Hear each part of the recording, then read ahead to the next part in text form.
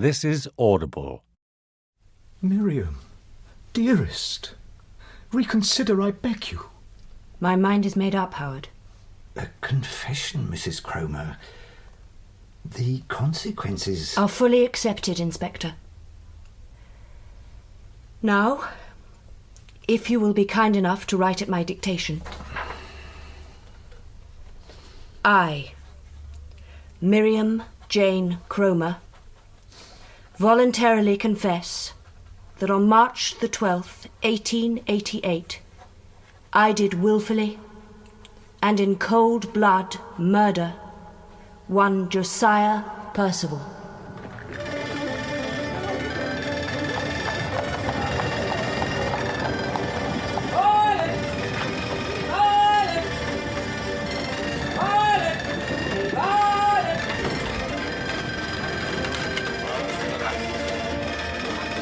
Flowers for the little girl. Jailbreak poisoning! Murderer confesses! Read all about it! Jailbreak poisoning! Murderer confessing! We present Waxwork by Peter Lovesey, dramatised by Geoffrey M. Matthews, with Brian Cox as Detective Sergeant Cribb, John Cater as Constable Thackeray, Sarah Berger as Miriam Cromer, and Don Henderson as James Berry. Waxwork.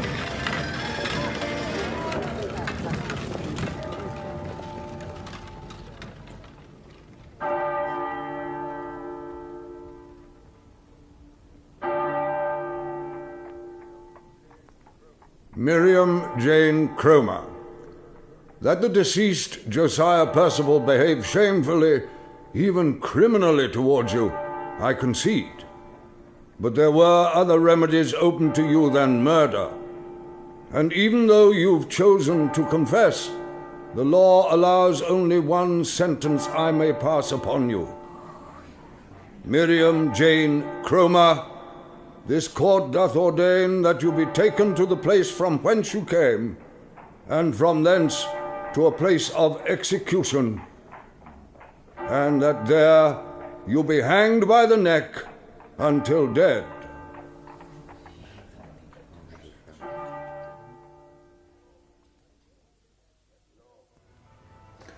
Lord, let me know mine end and the number of my days, that I may be certified how long I have to live. The word of the Lord, woman. Aye. And I'm right proud of you, Jim. You know that, don't you? Aye. And thy pride and the naughtiness of thy heart. The chapel. Preaching. I know what it means to you, but it ain't everything, is it? Well, it's a sight better than Bradford Constabulary. Oh, aye. But how about the rest? The Lord giveth, he also taketh away. Now never forget that, woman. With them photos on mantelpiece. Reminders that but for them, we'd have nowt. Still, I would like something else there as well. Oh, Maybe a photo of you? huh? Me? No. Not this face. Not with scar and all. It's honest. God-fearing. And seeing you're away so much, be nice to look up from sewing and see you. Oh, nay. I'll drink up, woman. Vicar don't like me being late. There's a studio in Bridge Street. Uh-huh. You know, one with velvet drapes. Fella there takes good photos. You could wear chapel suit and wing collar. No. Besides, I don't hold with photos. There's nothing good book about them being a sin. Well, it's lucky it's Sabbath, woman, or I'd cuff you for blasphemy. And if you had any sense, you'd know why I don't want photo took, especially in Bradford. Aye, when folk will know you. Oh, it's not them what bothers me. It's reporters. Now, suppose one from London sees picture. They'd be in every paper in Kingdom. And then where'd I be?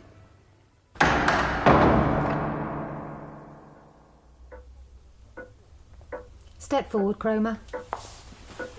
Good day, Mrs. Cromer. As Governor of Newgate, I make it a point to see every prisoner. Now, I take it you've been acquainted with our regulations? Yes, Yes, sir. Well, Cromer? I know and understand the regulations, Governor. Good. Good. Now, Cromer, I am not unaware of the sensibilities of a woman of your position, but the rules must be obeyed, and it is customary to address me as sir. I'm sorry, sir. That's better. However, there is no reason why you should suffer to excess. So if you require something to induce sleep, it will be provided. Thank you, but it will not be necessary, sir. Well, now, as to your stay in Newgate, 3 Sundays must pass from the day you were sentenced. Assuming there is no intervention, I must deliver you to the sheriff shortly before 8 on the morning of... The 25th of June, sir. Exactly. Now, visits from next of kin. My parents are dead. Cromer, you must address me as sir. Sir. And I am sorry about your parents. Still, maybe it is a consolation they are spared distress. But if you have brothers, sisters... Sir, I have no desire to see them in this place. But Howard, my husband... Of course. And Simon, Mr. Allingham. Your solicitor. Yes, of course, Mr. Allingham may visit. However, Miriam Cromer, I must caution you. Do not base your hopes on a judicial release. Reconcile yourself to the inevitable.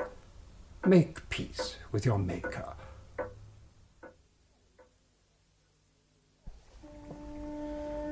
Cool. Paradise. Close enough. I never thought I'd say it, Thackeray, but 10 years running one of the toughest divisions in the Met, cosseting Jarrett, and he ends up with all this. You've still time, Sarge. Cribb, Thackeray, good to see you both. Seems like yesterday since we all messed together. Upper Street, real detective work then. So, no formalities, sit. I've just been to the Home Office. I take it Sergeant Cribb's filled you in? Bare details only, sir. Thought you'd prefer to deal with the rest personally. And give you a recap as well, Cribb. Still foxy, eh? Yeah, well, as we know, Miriam Cromer is in Newgate, due to hang. Barring complications, of course. Understood we had one. Yes, but not of consequence, Cribb. When the Home Secretary's involved?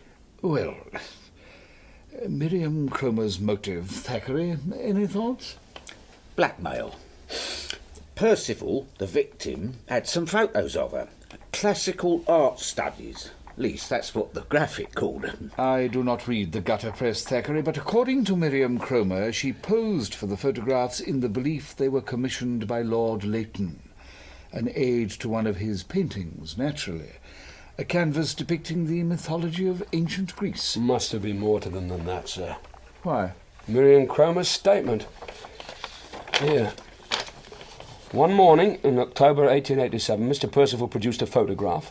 I recognised it as one taken in Hampstead 5 years earlier. To aggravate my humiliation, he then informed me that he had purchased it in a shop in Holywell Street, which purveyed photographs of similar character, and worse. Well, let us not blame the wretched woman, Cribb. Her reputation tarnished. Obviously she tried to salvage some part of it. But to the problem in hand. We know Mrs. Cromer was being blackmailed. She was pawning her jewellery in exchange for the pictures which Percival sold to her one at a time. Percival was constantly making demands. Percival's manner became increasingly unendurable. However, I clung on in the knowledge that the supply of photographs could not be limitless. Then he informed me he knew where the pictures had been taken, in Hampstead, and that he intended to purchase the original plates. If I wanted them, he would sell them to me for £150. The money was beyond my means. Percival would not accept. I had no jewellery left to pawn. Nor could I confide in my husband, risk extending the blackmail to someone who could not risk scandal any more than I. his photographic business, our reputations, our livelihoods were in Percival's hands. The only release I could envisage was that Providence might put an end to his life. Then, my tortured thoughts showed me a way.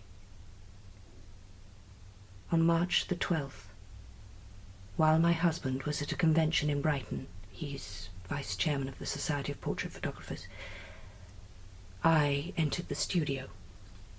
Mr. Percival had gone out. I unlocked the poison cabinet and removed a bottle of potassium cyanide. I emptied a quantity of the poison into a decanter of Madeira. We keep a supply for our clients, but I was aware Mr. Percival always helped himself liberally. I then returned the cyanide to the poison cabinet. We locked it and went to visit my dressmaker. My husband had often warned me that the action of potassium cyanide was both instantaneous and fatal. So I was confident that Mr. Percival would be dead by the time I returned home. But, as I discovered... The myth that cyanide causes instantaneous death is pure poppycock, created by writers of melodrama. 10-20 minutes may elapse before a victim expires. So Percival, instead of dying immediately, as Miriam Cromer intended, roused the household. Her plan was totally disrupted. She had intended that Percival's death would be taken as suicide. The cyanide bottle placed by his wine glass, the decanter washed and refilled with fresh Madeira, the body searched for any pictures, documents which would incriminate me. Only then did I plan to raise the alarm. But when I returned, a doctor was already in the studio. He recognized the symptoms of cyanide. the aroma of bitter almonds, the blue tinge of the skin. And naturally, he asked Miriam Cromer about poisons. A variety are used in the photographic process. Obviously, she had no choice. Had to unlock the poison cabinet and produce the cyanide bottle. So, Thackeray. Gov? Well, so you're a practical thinker. What would Miriam Cromer require to carry out her action? Require? A key. Now, in this case, Thackeray, we have two keys. One kept by Mr. Howard Cromer, worn constantly on his watch chain. The second kept by his assistant, Josiah Percival, on a ring with his personal keys in his trouser pocket. Her husband, Sarge. Now, being away, he wouldn't have needed his key. She could have lifted it. But for this, Thackeray. A cutting from the Photographic Journal of March the 24th. The Hon. Deacon Pratt, President, with Mr. H. Cromer, Vice President at the Portrait Photographers League's meeting, Brighton, March 12th. Yes, Sarge. Mr. Cromer. His name's been underlined. There's an arrow. Pointing clearly to a key on Howard Cromer's watch chain. This picture, any idea who sent it, Gov? No. Posted in the West Central District, addressed to the Home Secretary. Nothing else in the envelope. Obviously someone knew about Miriam Cromer's confession, spotted the key, sent the cutting where it would do most good. Presumably, it is a key to the cabinet. Had the picture magnified, Cribb, compared with the key found on Percival's body. Both identical. Mrs. Cromer could have made a duplicate. Triple layers of metal, divergent faces, intricate designs individually cut in Germany. Hardly possible. Then she must have used Percival's key. Possibly mislaid it. No. Percival, as I have already stated, Thackeray, kept all his keys on a ring in his trouser pocket. Had he mislaid them, he could not have gained access to the studio. And since we know he did... There's a further point, Thackeray. Miriam Cromer unlocked the cabinet while Percival was out. The next time she saw him, he was dead. So even if she had, by whatever means, acquired Percival's keys, there was no way she could have returned them. But she didn't, Sarge. The doctor, he asked Mrs. Cromer about poisons. Well? She unlocked the poison cabinet. Well, it stands to reason she must have had Percival's keys on her. Sadly, no, Thackeray. The doctor's statement. He states quite categorically that he removed the keys from Percival's body, handed them to Miriam Cromer to unlock the cabinet, replaced them on the body once he had examined the cabinet. Fear baffles me then, Gov. When there's a simple solution. Really, Cribb? We asked Miriam Cromer what really happened. Impossible. Why? She's confessed. No reason for her to hide anything. Yeah, but... Well, consider her situation, Cribb. And also why she confessed. Allowed her to give an account of things. In the most favourable version possible. Respectable married woman driven in desperation to killing vicious blackmailer. Good grounds for mercy, wouldn't you say? Still a gamble. For her life. But if we now tell Miriam Cromer her confession is in doubt... Oh, no. No, Cribb. Prison staff have enough problems calming the condemned. No, the Home Secretary would not permit such an interview merely to clarify a detail. Yet he does require an explanation. Naturally. Which is why, the moment he understood the significance of this cutting, he called in the Commissioner. Sir Charles Warren? Surely this is strictly a CID matter, sir. Yes and no. So? The original investigation was handled by Inspector Waterlow. And? Mr. Waterlow is uniform branch. And since V Division considered the case straightforward, CID were not originally involved. Until now? A new investigation, Sergeant.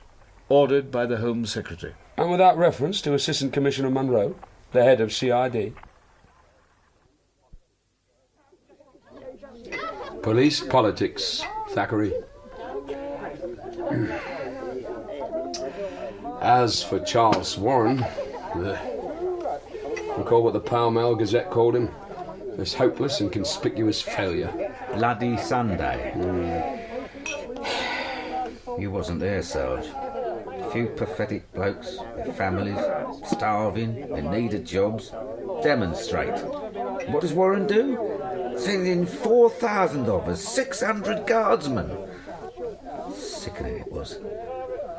No wonder Mr. Munro came out in revolt. It's open warfare between them now, Thackeray. Especially since Warren got his knighthood. Well, you could see Mr. Munro, Sarge. You know, confidential like. No, I ain't cut up for martyrdom. At least, not yet. Well then, what, Sarge? We gamble, Thackeray. Same as Miriam Cromer. I'm back, woman!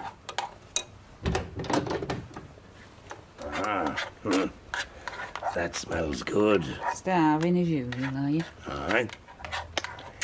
And I consider supper as a turnpike through which one must pass in order to go to bed. Rubbish. You're learning. Now stop it. Hey, no, stop it. Oh, now look what you've done. Well, you can always have a new one. Another job? Aye. London. A new dress from London? Aye. And a bit more. A photo woman for you. But you said... Aye, but they don't know me in London. It'll just be another bloke having his photo took. And I know just the man to do it. Howard Cromer, Sarge? I could have interviewed him last night. After Inspector Waterlow? No. Besides, I'm doing you a favour. You are? 2 trips to Kew, Thackeray. Adds to the expenses. Oh, tar, Sarge, but, well, it's Molly, my landlady. She had 2 tickets for the Haymarket to see Lottie Piper. Who? Lottie Piper, Sarge. The toast of London. The mascot her play. They say it'll run for years. Gives you plenty of time to see her then, doesn't it? Now, Waterlow. Get anything? I made some notes, Sarge. But Waterlow, he ain't changed. When I told him I was at the Yard and that the statistics branch was interested in his classic investigation...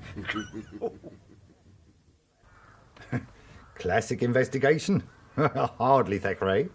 A lesser officer would have called in the Yard, sir. And let them take the credit.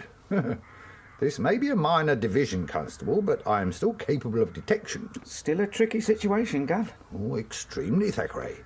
Especially as the murderer had to be a member of the Cromer household. Servants all had alibis. Howard Cromer was in Brighton. Only other possibility left was Mrs. Cromer. And the evidence? Problem. Respectable woman of genteel class. Neighbours like Major General Blair Harrington and the Duchess of Cambridge. Could hardly question them. Well, I'd have gone back to the servants. Just what I was coming to, Thackeray. Questioned them again, discreetly of course. Learned Miriam Cromer disliked Percival, that they argued considerably, but only when Mr. Cromer was away, and that Miriam was always reduced to tears. So much so, she always left the house afterwards. Fresh air, Gov? A walk on the green? She walked all right, Thackeray, but not on Kew Green. The river? No. Brentford. How did you get onto that, Gov? Smart detection, Constable. Discovered Josiah Percival was heavily in debt. Bookies? 1. Harry Cobb in Richmond. Percival owed him £70. Had done for over a year. Suddenly, the debt was reduced. Payments always made the day after one of his arguments with Mrs. Cromer. You reckon she was paying him off? Obviously. But where was she getting the money? A bank. It seems you are not cognizant with women of class, Thackeray. They seldom carry cash. They have bank accounts. Their bills are settled quarterly by their husbands. Ergo, to pay Percival £12-15 at a time, Miriam Cromer had to obtain the money from somewhere. Oh, a moneylender. Pawnbroker. And that, Thackeray, is where local knowledge comes in. The nearest pawnbroker to Kew Green is in Brentford. So I checked. Discovered she'd been pledging her jewellery. So you concluded Percival was blackmailing her? Dates on the pawn tickets, Percival's payments to the bookie. They suggested it. Only thing I couldn't fathom was what he had on her. The dirty pictures. Last thing to enter my mind, Thackeray. A lady, daughter of a mayor of Hampstead? No. No, if a well-bred woman has a secret, 9 out of 10, it's a lover. And I'd have wagered a month's salary it was her solicitor. Simon Allingham? Yes. He's more of her generation than Howard Cromer. She's 16 years younger than her husband. And Allingham's connection goes back well before the marriage. The same social set, but he's the only one who's stayed. He is Cromer's brief. Even so, still think the connection goes deeper. But it's of no importance, not now she's confessed. Yet her motive, the pictures. Confess? I'm still surprised. The pictures, Gov. Did any of them show up? Want to see them, Thackeray? Sorry, none were found. You found none in Percival's belongings? No. Recall Miriam Cromer's confession. The ones Percival sold her, she destroyed. As for the original plates, who knows? They certainly weren't in his lodgings. Well, if there's nothing else... It's just Miriam Cromer, Gov. What's she like? Statistics, Constable. Taking the job of might literally, aren't you? Literally? Oh, no, not that, Gov. Just, well, I've never met the lady, and she sounds a rare one. Rare? Oh, that she is, Thackeray. Exquisite looks. Totally in command. The way she stood up in court. The judge was paler than she was. To be candid, I hope she'll get a reprieve. Depends on the Home Secretary. Not much chance there, Thackeray. Premeditated murder, a full confession. Her intent, to make it look like suicide. All planned in cold blood, with a total absence of pity. As you see, gentlemen, Miriam, a stunningly beautiful woman. Taken by you, Mr. Cromer? Yes, Sergeant, last year, to celebrate our second wedding anniversary. 2.5 years, that is all we had together. And every minute precious. Quite understand, sir. She enslaved me. And I suppose that sounds odd from a man of my age, but... oh, forgive me, gentlemen, I talk incessantly about her. I wouldn't apologise about that, sir, especially as it is Mrs. Cromer we're here to talk about. Ah, yes, well, this will speak far more objectively than I, Constable. Photographic record of our time together. It is my most precious possession. Now there, Miriam's family, all 7 of them, came down from Hampstead to sit for a family portrait. Quite a way, sir. Your reputation must be widely known. Well, Mr. Kilpatrick, my wife's late father, saw my work reproduced in the Tackler. I did not know until much later that it was Miriam who had shown in the periodical. And Miriam, taken the following week. I was so entranced that I asked her father to let me take an individual portrait. These are not important. Could be, sir. Especially to Thackeray. He was stationed in the area. Oh, Hampstead Eve, Sarge. Easter Monday Fair. Whit Monday, Constable. 1885. Some of the set I mixed with before my marriage. There's Miriam. And the gent in the blazer, with his arm round your wife? Oh, Simon Allingham, my solicitor. Tried to put the photographer off his stroke. Succeeded, too. As you can see, the picture's overexposed. Mr. Allingham, sir. Known him some time, have you? Oh, 10 years or so. Certainly before he qualified. We hunted together, the Hertfordshire. The only one from the set I kept up with. He's been a tower of strength these last terrible months. Lucky to have a friend like him. Oh, the pages seem to have stuck together. Oh, allow me, Sergeant. Spot of glue on the mount. There. No harm done. Your wedding picture? Yes. Miriam always complained it was the only picture in which I appeared. Obviously you didn't take it then? Hardly, Sergeant. No, arranged for Percival to do it. Not a very good job either, but he was fairly new in my employ. Judging by the pictures, your courtship was brief. But intense. These pictures represent only a fraction of our activities. In 5 months we did more than I'd done in 5 years. Ascot, Henley, theatre, opera, every coming-out party in North London. A mite rigorous go. Yes, but necessary. I was 40, Miriam 23. Convention may have called for a longer engagement, but, well, in the circumstances. You were old enough to know your own mind. Quite. And Miriam knew hers. She convinced me I was the only man alive she'd consider marrying. Made a young man of me. Don't look too bad in a morning suit now, do I? Wouldn't have said you was 40, sir. No. Good of you to say so, Constable. Young Allingham again. He was best man. Miriam on a wagonette. Took them with a Rouge Eureka hand camera, not my best work. Still very passable, sir.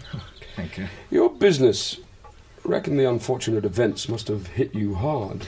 Yes, but I'm not short of funds. There was a substantial legacy from Miriam's father, which we have not touched. Then you won't give up the trade? Trade? I would hardly use that description, Constable. I'm sorry, Gov. This is my art, and yes, I shall continue to practice. In Kew, sir? That depends. It is home ground. Well, only during the past 4 years, Sergeant, but this studio does represent years of tiresome work. But I progressed. The locality's improving with my fortunes. And to employing assistants. Was Josiah Percival the first? The second, actually. But the first with any knowledge of photography. The worst mistake I ever made. As an assistant, competent. And I knew he helped himself to my wine, possibly used my stationery for personal correspondence. But it was quite beyond imagination he was persecuting my wife. And she could not even confide in me. Can hardly believe she was frightened of you, sir. From what you tell me, you gave her no cause to fear. Never. No misunderstandings? Not of any consequence. No, she had some minor difficulty adjusting to marriage. The first 6 months or so, but that was my fault. Why, sir? I lacked imagination, Constable. For months we'd led an extremely active social life. After our marriage, I wanted Miriam to myself. Boredom set in? In a way. But she found things to do. Arranging flowers, filling the decanters in the studio. But there were still hours when she was unoccupied. I did my best, Sergeant. Now the possibility of losing her. The Home Secretary, do you... I've no idea what he thinks, sir. Now, if you don't find it too distressing, I'd like to look at your studio.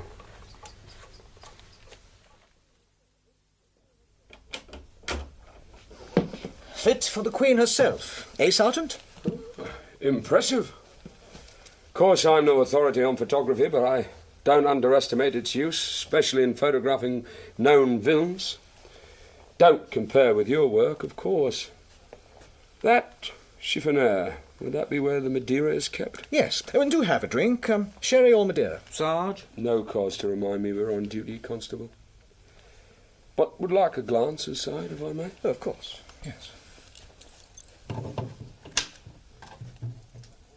The decanters. Always kept locked in here, are they? Unless clients are expected, then they are placed on the table. Did Mr. Percival have a key to the cabinet? To everything in the studio, Sergeant. But your wife was responsible for filling the decanters. Her regular duty. I have a consignment of wine delivered each Monday at noon. Each decanter holds a bottle and a half? About that. Why? No reason, sir. Just seems a deal of wine for 1 week. I have a great many clients, Sergeant. But on the Monday Mr. Percival died, no clients were expected. No, I had a photographic convention to attend. Ah, yes, in Brighton. What time did you leave the house? Leave? Early, certainly before 10. To catch a particular train? No, the services to Brighton are very frequent. And the convention, what time did that begin? At 11. That accounts for the early start, then. Naturally, you arrived on time. At the time I was expected. If there's nothing else... No, sir. No.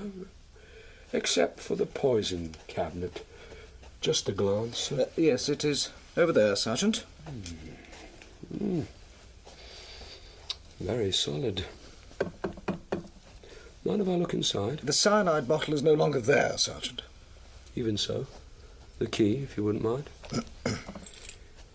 Keeping the key on your watch chain. Capital idea. No risk of mislaying it. May I? Yes.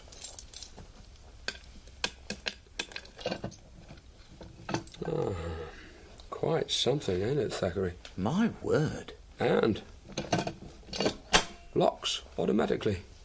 Amazing. I had it imported from Germany. I'm very mindful of the dangers of poison. Obvious no negligence here, sir. Rock solid. Understand only 2 keys. Yours and Percival's will open this. Yes. On the day you were in Brighton, when Percival died, where was your key? Mine? Here, where it always is, on my watch chain. Ah. Forgot you borrowed it. Returned with thanks, sir. Thank you. But I assure you, on the day Percival died, this key never left my person, Sergeant. Is there some difficulty over the key? No, sir. No difficulty at all.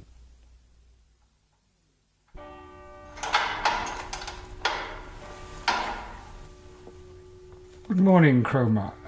Mrs. Cromer. You're sleeping better, I hope? I have seen the doctor, sir. Been weighed, measured, again. Advised of the regulations and learned to live without privacy. I still manage to sleep. Well, I asked to see you because I have received a communication. You will recall that when I last spoke to you, I asked that you reconcile yourself to the sentence of the law. You have tried to follow that advice. I have, sir. The Sheriff of London sent me this. The warrant of execution. To take place a week from today at 8 in the morning. Would you like to sit down, Mrs. Cromer? No. It is simply a stage in the legal procedure, but it does require I move you into a different part of the prison, a different cell. But the same officers will be in attendance.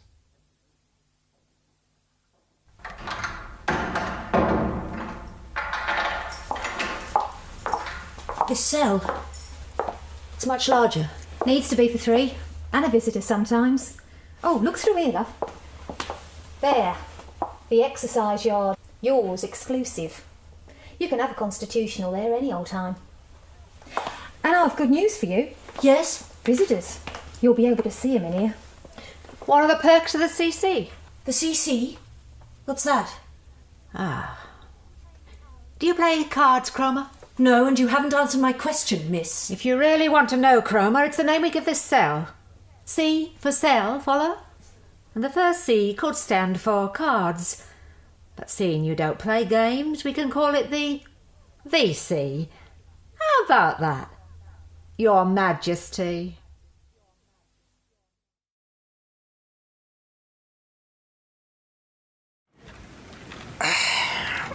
It's a pleasure to sit, Sarge. Could do with a swipe, though. On your own time, Thackeray. Now, what did you get? Footing around Brentford and Kew. Sore feet. checked all the statements, Waterlow's files, saw the pawnbroker Mrs. Cromer did business with, the doctor, spent 2 hours quizzing the staff at Cromer's. And? Nothing. Waterlow's statement couldn't fault it at all. And you, Sarge? Me? Been up there. The Portrait Photographers League. Thought they was in Brighton. Only a convention of members, Thackeray. Their premises are in the Strand. Well, ain't you interested in what I find out? Of course, Sarge. Something about Mr. Cromer, is it? A letter. Dated the day before Percival died. Swiped it from their records. My dear Thorne, this is to advise you I am prevented by another commitment from attending the first session of the AGM tomorrow. In tendering my apology, I assure you I will be present after lunch. Sincerely, H. Cromer. Well? Nothing in Waterlow's report about this, Sarge. But it don't necessarily incriminate Mr. Cromer. Possibly not, but his other commitment does indicate he wasn't in Brighton that morning. Destroys an alibi we considered cast iron. So you reckon he could have done it? Miriam? Howard? The same motive applies. Even more so if Mr. Cromer discovered his wife was being blackmailed. Blind devotion, ambition. Dangerous combination, Thackeray. And I reckon anyone threatening his wife or career wouldn't get much mercy. Well, Mrs. Cromer's confession, it'd have to be false. Then we'd better recheck it, Thackeray. Test the blackmail story.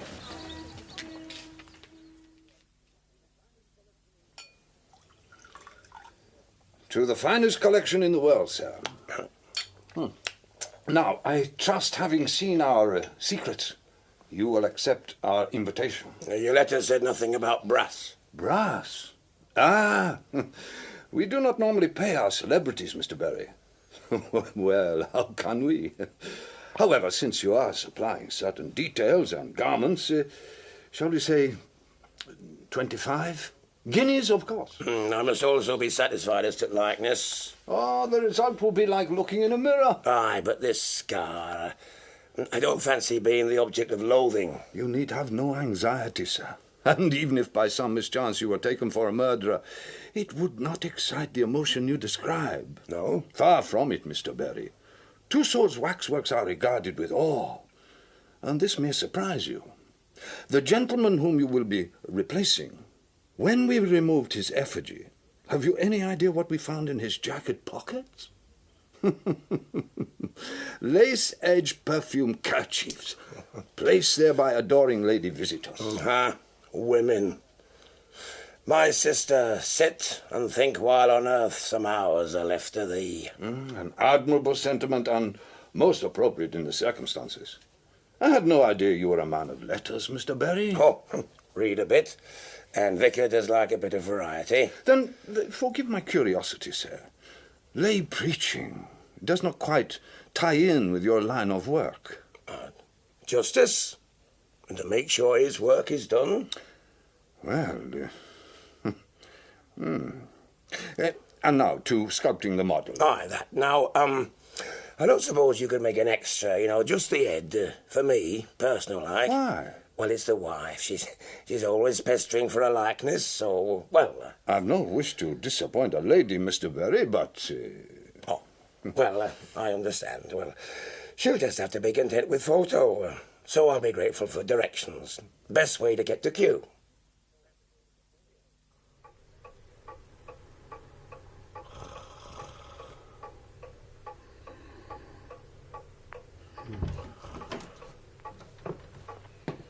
Sarge?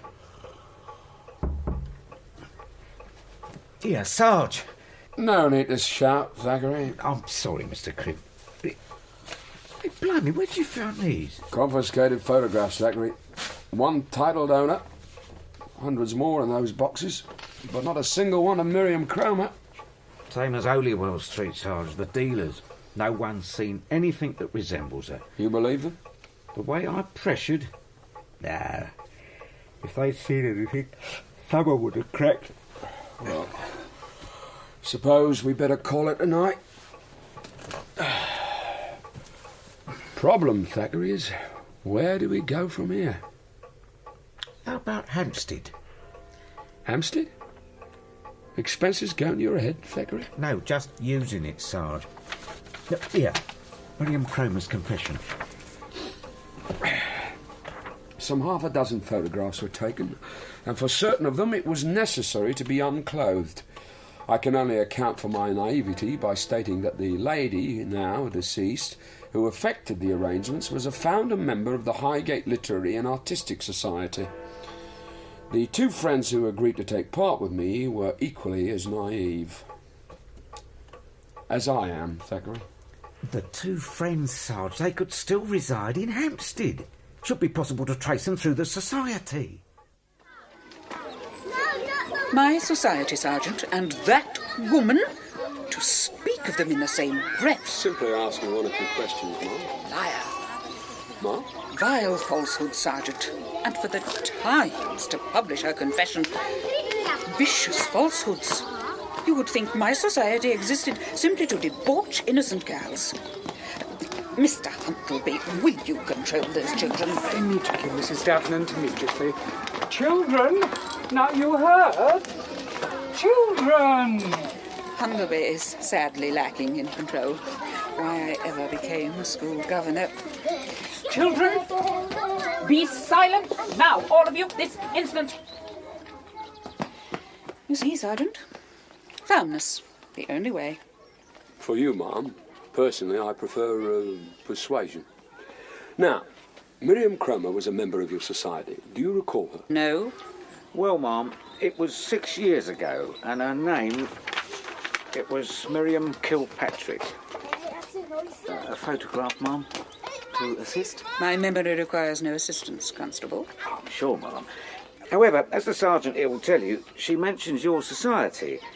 Two friends who joined with her. The total membership was over 80, Constable. A real cultured part of the capital, Ma'am. Wouldn't get more than half a dozen to a meeting where I live. Then you underestimate Dorothea Davenant, my man. My temperance meetings draw audiences in excess of 100, even in localities as benighted as Bermondsey. I live there myself, Ma'am. One place the blue ribbon goes down well. My membership list covered almost the whole of North London. And of course you still have it. Have it? Your membership list. No. Certain malicious people accused me of self-aggrandizement. The thought was so despicable, I resigned. Told them to manage the society in their own way. Naturally, it ceased to exist. So, memories apart, there's no record. Memory... What is it now, Mr. Huntleby? I could not help overhearing this gentleman, Mrs. Davenant, but, well, I was a loyal member of the society for over 3 years, so if proof is needed... Sir? I have a photograph in my study. It commemorates a pilgrimage to Well Walk. John Keats often walked there. And since we had just discovered the Romantic poets, some of the group posed for a photograph.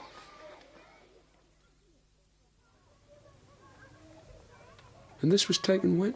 When? Oh, yes, the summer of 1882. These ladies here, on the left, do you recall them? It is 6 years, Sergeant, and sunlight, it has faded the photograph somewhat. No, I fear not. Pity. However, something does occur to me. Sergeant! I won't harm the picture, sir.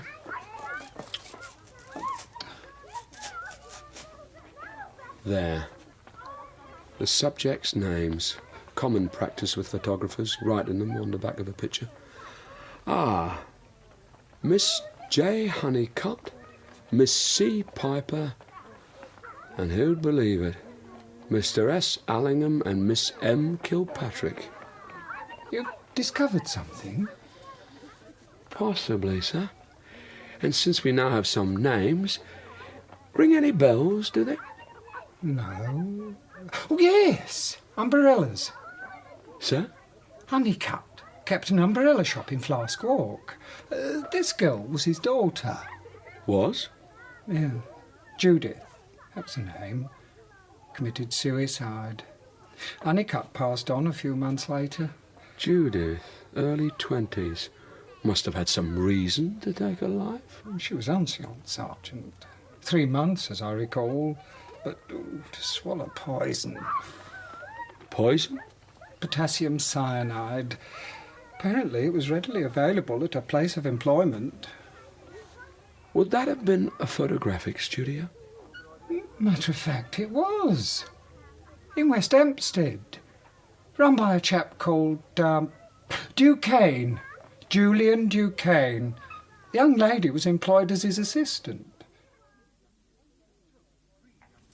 So, 3 young ladies, Cribb. And you believe they posed for the indecent photographs? Miriam Cromer's confession does say 3, sir. And one of them, Judith Honeycutt, is dead. So? Not just dead, Gov. Poisoned by potassium cyanide. The coincidence had not escaped me, Thackeray. However, beware of coincidence. It is a snare, Constable, a snare. If there were only one. You holding something back, Cribb? Just a theory, sir. Well, then expound it, Cribb, expound it. Well, seeing I don't hold with coincidence either, sir, felt it necessary to interview this Mr. Duquesne. Clear up the matter of Miss Honeycutt's suicide. Found he'd sold up. Left no forwarding address. Hardly surprising in the circumstances, Cribb. Oh, agree completely, sir. But Duquesne's neighbours did provide an excellent description of the gentleman. That added one more coincidence. Confirmed what I've been thinking. Yes? That maybe Julian Duquesne had moved his business to Kew. Kew?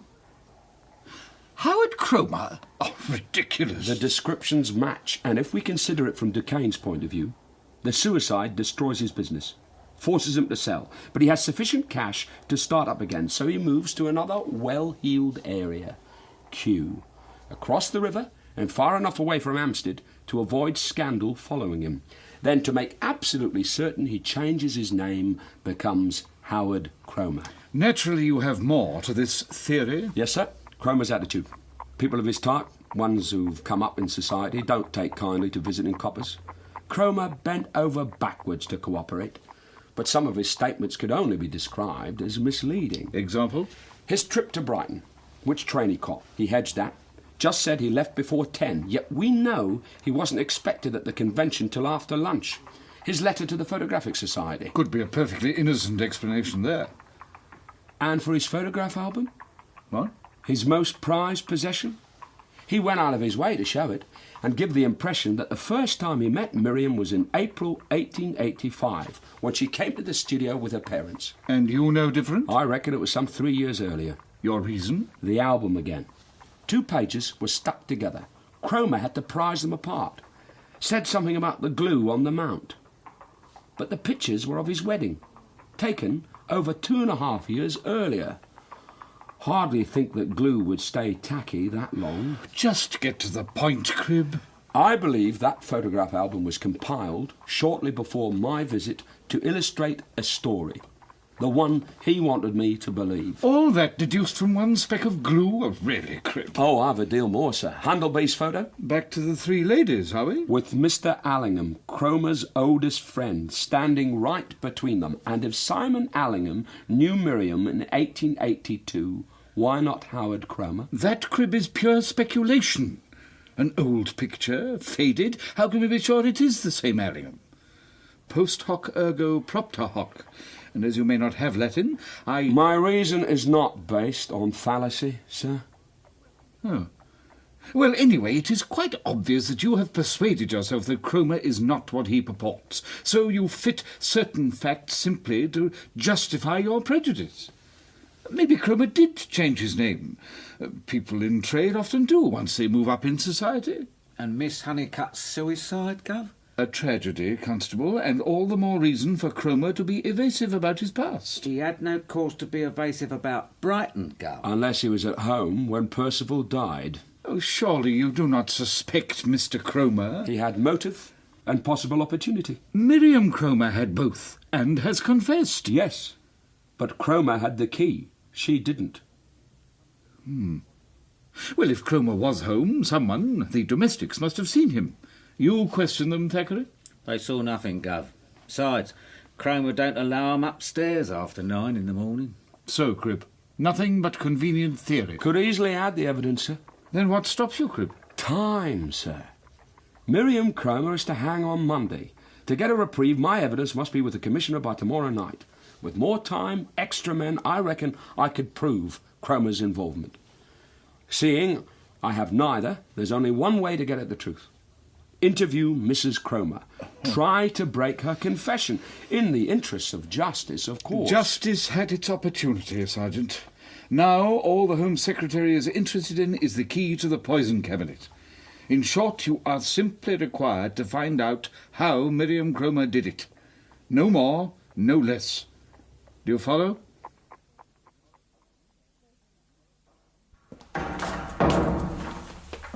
Miriam, my love. Save your love, Howard. But just sit down and tell me what has been happening outside.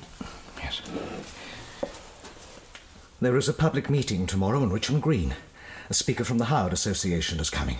I am certain thousands of people will be present. Really? What else? A petition, 13,000 signatures. It will be delivered to the Home Office this afternoon, and there is a veritable avalanche of sympathy. Something else has happened. Well, I have no wish to raise your expectations, my dear. For pity's sake, then, tell me. I must know, Howard. Well, this week I received 2 visitors. Well? One was a detective, Sergeant Cribb. He came last Sunday, questioned me about your confession, asked to see the studio. Naturally, you cooperated. Naturally. I showed him our photograph album. He even wanted a photograph of you. For what purpose? He did not say, my dear, but he selected my favourite. You in the black gown, looking so magnificent. I was not feeling magnificent. It is the image that matters, my love. And whatever your innermost thoughts, the result was superb. Oh, he expressed such deep interest in all the pictures. I am more interested in his questions. Well, they covered everything. My work, how long I'd been in Kew, Percival, where I was at the time he died. And your reply? I told him I was in Brighton. You told him? Yes. No. I believe he asked about which train I had taken. And your answer? Oh, you know, my dearest, how vague I am. But he was not hostile? Oh, no, my love, sharp. But I suspect that was simply his manner. Then he left satisfied? He should have been. Your opinion is to the contrary? Only because of the other development. The second visitor? Yes. His visit yesterday leads me to conclude the inquiry is continuing. How he would have amused you, my dear. A large, stolid fellow, bearded with a deep scar down his face. And his clothes, frayed cuffs, shiny suit. This is the joke. He was wearing regulation police boots. And what did he want? I asked him that. Nobody said. Well, I'm here to have a photo took, present for wife in Bradford. Imagine! Scotland Yard sending round a buffoon like that. But of course I cooperated. And did he also ask questions? Well, not so many as the sergeant, but then he couldn't be as direct. Well, it'd have given his game away. Mainly, he was interested in where Percival's body was found. The poison cabinet. Nothing more definite?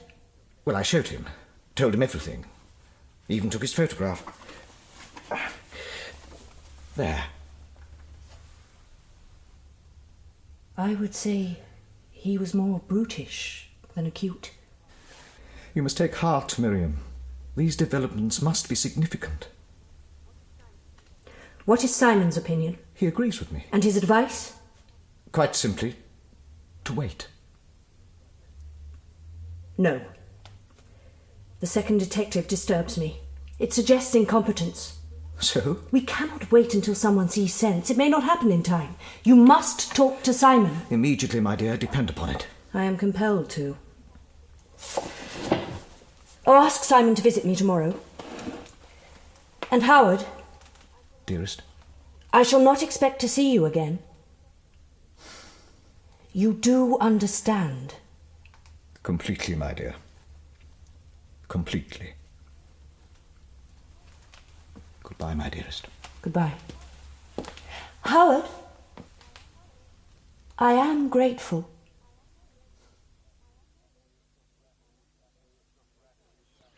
Gratitude, Thackeray. It's not much to expect. I know I'm late, Sarge, but, well, last night... You preferred comic opera to sleep. It wasn't that, Sarge. It's just that Molly Dawson, well, she does press a bit. Say no more, Thackeray. Now, duties for today. Miss C. Piper. Exactly. Now, we know she was a witness at Judith Honeycutt's inquest. Last known address, as reported in the local paper, 23 Kiddermore Avenue. You won't find her there, Sarge. I know that already. Went up last night. Place is full of Russian immigrants. As for the postal directory, know how many sea pipers are resident in London? Catherine, Celia, Cynthia? Try Lottie, Sarge. Lottie does not begin with C, Thackeray. No, Gov, but Charlotte does. And Molly Dawson, or you know how many scrapbooks she has? Well, she says Charlotte Piper lived in Hampstead till she had a ruckus with her family over her acting, broke away and changed her name to Lottie. Another coincidence, Thackeray. No, not this time, Sarge. That's why I went to the theatre. I had a word with a lady. She admitted she was the third girl in those photographs. Yes, I took my clothes off for the pictures, Sergeant, and why not? Well, miss, they were, Absurdly tame, Sergeant. Oh. Well, nothing you'd hand out at Sunday school, but they'd hardly set Holywell Street on fire. I've seen far worse in the National Gallery. Have a drink, Sergeant. Oh, thank you. Being on the stage, I'm obviously beyond redemption. To think Miriam actually poisoned a man over them. How did you first meet Miriam Cromer? We were children together, but as we grew older, we met less. You did both join the Literary Society? We wanted to be girls of the period, darling. And life in Hampstead is so very confined. For Judith Honeycutt as well? She was a kindred spirit, darling. Yes, we joined together. How did the business of the photographs arise, miss? Exactly as Miriam described it. One of the members, a Mrs. Rowsbury, apparently was a friend of Sir Frederick Leighton. She appealed to Miriam, persuaded us, and, well, you know the rest. So it began as an adventure? Exactly. And since there were three of us, it seemed safe. The photographer, he too was a member of the society? Yes. Julian Duquesne? That was his name until it became inconvenient. Have you met him? As Howard Cromer? Well, Julian was right for Hampstead. Howard is assuredly Kew Green. But since you know him... 10 minutes, Miss Piper. Oh, darling, curtain time. I do have to change. I understand, miss. There is just one small matter. Oh? Judith Honeycutt, you appeared at the inquest. As a witness. And I have nothing to add to what I told the coroner. But you would not have asked my questions, miss. I need to know how Miss Honeycutt came to be in Duquesne's employment. It is important. This is a free country, Sergeant. She went to work for Miss Piper, Lottie, Judith is dead, Miriam in a death cell. You are the only one who knows about these photographic sittings. Why one girl went to work for Duquesne and another married him. Did he blackmail them? Blackmail? Oh, Sergeant, it's too delicious. You do need lessons in female psychology. Oh, I'm always ready to learn. It's very simple, Sergeant. We were all in love with him. And Julian, poor darling, was at a total loss. Hounded by 3 starry-eyed females scarcely out of school. He even tried to solve the problem by introducing us to his friends. Like Simon Allingham? Yes. He was smitten by Miriam. But she wanted Julian. Her self-esteem demanded it, and gradually she succeeded. Well, when I realised Miriam's power, I gave up. Judith too. Then, one day a few months later, Judith calmly told us she'd changed her job. Become Julian's assistant. How did she manage that? Sheer resourcefulness. She used the one advantage she had over Miriam and me. Which was? Her background. She was in employment. So when Julian advertised for an assistant, she was able to apply. Convinced him of the advantages of employing a female. So she had all day to work her charms on Julian, left Miriam at home to fret. Oh, give Miriam more credit than that, Sergeant. If Julian was taking on an assistant, he could delegate the mundane work, spend more time selling himself, entering photographic competitions. Naturally, he would require a model. So while Judith was in the dark room, Miriam and Julian would be out with the camera. And picnic basket. Miriam was triumphant. And she had the relish of knowing poor Judith would be developing the pictures. But Judith didn't retire that easily. The day before she died, she invited me to tea. Told me she was engaged to Julian, and that they intended to tell Miriam that evening. I warned her that Miriam would be incensed, not to make it a long engagement, because Miriam was not the kind of woman to give up. Then Judith said a strange thing. that Julian didn't see Miriam as a woman, just a face to be photographed, not kissed. I said maybe he looked at all women that way. Judith just laughed, said she knew different, and that she was carrying the proof. Julian's child? You didn't tell this to the coroner? It seemed kinder not to. Judith was dead, Julian up to his eyes in problems. It wouldn't have altered the verdict. But Julian's reputation, well, he'd have been ruined forever. Judith's death. How do you account for it? I couldn't. The day before, she was so jubilant, unworried about her condition. The next thing was, she was dead. All I could suppose was that she had told Julian about the baby, that he'd changed his mind about marrying her, that the shock caused her to take poison. Do you still believe that? No. I believe Judith was murdered. By Miriam Cromer? She's confessed to one murder. And she could easily have killed Judith. She was a regular visitor to the studio. If Julian told her about the engagement on the Thursday evening, she could have gone to the studio on Friday. Julian was out in the afternoon. And if, as I suspect, Miriam gave the impression she was there to congratulate Judith, they would have made tea in the studio. The cyanide was on an open shelf. It would have been easy to add some to Judith's cup and then watch her die. It is a dreadful thing to say about someone you've known since you were 10 years old, but what other explanation is there? Tittle-tattle from a low-comedy actress, Cribb. And to deliver it here in my club. Miss Piper is the daughter of a member of the Stock Exchange, sir. Then he has my sympathy. And you, Sergeant, I asked you simply for a written report. What do you bring me? Your adventures at the Haymarket. Have you the report? No. And why not? Because I have another development, sir. Another coincidence? No, sir. Fact. Tell him, Thackeray. Well, Sergeant Cribb sent me to Kew, Gov. For what purpose, Thackeray? To bring Mr. Cromer to Scotland Yard. You lost your senses, Cribb. Simply protecting both our interests, sir. Then I await your explanation, Sergeant. I needed to put certain questions to Mr. Cromer. Such as? Why he concealed facts. That he'd known Mrs. Cromer before he moved to Kew Green. That he had withheld vital information at Miss Honeycutt's inquest. And that he lied about his movements the morning Josiah Percival was murdered. I considered his answers, no matter where I questioned him, would require certain decisions. Either from Sir Charles Warren or Mr. Munro. Either way, I would be caught in the middle. But having him at the Yard, in your office, well. Well, what did you get out of Cromer? Nothing, Gov. He'd scarpered. Gone? Where? Seems he visited his wife, returned to Kew, packed and vanished. Servants weren't told anything, but I did find a copy of Bradshaw on his bed. Reckon he's headed for one of the Channel ports. Then we must stop him, Cribb. Telegraphed his description already, all the ports. And as soon as I got the news, I visited Mr. Allingham. And? An arrogant young man. But he finally admitted he'd spoken to Cromer at noon today. Wouldn't give details. Damned impertinence. I'll have him on an obstruction charge. Allingham knows his rights, sir. Nor was he surprised Cromer had disappeared. Said it was due to police intimidation. Intimidation? Cribb, you didn't use violence. Me? No, sir. But I cannot speak for the other officer. What other officer? The one who visited Park Lodge. Interviewed Cromer. What? According to Allingham, a man visited Park Lodge on the pretext of having his photograph taken. His manner, the interest he showed in the details of Percival's murder, indicated he was a detective.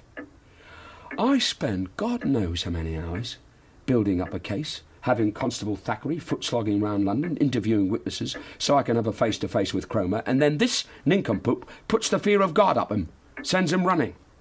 Appears things have been happening, sir, I know nothing about. I believe I have a right to be told if another officer is sent to interrogate a witness. I know nothing of this, Cribb. Then it has to be the Commissioner. Sir Charles? No, I'm sure he would not have... And even if he did, it is not up to us to question. What we must decide is how to proceed. Only one way to proceed, sir. You must see the Commissioner. Oh, good heavens, Cribb. You believe it necessary? Crucial, sir. He must give me permission to interview Mrs. Cromer. Howard missing? Then it is nearly over. Yes. nearly over, Miriam.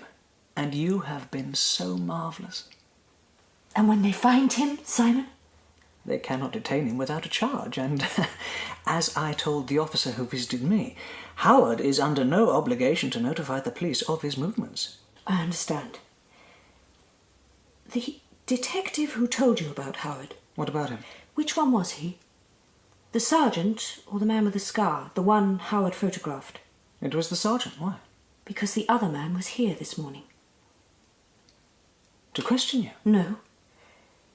I was in the exercise yard. I happened to look up and saw him. He was at a window, staring at me. The moment he realised I had seen him, he stepped back, disappeared. Obviously he hadn't seen you at the trial, but such morbid curiosity. I shall make a formal complaint. It's not important, Simon. Oh, why could things not have been different? They will be. I promise. Kind Simon. But no one can turn a clock back. Hampstead. If only I had not lacked judgment. And Howard. Why did I marry him? You were in love with him. Please, Simon.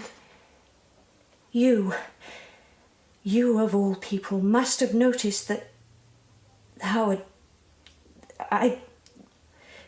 Well, the coming together in marriage... You do not have to explain, Miriam. We entered into marriage without knowing each other, Simon.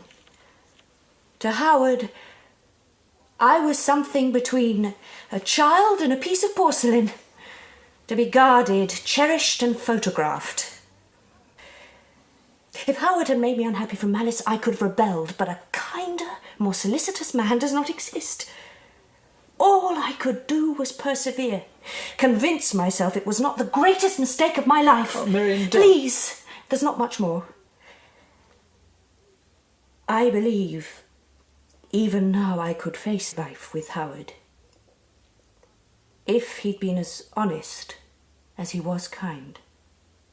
What do you mean? He concealed the truth about Judith. But you knew, we all did. Except how she died. You know the verdict. The way it affected Howard. Yes. And you were a true friend to him. You can be frank, Simon. You told him what to say at the inquest. What in God's name are you saying, Miriam? Howard told me everything. Confessed.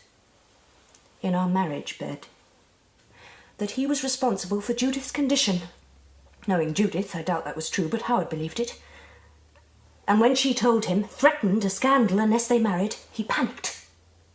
Poisoned her. Howard? Poisoned Judith? Now perhaps you can understand. Imagine how it feels, being the wife of...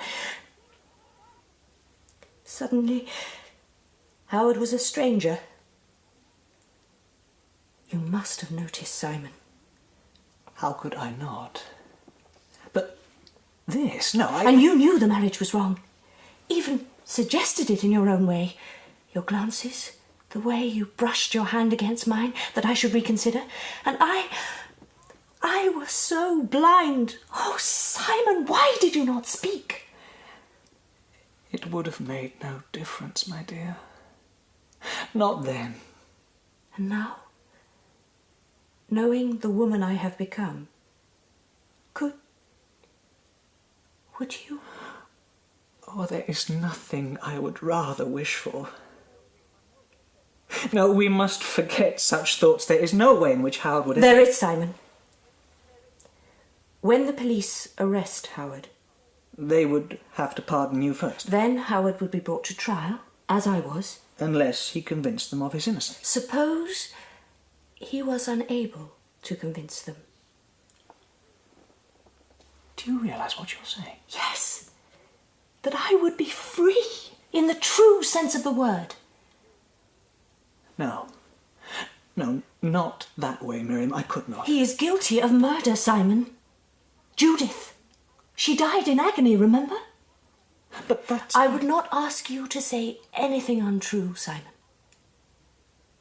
Only to keep silent if the moment comes.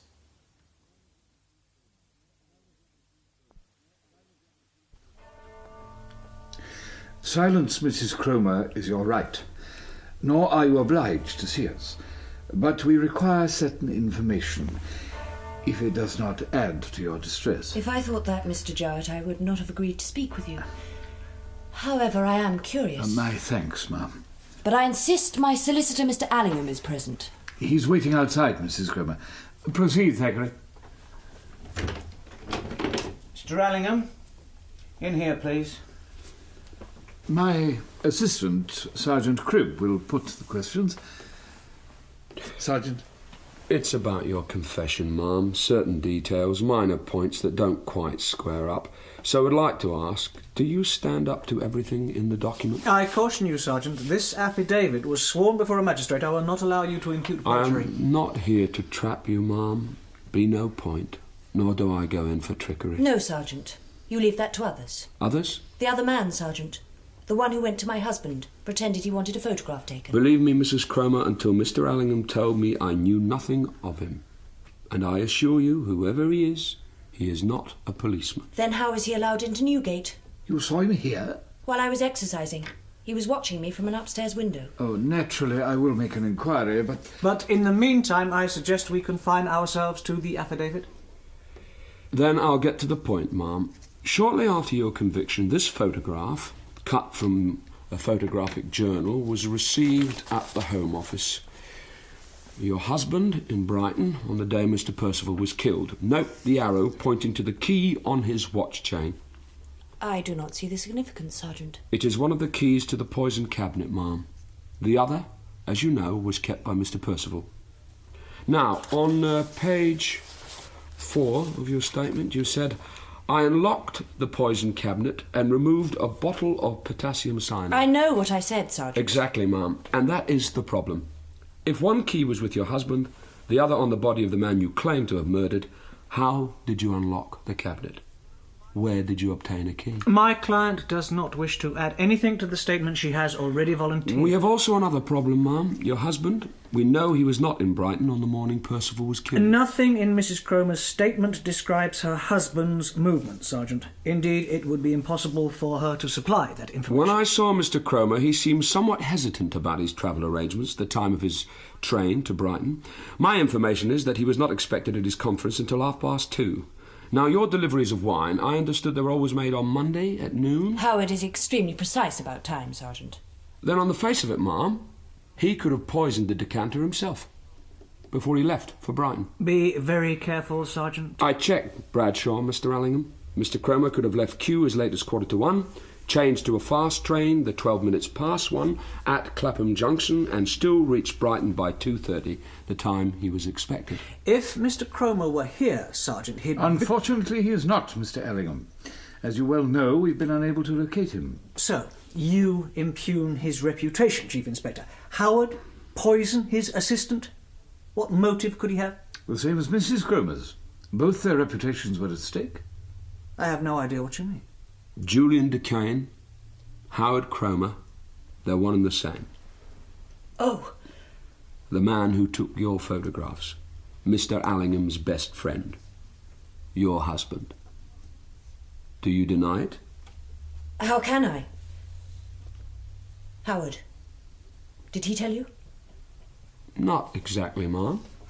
Link came through another photograph, a literary outing in Hampstead to Well Walk. No doubt you and Mr. Allingham recall it. Well? But what interests me more is the blackmail. Why you paid Josiah Percival. I have already stated my reason, Sergeant. Fear. But your husband took the photographs, ma'am. You could have confided in him without shame. Yet you paid. Howard Cromer is an impulsive man, Sergeant. Had the blackmail extended to him, there is no telling what... Surely you understand. Completely, sir. I understand it wasn't indecent photographs that might alarm Mr. Cromer. It was Mrs. Cromer's connection with Hampstead and Judith Honeycutt's death from cyanide. Judith committed suicide, Sergeant, and there was an inquest. But you know certain information had been withheld. Do I? Yes, ma'am. The information that Judith Honeycutt and Julian Decane were engaged to be married. It was never official. There was no engagement ring. Anyway, how could you know about it? The day before Judith died, she had tea with a friend, confided that she and Mr. Decane were engaged, She was extremely happy. And this friend she spoke to? Lottie Piper. Lottie. Lottie has spoken to you? Extremely freely. Oh, she would. But then Lottie never did like me. And do you know why, Sergeant? Because Howard picked me to be his model. Not Judith, not Lottie, me. You knew all about it, Simon. Tell him.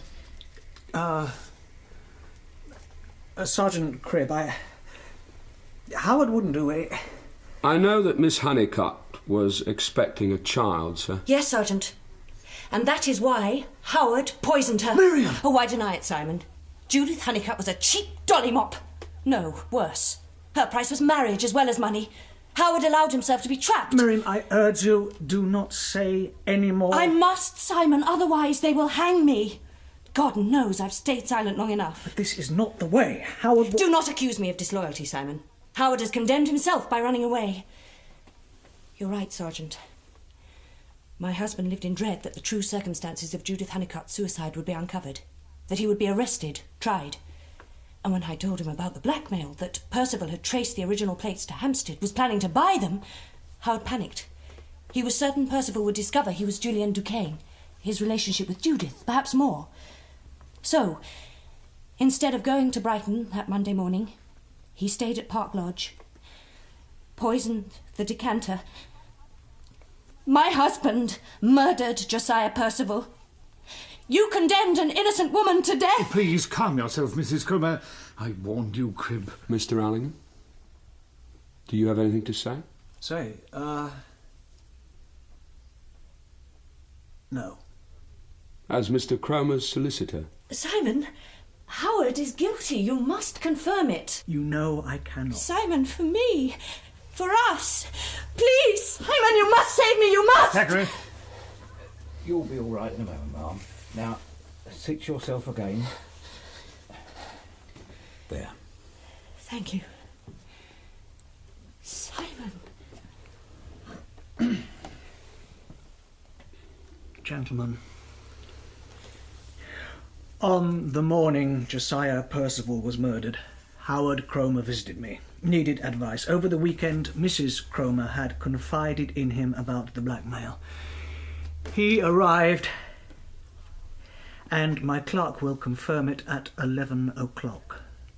He left just before 1 to catch a train from Victoria. Therefore, as I am sure you will accept, he could not have poisoned the Madeira. He's lying, Sergeant.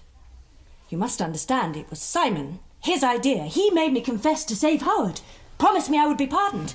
And now they want me dead. You must believe that, Sergeant, you must. I do, Ma'am. I believe you expected to be pardoned.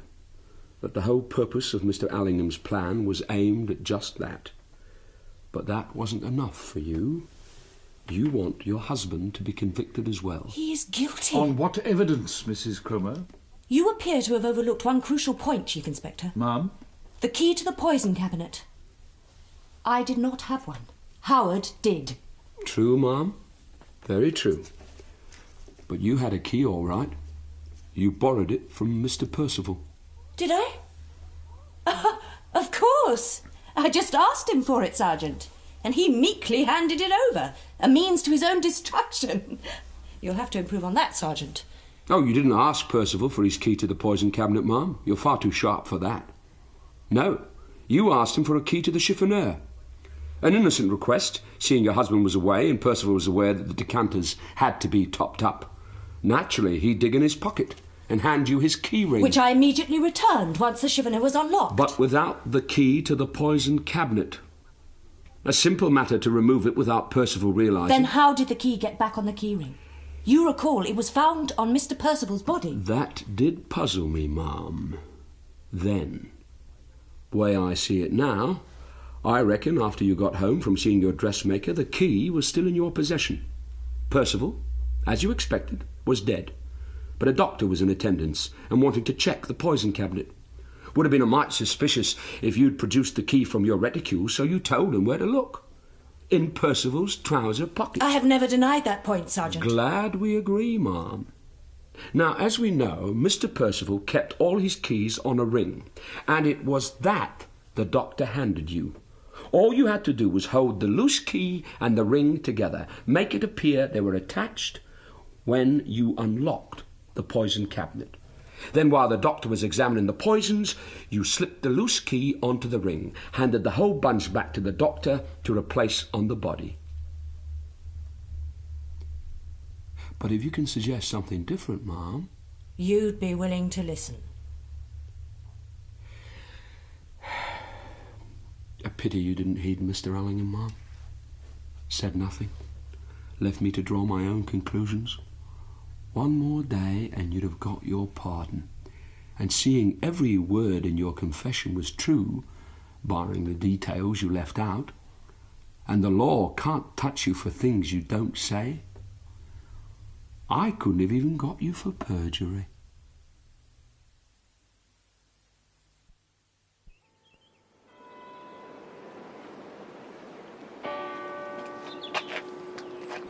Sarge, a bit early for a meet, though. Sit down, Thackeray. Ta, Sarge. But Regent's Park, Sarge, we should be... Keep silent, Thackeray. Oh, right. Sorry, Sarge.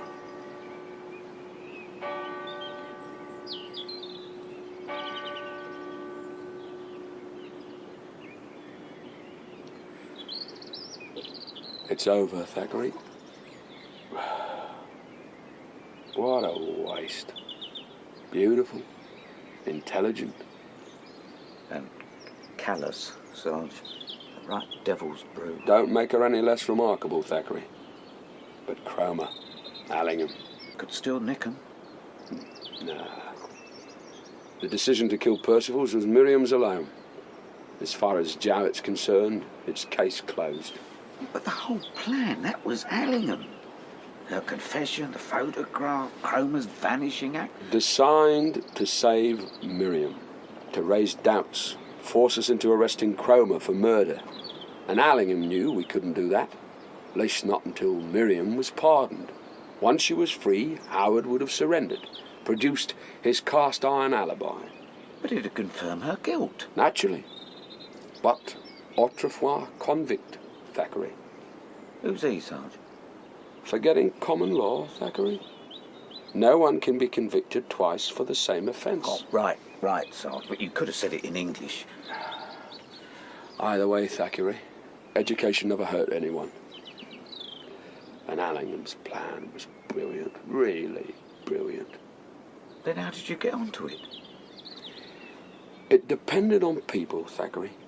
Miriam in the death cell, waiting, wondering when Howard would send us that picture. Howard considering how much information to provide or conceal. And Allingham, knowing one wrong move from either could destroy the plan and his career. Then, of course, there was the unforeseen. You? No. The fellow with the scar. The one Howard assumed was a copper. And that's where he made his first mistake. Don't follow, Sarge. Howard humoured him, took his photograph. And when Allingham told me about the visit, expressed curiosity in the visitor's identity, it showed how desperate they were to learn what the police were up to. Made me wonder. And when Cromer did his vanishing trick, well, couldn't ignore that. Used it on Jowett to obtain what I wanted all along, my meeting with Miriam Cromer. Never expected a woman so in command, though. You did break her, Sarge. No. Miriam Cromer did herself in. Became overconfident. Improvised on the original plan and expected Allingham to back her. That's why I threw in Judith Honeycutt. Nothing had been said at the inquest about her engagement to Howard Cromer, nor did Allingham know of it. Suddenly he realised Miriam had a motive for murdering Judith Honeycutt. She wanted Howard Cromer? Yes. And now she was equally ready to sacrifice him to get Allingham. What do we do now? We add to your education, Thackeray. Not classes again, Sarge. No. Madame Tussauds. Understand? They just installed a new waxwork. Never thought it of you, Sarge. What, Thackeray? Bring us here to gape at Miriam Cromer. It ain't even an hour since she was topped. You'd think this lot have had something better to do. Even her clothes, same as she wore in the dock. Beats me how they do it. The source of the perfect supplier, the man we've come to see. Now, cast your eyes on him. Blimey, Jim Berry. He was in the Bradford Constabulary. Had his face carved up in the ruckus on Bloody Sunday. But he retired. Became a lay preacher when he's not working for the Home Office. So that's why he was interested in the chromers, spied on Miriam. Takes time to make these wax models, Thackeray. Height, weight, colour of eyes, all the intimate details needed by the sculptors, and who better to supply them than James Berry? As you say, Sarge. Lucky for him they don't give his name. Wouldn't fancy his chances much if they did, Thackeray. A very intimate profession being the public hangman.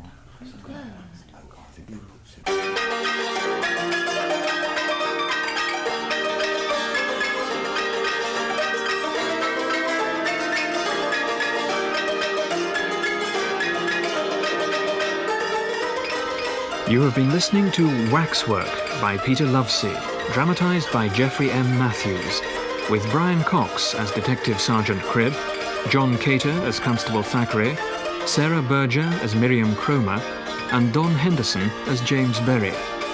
Roger Hume was Inspector Jowett, Gordon Reed, Howard Cromer, Kim Durham, Simon Allingham, and Claire Falconbridge, Lottie Piper and the Wardress. Roger Rowland was Inspector Waterlow, Mrs. Berry and Dorothea, Gillian Goodman, Tussaud and the Judge, Edwin Richfield, the Governor and Hundleby, Anthony Benson, and the second Wardress, Cynthia Cherry. Waxwork was directed in Pebble Mill by Vanessa Whitburn.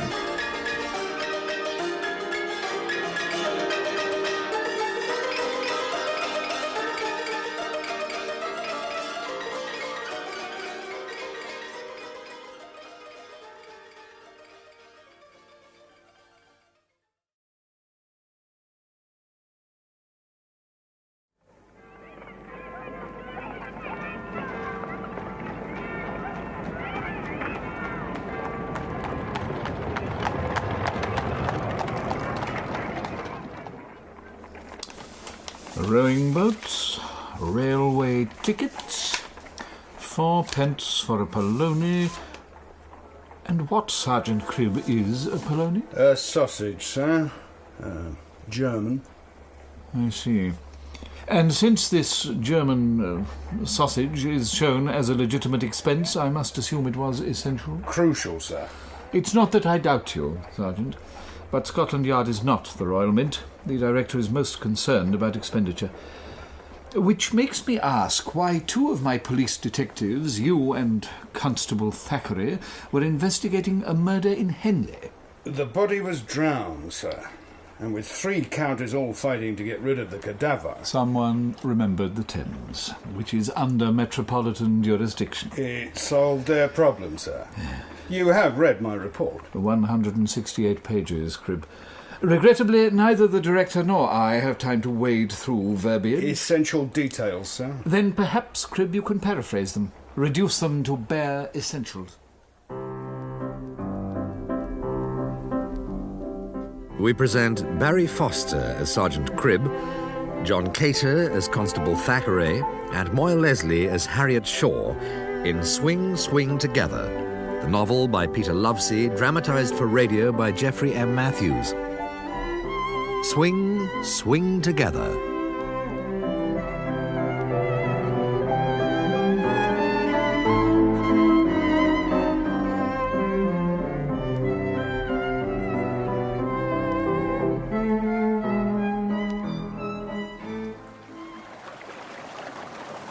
Harriet Shaw, the dare is to bathe nude. James, who's Miss Plummer finds out. She never has before. Now, are you coming? I suppose so. Oh, my stays, they won't come off. Oh, help me, Molly. Honestly, Harriet, why didn't you undress in the dawn? Now, breathe in. There. Oh, well, come on, then. Oh, it's warm, like silk.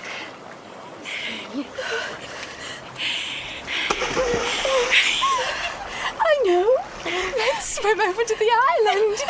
I'm not sure I can. Oh, I'll help you, Harriet. Now put your arms on my shoulders. Good. Now let your legs float. Ready? Then kick slowly. Jane, Harriet, listen. Boat. Oh, they mustn't see us, not like this. They're taking the backwater. Can you see them? Oh, yes. Yes. 3 men and a dog. Oh, I'm frightened. We should head back. Come on, girls. Oh, don't leave me, Molly. Oh, just follow her, Harriet. Go on, kick. Oh, come back. The tide is pulling me away. Oh, Jane. Oh, Molly. Help me. Help. Oh.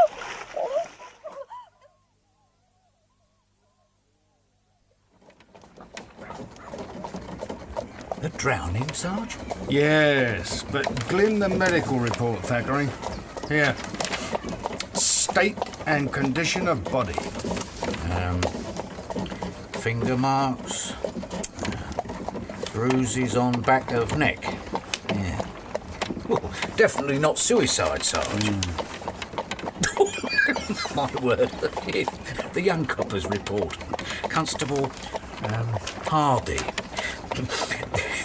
I am just coming off duty, then to come across 3 women. Ladies, Thackeray. Training to be teachers at Elfrida College. Oh, maybe, Sarge, but to go bathing in the river like that, well, it ain't seemly. Leastways, not for a young copper's eye. Disconcerting for anyone, Thackeray. But give the lad credit. He handled the situation most discreetly.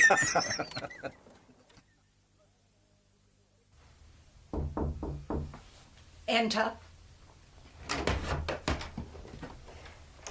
You sent for me, Miss Plummer? Shut the door, Harriet. Well, Constable? It is the same young lady, ma'am. I see. Harriet Shaw, will you answer me truthfully? Did you break bounds last Tuesday night? Yes. But is it true you also risked the reputation of the college by plunging recklessly into the river? Well? Yes, Miss Plummer. But I... And what were you wearing during this escapade? Well, nothing. Nothing liable to cause offence to passers-by. Correct, Constable Hardy? Correct, Sergeant Cribb. There was a strong current. The young lady was in distress. I heard her call and assisted her to safety. These gentlemen are from Scotland Yard. It appears... The name's Cribb, Miss Sergeant Cribb. This is Constable Thackeray and Constable Hardy, you know already. Now, you recall he made you a promise? Yes. He swore he would say nothing about... Believe me, Miss Shaw. The constable is in a difficult situation, Miss Shaw. Conflict between his word to you and his duty. Now, we must speak very plain, Miss Plummer. Thackeray. What? Oh. Well, miss, the morning after your rescue, Wednesday, the lock-keeper at Early spotted a sack. It was caught against the weir. When he attempted to free... Get to the point, Thackeray. He saw a dead body. A body? Oh, surely you don't think... Miss Plummer, some water. I'd be grateful if you'd arrange it. Oh. As you wish, Sergeant. Yes. Very quickly now, Miss Shaw. When Constable Hardy walked you back here, you spoke of seeing some men. The ones in the boat? Yes. Now, could you describe them? Oh, I hardly think so. It was dark and... You said they reminded you of your hobby. Maps, I believe. Oh, my friends think my interest very silly. Not if it helps you remember. Well, one of them was wearing a cap. He reminded me of the Gulf of Bothnia. Gulf of where, miss? Bothnia, Thackeray. It lies between... Sweden and Finland, Sergeant. Sweden and Finland. And the others, miss? Oh, the second man wore a straw boater. He was much taller and he leaned back a long way. Rather like the Persian Gulf. And the third, miss? He was lying down. Lying down. Like Japan, miss? Japan? Oh, yes! That's it exactly. Then you know the man, Sergeant? No, miss. Let's say that I like maps. Now, the boat, was there anything distinctive there? No. It had 2 sets of oars and was piled high with luggage. Oh, and there was a little dog in the front. Dog? Yes. Had I not been frightened, I would have thought it amusing. A fox terrier in a boat. Your water, Sergeant. Yes, thank you, Ma'am. Thackeray, pour a glass for Miss Shaw. You, Miss Plummer, a word, please, outside. There you are, miss. You appear to like words in private, Sergeant. Only when it's necessary. Now, I should like to know your plans for Miss Shaw.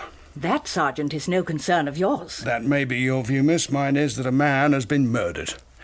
It's possible Miss Shaw can help to identify who killed him, so if you plan to expel her... That depends on the college governors. Then maybe I can save you the trouble, Miss Plummer. How? I shall take her away. Take her away? You forget, Sergeant Cribb. I am still responsible for her. What would I tell her parents? Exactly what you may have to tell the newspaper reporters. College girl spots murderers, nude bathing party. I can see the headlines. Well, I'm sure you'll handle things. But if Miss Shaw wasn't here...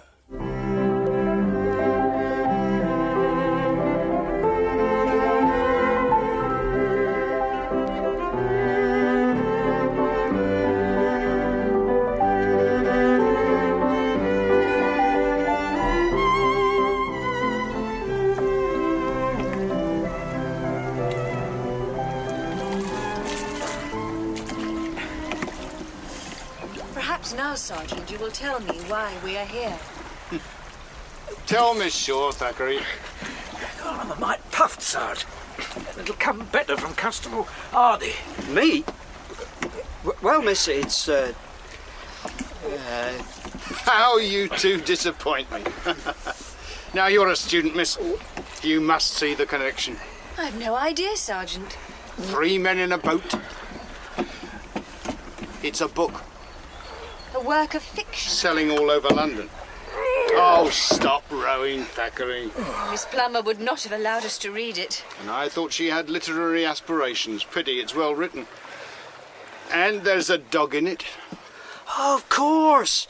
Recall the cover picture. It's 2 men rowing, a third lounging back on cushions, and a dog at the front. In the prow, Hardy. And the author's name's Jerome. Jerome K. Jerome. That, Hardy, is also on the cover. Now do you know why we're travelling upriver, miss? Well, the connection appears to be the 3 men, the ones who frightened me. Plus 1 or 2 other facts. Like the dog, Sarge? Like the dog, Thackeray, but don't ask me to arrest Mr. Jerome. The remaining fact, Miss Shaw, is that our corpse was drowned. As I nearly was. Except that when you went for your bathe, you were, well, more suitably dressed. And what exactly do you mean by that, Constable? Sergeant Cribb, I will not... Hardy ain't all that tactful, miss. What he was trying to say was that our corpse was fully clothed, right down to his boots. Correct, Hardy? Absolutely, Sergeant. The dead man's clothes, his appearance, indicated he was a vagrant. No different from scores pulled from the river each month. Suicides all. Then why is Scotland Yard showing such interest? Because our corpse was murdered. Absolutely horrible. But why murder a tramp? Why, indeed, miss. Especially as this killer wasn't after money. Money? All vagrants ain't paupers, miss. This one had £300 on him. Which makes me wonder why it was left. Shocking careless, his killer. Or killers. Then you do suspect the 3 men? Suspicion ain't proof, miss. And only you can supply that. Me? Oh, but they could be innocent. Or simply taking a boat trip. All that connects them with your tramp is the river. That they were all on it last Tuesday night. As you were, miss. Do you suspect me as well? Hardly, Miss Shaw, hardly. No, we've one fact more. Our corpse had certain marks on his leg. Bites, made by a small animal. Possibly even a fox terrier. So, it's 3 men you want? With a dog? Yes. Probably went through a day or so ago. I suppose one's name was Harris, and the others would be George and Jerome K. Jerome. Get your stern in. Now, hold her there. You can have your games, all right, but I tell you, I've read the book. The book has nothing to do with it. Now, do you recall letting 3 men through? 3? Oh, blimey, it's hundreds. Blooming idiots in straw hats and blazers all trying to follow Mr. Jerome's book. Do they all have dogs with them? Oh, no, miss, no. 3 men's common, but dogs? No, only real fanatics bring dogs. Most hire a skiff at Kingston, load up with meat pies and then head for Runnymede. Where they spend their first night. Right. Next stop's a Crown at Marlow, if they can get in. But when they get here, oh, that's when the bother starts. Paying the toll, eh? Oh, no. They look for the backwater of the Wargrave. There shouldn't be a lock here, they say. It ain't in the book. Page 220, I say. They look and it's there. Where they go wrong is Mr. Jerome mentions the backwater first. But it's a mile up. But are they grateful? Were our 3 friends grateful? Oh, the 3 men. Well... Florine says you ain't seen them. Oh, you lose. Oh, well tossed. And you're a gent. Well, they went through yesterday, about tea time. Now, the boat was the Lucretia. And the men? Well, stroke were big, 15 stone, I'd say. Beard, red face, wore about her. The shrimp, begging your pardon, was in the bow. Dark, foreign he looked. The glasses so thick, couldn't see his eyes. Of course, you remember the 3rd bloke? Oh, glasses, grey suit and bowler. He were the one who spoke. And did they say where they were heading? Oh, didn't have to. They're doing the book, ain't they? So it's bound to be Streatley for the next 2 days.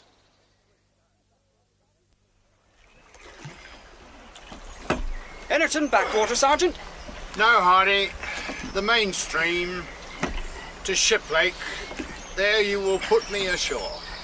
But our men, Sarge, they'll be at Streatley. Precisely, Thackeray, which is why I will travel overland.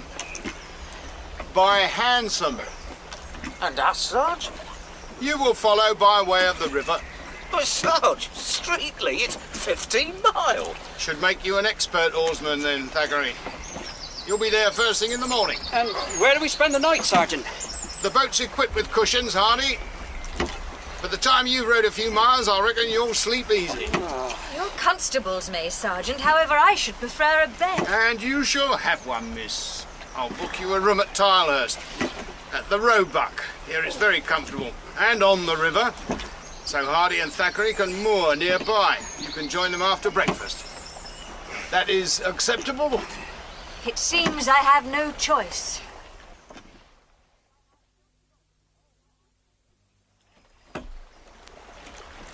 He's a hard man, Thackeray.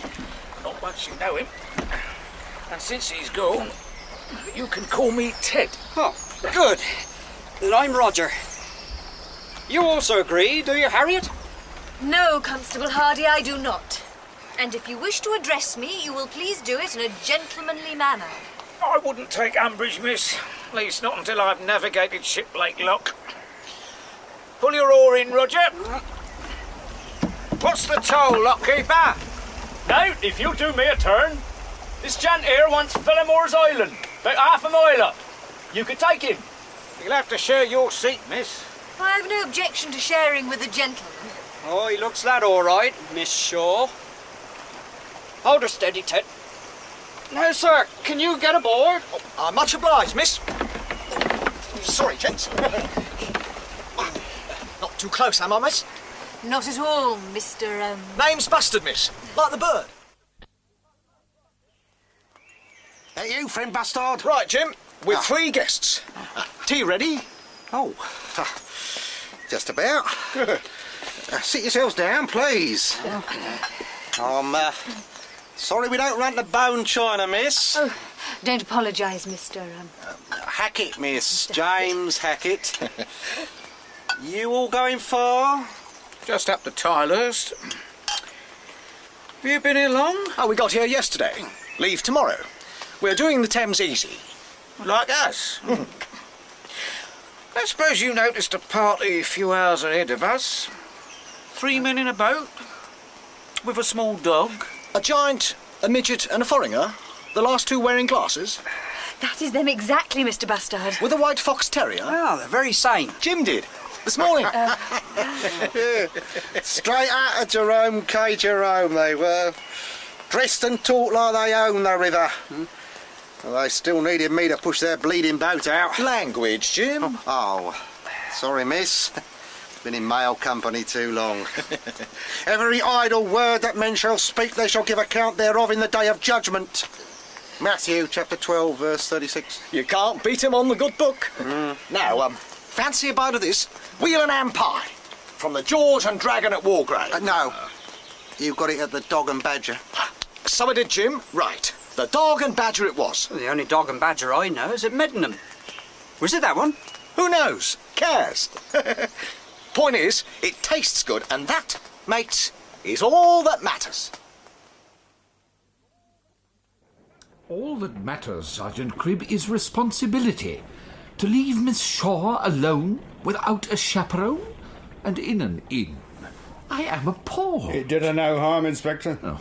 No, I reckon I felt more sorry for Constable Thackeray. We have to row while he travels by paddle steamer. Till yesterday, I'd never even sat in a boat. Perhaps we could get a tow, like in the book. Mr. Jerome was towed all the way from Reading to Streatley. But I thought you'd not read the novel, Miss Shaw. Oh, the landlord at the Roebuck had a copy. I stayed up late reading it. Oh, then you'll recall where Mr. Jerome and his friends ended up after Streatley. Yes, they stopped at an inn. The Barley Mow at Clifton Hampton. So if the three stick to their itinerary, that's where they'll spend the evening. Well, let's get the boat loaded then. Sergeant Cribb did say to follow him with all speed. Then he should have laid on a couple of galley slaves. Or the railway. We rode to Goring, cross the river, then get the train. The slow to Oxford stops at Culham. It's only a short stroll to Clifton Hampton. Hello.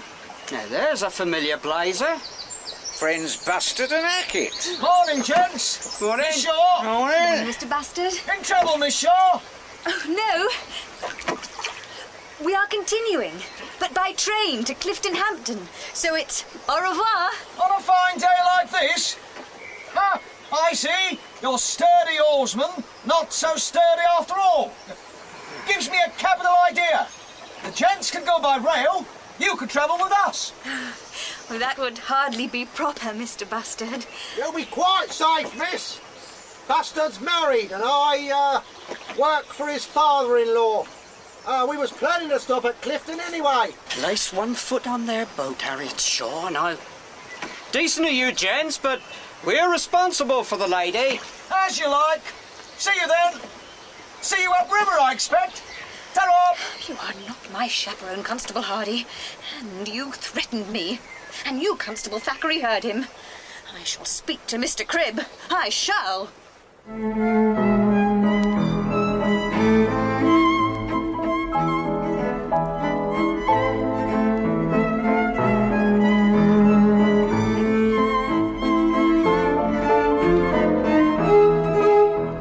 Your health, gentlemen, and my thanks for allowing me to share your table. No thanks called for, Mr. Cribb, but you should have realised the Barley Mow would be somewhat crowded. An oversight, Mr. Humberstone. But then I'm not as well acquainted with Mr. Jerome's work as you, or Mr. Lucifer, or, of course, Mr. Gold. However, 3 men in a boat. 3 men in a boat. And to Mr. Jerome K. Jerome. Jerome K. A pity you have not studied his work, Cribb. We pride ourselves in knowing every word. Really, Mr. Gold? Well, then a test. You, Mr. Lucifer, where did the three men stay in Marlow? That, Mr. Cribb, is simple. The Crown Inn. We were there Tuesday night. Well, then you'll have heard about the body. Body? Well, we heard nothing of a body. A suicide, Mr. Cribb? Who knows, Mr. Gold? However, the newspapers did say the man was a vagrant. You gentlemen are in business together? Life assurance, Mr. Cribb. The Providential. We are in claims. And everyone makes them, Humberstone? Death and disaster, Mr. Cribb. A department of little jollity, I fear. But we try to improve matters. Mr. Lucifer buys various periodicals, reads them to us. It was he who found the first instalment of 3 Men in a Boat. One morning, Gold and I heard him belly laughing. Strange, we thought. Very strange. Why? Mr. Lucifer's function is to answer letters from the recently bereaved. Mr. Jerome made such a difference. Since then, we have read and reread his book. And now we are on a pilgrimage, reliving every singular experience. Ah, put it on my bill. Yes. Tell me, landlord, bodies. Find many of them in the river hereabouts? More common south of Teddington, sir. Sinful women, usually, sir. They jump off the bridges more often than not. Maybe dying that way is preferable. Otherwise, they could end up meeting Jack. Not anymore, Gold. Jack the Ripper's retired. Hasn't been heard of in months. It's summer, Lucifer. Our Jack likes the dark, foggy nights. He'll be back, eh, Mr. Cribb? Really, gentlemen, linking Mr. Jerome and Jack the Ripper? I think a short walk and then bed is called for. Then you'll be staying here? The landlord found me a room. And you? Overnight in Culham Reach. Then Oxford tomorrow. The exact timetable, Mr. Cribb, as in the book. Except that you do not have a dog. But we do, Mr. Cribb. Ah. Borrowed, but here. He is called Towser. I thought the dog in the book was Montmorency. We have enough problems with Towser. And one cannot be too slavish. We follow the spirit, Mr. Cribb. Our skiff is similar, the route exact, but we alter our stops. The immortal trio stayed 2 days at Streatley. For us, 1 was sufficient. Marlow was much better. I liked Marlow. They say the Crown there is extremely comfortable. Perfection. It has an ideal location. Well, then I must visit it. Is it near the bridge? Tolerably close. With rooms facing the river? Some. Ours were at the back. Rooms at the back? Hardly, gents, hardly. Why, landlord? Because the Crown's at the top end of Marlow High Street, sir. You never see the river from there.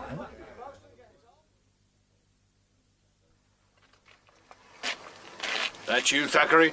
In person, Sarge. Huh. Think I didn't spot you in the pub? 3 pints, wasn't it? Oh, Miss Shaw. Where's Constable Hardy? Well, the last I saw of him, he was looking for a butcher. A what, miss? A butcher. He intended to buy polony. A sausage? After the supper he put away? He needed it for a forensic experiment.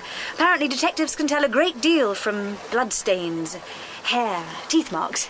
Sarge, the teeth marks on the body, Humberstone's dog, a sausage. Smart of Constable Hardy, bloody smart. That is not an expression I favour, Mr. Thackeray. Do you still think they're guilty, Sergeant? They did make one big mistake, miss. They claimed to have stayed at the Crown at Marlow. Claimed? Yes. But they said it was near the river. It isn't. They said they were there Tuesday, the night of the murder. Now, Marlow is 2 miles downriver from Hurley, so if they really were at the Crown, they have an alibi. They could have rode there after dark, Sarge. No, Thackeray. The locks at Temple and Hurley close at sunset, so if our trio were at Hurley, they were not in their boat. But if they're lying, as I believe, they could have rowed beyond Hurley on Tuesday, killed the tramp that night, and rowed upriver in the morning. Now, I suggest we stop theorising, see how Hardy's doing.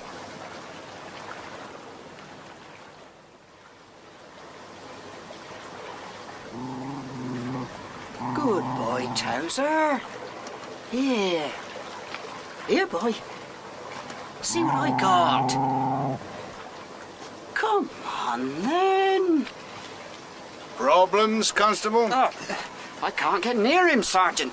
That, young Roger, is because you're downwind. He can't smell the polony. Well, seeing you're such an expert, Thackeray, you get in and help him.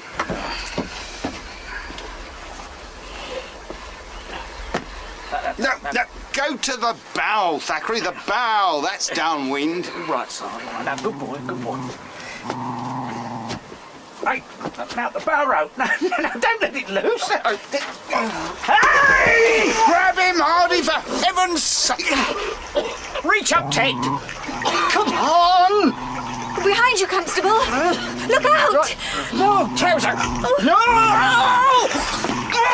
Oh, get off me, you little...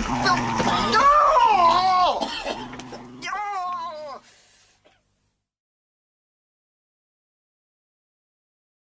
Beautiful, isn't it, Thackeray? Turn round to the light, Roger.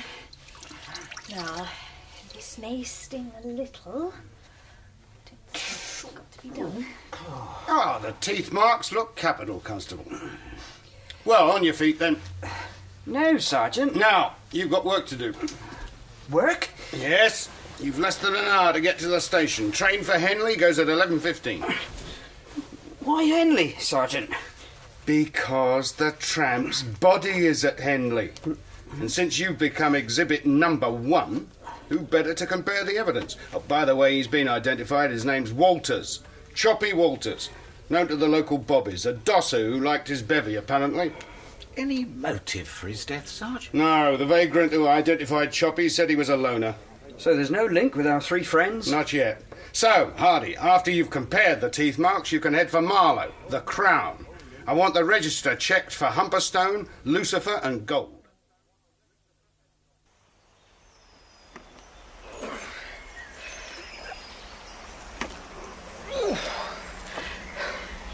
Crikey, Sarge. Beats me how our 3 got so far ahead. They woke up early, Thackeray. Kept to their schedule. It would help if you took an oar, Sarge. Let me shore steer. Bastard! Thackeray! I'm sorry, Miss Shaw. Oh, it's bastard, Sarge, like the bird. There on the bank. Bloke on his knees is called Hackett. Presumably you can identify the crowd round him as well. Mr. Bustard and Mr. Hackett, Sergeant. We met them at Shiplake and again upriver. Seems as though Mr. Hackett takes his religion really seriously. Could be he's trying for converts, miss. Pity you didn't meet him, Sarge. He quotes the Bible like a bishop. His texts, Thackeray. Do you recall them? Yeah, a couple, Sarge. Be sure your sin will find you out. And, the idle words on the day of judgment. He quoted a psalm as well, number 104. Man goeth forth to his work. Did he say anything else, Thackeray? He don't talk very much, Sarge. But he did correct Bustard once. About a veal and ham pie. What? Mr. Bustard said he bought one at Wargrave, at the George and Dragon. Mr. Hackett insisted it was the Dog and Badger. Probably referring to the pies contest, miss. They from London? Yeah, on holiday. Bustard's a tally man. And our psalm-quoting friend? He didn't say, Sarge, except he works with Bustard's father-in-law. Look at him, bobbing up and down like a ruddy piston. Piston? Thackeray, the shore, fast as you can. Do you think he's in seizure? No. With that movement and the gaping crowd, I reckon it's resuscitation.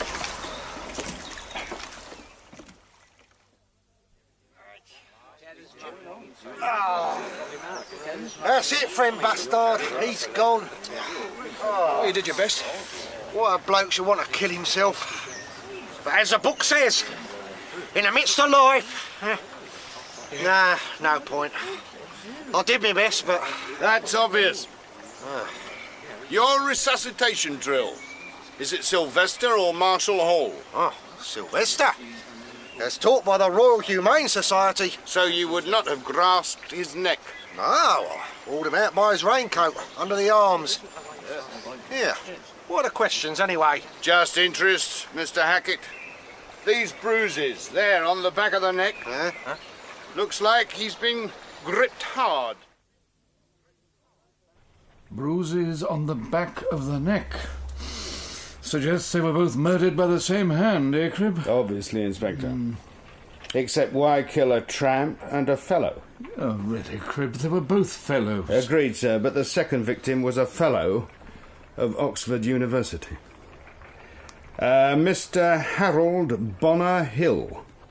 Ah.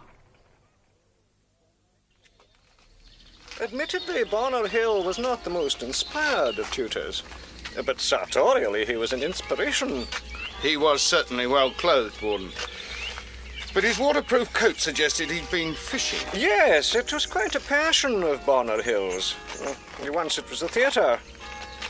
Then recently it's been hooks and worms.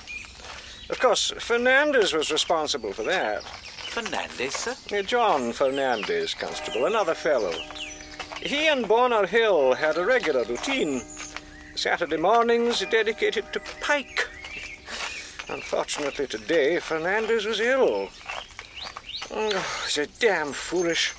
Bonner Hill going out alone, bad currents. Mr. Fernandez. I should like to see him. Then I suggest we sit here. Fernandez usually comes by, but now he suffers from asthma. As he has a brisk walk, clears his head. Mr. Bonner Hill, I take it he was a bachelor, seeing he lived in... No, Sergeant Cribb, he was estranged from his wife. Widow. Very beautiful, but an actress. Oh, surely the respectable theatre is accepted in Oxford. Oh, we're not prudes, Sergeant. As a matter of fact, shortly after their estrangement, Mrs. Bonner Hill returned to the stage, under another name, of course. The play was called Forget-Me-Not. Naturally, she was recognized. The next time Bonner Hill lectured, every undergraduate sported that flower in his buttonhole. Difficult when you're lecturing on feudalism. Fernandez. You feeling better? Good day, Warden.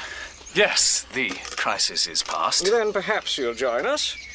Sergeant Cribb and Constable Thackeray from the Detective Police. About poor Bonner Hill. Rest his soul.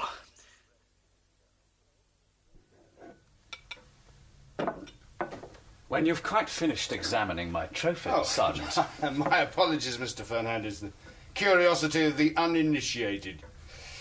Fly fishing must be a very relaxing pastime. I do not indulge in pastime, Sergeant Cribb. Fishing for pike is a sport. Are there many pike to be found locally? The record is £29. My ambition is to take one far larger. I devote every Saturday morning to that quest, and believe me, Sergeant, before long I will achieve it. Was that why Mr. Bonner Hill always accompanied you, sir? Now I see it. The subtlety of the detective police. The link between Bonner Hill and myself. We will drink to that. I trust you gentlemen take sherry. Your health, sir. Thank you. Have you any idea why he was killed? Who knows, Sergeant? He had no enemies that I know of. You saw a great deal of the dead man? Yes, Sergeant, I did. Did he ever speak to you about his matrimonial problems? His biggest one was the murderess. The what, sir? A frivolous remark, Sergeant. Melanie, his wife, once attempted to play Lady Macbeth. Murdered both the character and the play. But when your forte is comedy... Happens quite often with theatricals, sir. I believe it's known as versatility. Did Mr. Bonner Hill ever tell you why he left the lady? Hardly, Sergeant. Besides, what gentleman would discuss such a delicate subject? Perhaps a gentleman wouldn't, sir, but... What the devil are you implying, Sergeant? I'm implying nothing, Mr. Fernandez. What I'm saying is...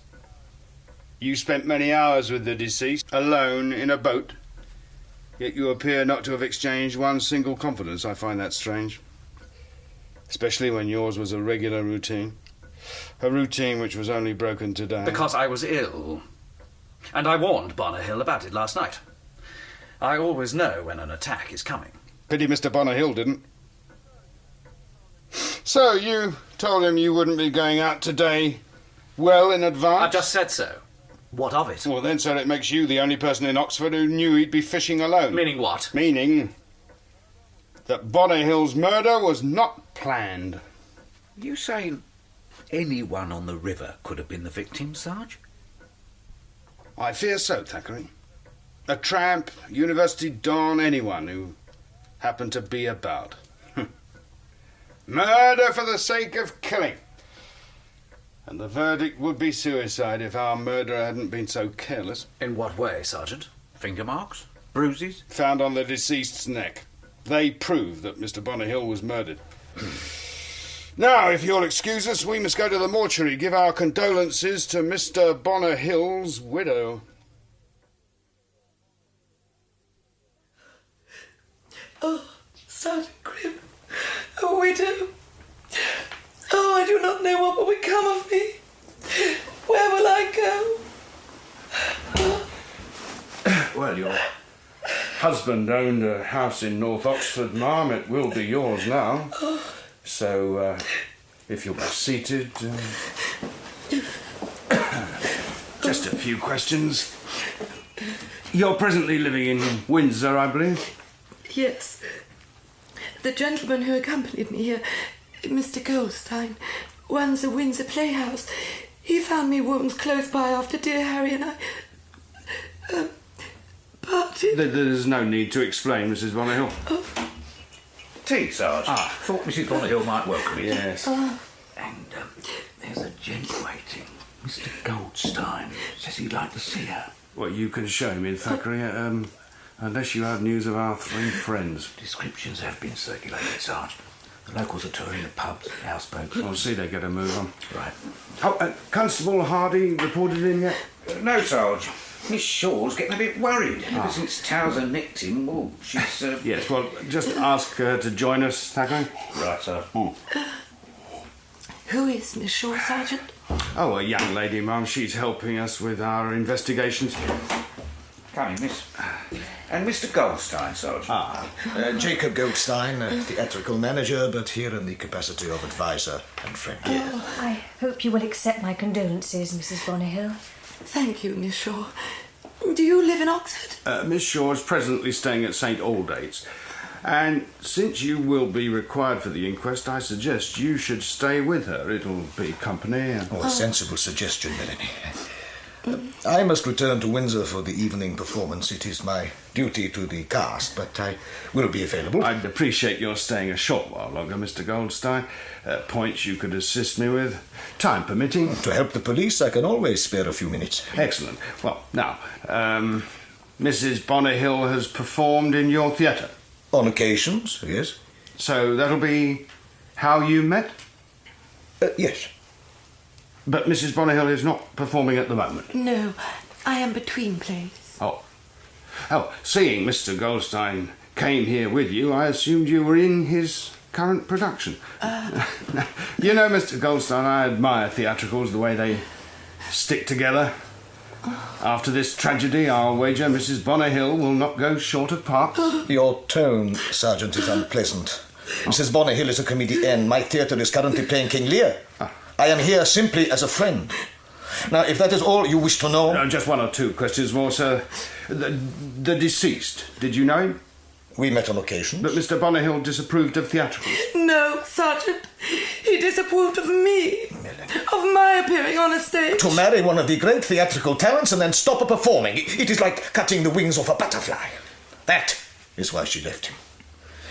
It is no secret, Melanie. But we remained good friends, Sergeant. Harry even sent me money regularly. So now you'll notice the lack of it? No. Whatever else he was, Harry Bonnehill was a prudent man. His life was insured for £5,000. The policy, ma'am? Do you know which company issued it? I believe it was Providential. Our three friends, Sarge. I have an excellent memory, Thackeray. One more question, ma'am. Would you know anyone who had a grudge against your late husband? No. He was well liked at the university. Of course, after I left him... It might be better if you asked some of his colleagues. Like John Fernandez? We do not speak about Fernandez, Sergeant. Not now, not ever. And not in front of Mrs. Bonnehill. Come, Melanie, this interrogation has gone on long enough. It is ended. No, Mr. Goldstein. It will end when you or Mrs. Bonner Hill tells me about Fernandez. No. Please, Jacob, I must speak of it. Oh, Millie. I first met John Fernandez at the college. I had seen him a few times, so I smiled. Then, without warning, he attacked me, kissed my lips, placed his hands inside my blouse. Melanie. It took me almost a year before I could tell Harry. By then we were married. He had invited Fernandez to dinner, so I told him, said I did not wish to see the man. Harry made excuses, said it was common knowledge that Mr. Fernandez had a weakness for the ladies, that it was accepted. Then he turned on me, Sergeant, spoke about husbands who were forced to conceal their shame. It made me feel that I was at fault, that I would betray him if I ever acted on a stage again. And he still remained friendly with Mr. Fernandez? Yes. He said that Mr. Fernandez had other qualities, ones I should find interesting. After a few visits, I almost believed it. Then... There was a further incident. It was worse than the first. And it still made no difference to the friendship? I did not tell Harry. I couldn't. Then after we separated, Fernandez pestered me again and again. I ignored him. It's funny how Harry used to laugh at Fernandez, ridicule him for his mania for fishing. I never thought he would ever take up everything he once held in contempt. Had he not taken up fishing, Harry would be alive today. Oh, find your murderer by all means, Sergeant Cribb. Hang him. But remember, I hold only one man responsible for Harry's death.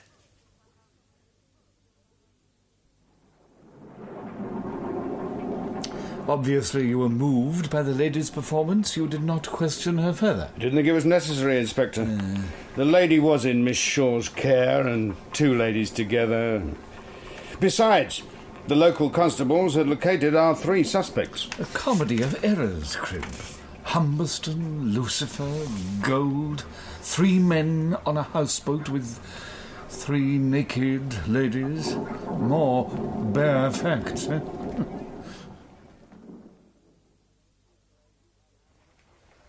Naked ladies, gambling, alcohol. I hardly think the Providential Assurance Company will approve. Well, Mr. Humberston? Not their concern. Besides, we broke no laws, Sergeant Cribb. You did assault Constable Thackeray. Well, I thought he was a blasted peeping Tom. Now, sir, picture it. Gold, Lucifer and I are strolling through Christchurch Meadows. There, what do we see? 3 charming ladies on a picnic. We engage in gentle conversation. They invite us onto their houseboat. And suddenly there's chaos. The ladies scream, Towser barks, faces peer through windows.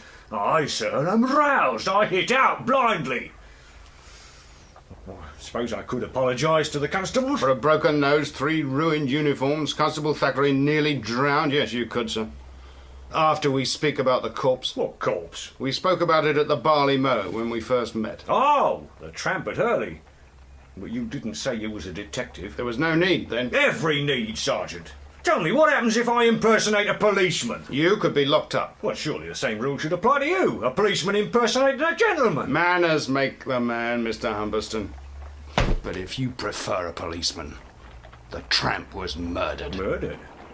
And you suspect me? There was a dog bite on his leg. Oh, you suspect Towser? Well then, Sergeant, we will both appoint a solicitor. You may need one. Another body was found yesterday, near Osney Lock. A Mr. Bonner Hill, a Don from Merton College. He too had been murdered. A tramp and a Don. Very democratic of Towser, wouldn't you say? There were no teeth marks on the second body, Mr. Humberston. Ergo, Towser is innocent. However, there has to be some connection. There is, Mr. Humberston. You and your 2 friends, Mr. Gold and Mr. Lucifer.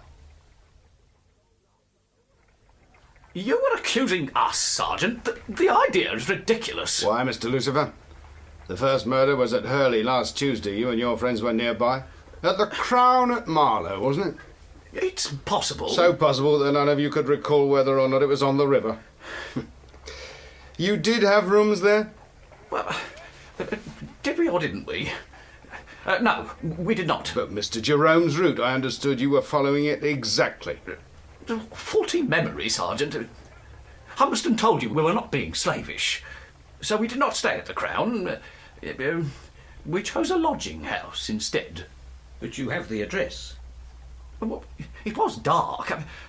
I could locate it perhaps if I was in Marlow. You may have to, Mr. Lucifer. Mr. Bonner Hill, did you know him?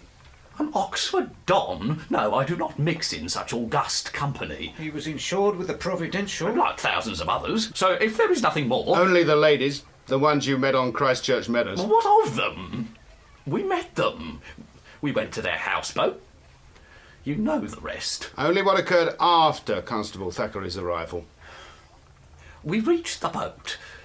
The ladies suggested we play cards for low stakes. I decided a celebration was in order, so I purchased some oysters and champagne. When I returned to the boat, we danced. Then the events are hazy. Sergeant, you will never know my shame. To think that I and my colleagues encouraged, nay, introduced those ladies to gambling, to alcohol. How will I forget it? I shouldn't worry, sir. Have you no conscience, Constable? More than some, sir, but not for, well, professionals. Ladies of the town, so to speak.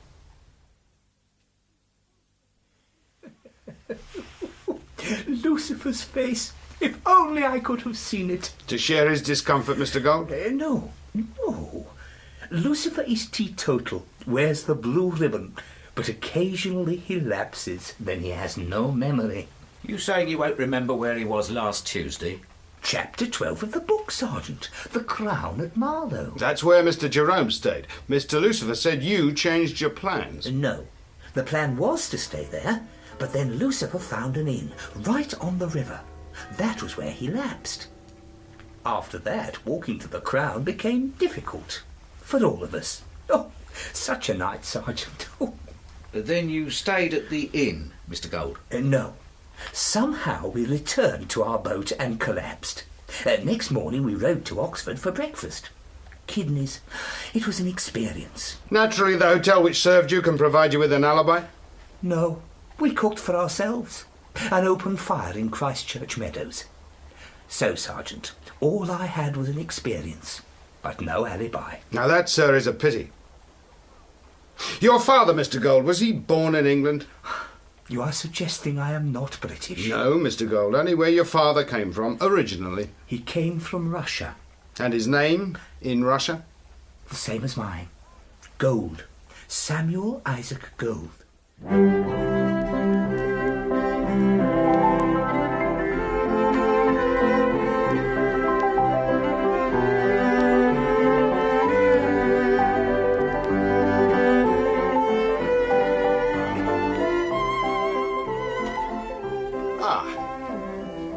Our insurance friends. I reckon I've nailed them. Tucked up, are they? All comfortable, Sarge. Pull up a chair, Thackeray. Smoke if you wish. Oh, thanks, Sarge. What do you plan now? To get our evidence together, Thackeray. We'll start with the insurance. But choppy waters, Sarge. He couldn't have had any. Exactly. So his murder must have been a rehearsal. Bonner Hill's was the performance. Now, who gets his insurance? Obvious, Sarge. His widow. Precisely. And which company will deal with the insurance claim? Providential. Claims Department. Yep. Humberstone, Lucifer and Gold. Exactly. Now, let's look at Mrs. Bonner Hill's fancy man. Theatre bloke from Windsor. Goldstein. Goldstein. Now, as you well know, immigrants often shorten their names to try to make them sound more English. So... Goldstein. Gold. So that's why... You reckon they're related? The Home Office are checking, and if they are, say, cousins... Well, a game of consequences, Thackeray. Melanie Bonner Hill meets Jacob Goldstein at the Windsor Playhouse. She says, I want to act, but my husband won't let me. He says, to get rid of him, we'll take money. She says, His life is insured with the Providential. He says maybe my friend Sammy Gold can help. The consequence? Bonner Hill's death. And the world says murder. Yes, Thackeray, but it was supposed to say accident. Come in. Ah, Miss Shaw. And Constable Hardy, the prodigal Thackeray, has I returned. must speak with you, Sergeant. Yeah, in a moment, miss, in a moment. Took your time, didn't you, Hardy? Well, make your report, man. The teeth marks match up. It wasn't Towser, Sarge. What? Not Towser? It has to be. Did you check carefully? Extremely carefully, Sergeant. The bite on the tramp's leg was made by a much larger dog. It's not possible. When did you find this out, Hardy? Last evening. Last evening? And you wait till today, after I've arrested them? Sorry, Sergeant, but you did order me to check at the Crown. You needn't have bothered, they weren't there. I know. And that's why I did some more checking. Go on. Well, Sergeant, if Towser didn't bite the tramp, our three had no reason to lie about being at the Crown. But they did. Don't keep me in suspense, Hardy. Well, the reason they lied, Sergeant, was... Well... Excuse me, Harriet. They picked up 3 women. Stayed with them in lodgings from 11 on Tuesday night until 7 on Wednesday morning. The lockkeeper saw them, identified the women. Every night at their age, of course, true. And they said they were following Mr. Jerome. Gives them a cast iron alibi. We'll have to release them now, Sarge. This time of night would be uncharitable, Thackeray. Besides, Humberstone still ain't fully recovered. And I haven't heard from the Home Office. Well, you have, Sergeant. I was asked to give you these. Reports from Bethnal Green Police Station and Whitehall. Good. Yeah. Reference Gold, yes. Confirm Providential. Father Samuel Isaac Gold. Tailor, highly respected. Changed his name from... Goldberg? Goldberg? Now all I need is for someone to tell me that Bonner Hill wasn't the intended victim. I'm sorry, Sergeant Cribb, but that is exactly what I came to discuss. I believe the intended victim was John Fernandez, and I think I can prove it.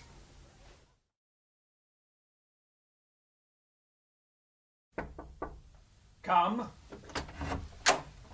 Mr. Fernandez? Yes? My name is Harriet Shaw. Of course. You are chaperoning Mrs. Bonner Hill. The warden mentioned it at high table. Now, please come in. Oh, thank you, but no. It's just this letter. Melanie, Mrs. Bonner Hill, and I were clearing up some of her husband's effects. We found it. It is addressed to you. Careless of me. I must have left it in Bonner Hill's room on Friday night. I was suffering from my asthma. Something in my room interests you? I'm sorry. It's your maps. They're an amazing collection. A hobby, Miss Shaw. You are interested in cartography? Yes. Please, you must look at them. It is kind of you, but Mrs. Bonner Hill, I cannot leave her for long. Of course not. However, as I am the foremost authority in Oxford on this subject, tomorrow at 11 we will meet at the Bodleian. I will show you their map collection. How many more times, Sergeant? Yes, I looked in on Bonner Hill on Friday night. My asthma was bad, so I decided not to fish. But the man was adamant, said he'd go alone. And did you discuss the waters he would fish? Yes, it was a backwater near Bullstick Stream. His punt was found there. Yes. Did any other persons suggest you go to that particular backwater? No. No, it was our choice. That, sir, has caught me by surprise.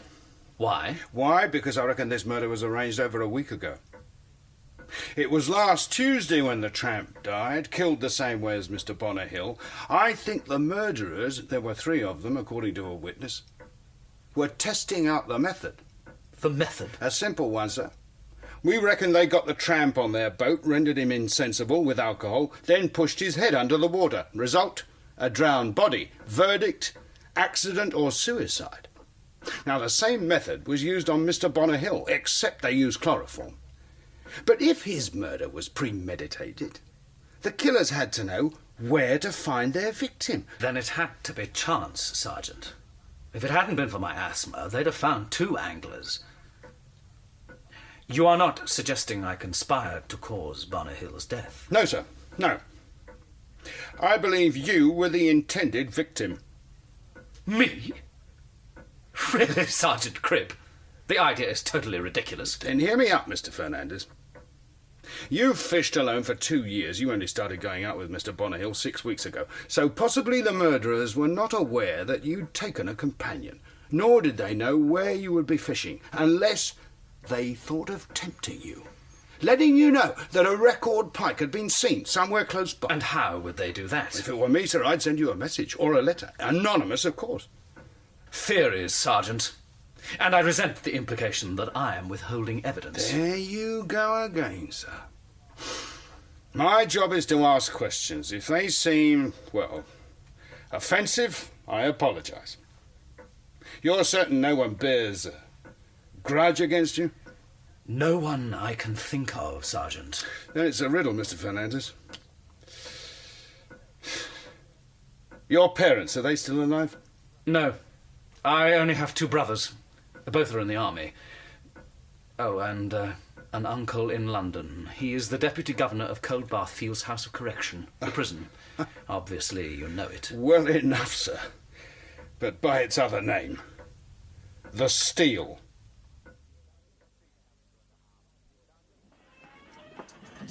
You may have 2.5 minutes, Sergeant, and you're obstructing my view of the clock. Just so. I shan't take more than 2.5 minutes, Mr. Fernandez. You'd better not, otherwise those 12 prisoners will tread a 40-minute shift, not 20. And as the treadmill can only be stopped by me, I suggest you speak rapidly. Well? Just after information, sir. About your nephew, Mr. John Fernandez. Really, Sergeant? What was your name again? Cribb, sir. Well, Sergeant Cribb, the Metropolitan Commissioner will hear of this persecution. I will not have it. I was personally assured there would be no further questions about my nephew. I will not have me, my family, hounded any longer. I intend to speak with Inspector Aberline personally. Aberline, the officer in charge of the Ripper investigations? My nephew was cleared completely.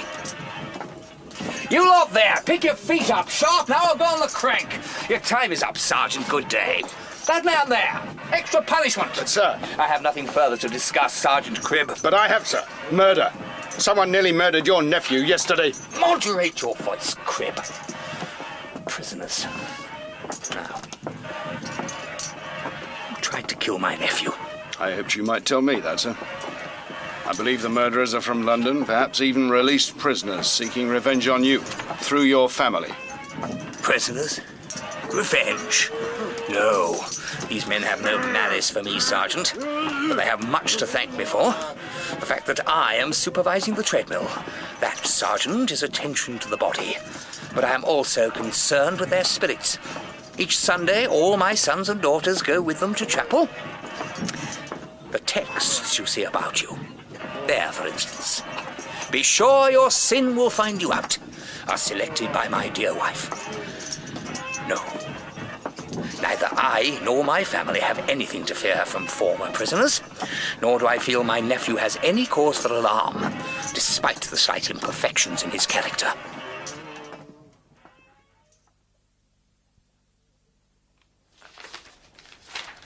Jack the Ripper. Glory, Sarge, you believe it? John Fernandez suspected of being him. Dear me, they interviewed enough suspects. Look at interview 324, Thackeray. Fernandez, John, age 38. Born, occupation, Fellow of Merton College. Suspect interviewed by Inspector Aberline at Oxford. Information received from anonymous source that suspect was known to force his attentions on women. Informant suggested suspect was in London on the nights when the Ripper murders took place. Now, Hardy, read number 326. Suspect agreed he had been in London for meetings of the Royal Geographical Society. Stayed at Oxford and Cambridge Club when Stride and Eddowes were murdered. The night of Mary Kelly's murder, he claimed to have been with his uncle, Mr. Matthew Fernandez. This fact was denied by Mr. Fernandez. Checks at the Oxford and Cambridge Club showed no record of John Fernandez having stayed. When further interviewed, the suspect admitted, blimey, that he spent the nights in question in a Kensington lodging house with a Mrs. Melanie Bonner Hill. This was confirmed by the lady and verified by entries in her diary. Interesting, wouldn't you say? It gives Fernandez a motive, Sergeant, and with Bonner Hill dead... Melanie becomes a wealthy widow. Seems obvious, Sarge. Throws Miss Shaw's theory right out of the window. So we arrest Fernandez? No, Hardy, we do not arrest Fernandez, nor do we overlook Miss Shaw's theory. Yes, an uncommon clever woman, that. I've never denied that, Sergeant. But if it's not Fernandez... It has to be Humberstone, Gold and Lucifer. But we know they're innocent. And we released them. So if we agree that Miss Shaw did see 3 men in a boat, and it wasn't our 3 gents, who did she see?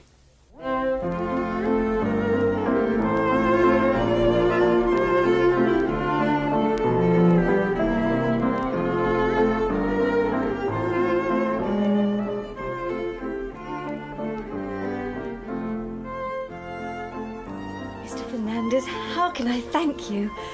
To have actually seen, touched Marco Polo's Un Livre de Cancan. One of Oxford's finer treasures, Miss Shaw. The first illustrated travel book. We are lucky to have it at the Bodleian. And I am lucky to have you as a guide. But it is strange. What is? Chance. To think, had I not met Melanie, Mrs. Bonner Hill, I should never have seen those wonderful maps. Nor would I have met you. Miss Shaw, Harriet, I may address you that way. Oh, please. Rationalists, and there are many in Oxford, say life is a sequence of chance events. I think differently. I believe our meeting is far more. To pursue the point, had I not had an attack of asthma, I would have been fishing with Bonner Hill on Saturday. You'd possibly now be dead. I was not thinking so dramatically. No, my thought was that Bonner Hill would still be alive. His murderers would have hesitated about attacking the 2 of us. But had that happened, we would not be here now. So, you see, even death brings its compensations. But suppose Mr. Bonner Hill's murderers are still about? A chilling thought, Harriet. But what of it? I believe you should have been their victim. So it was you.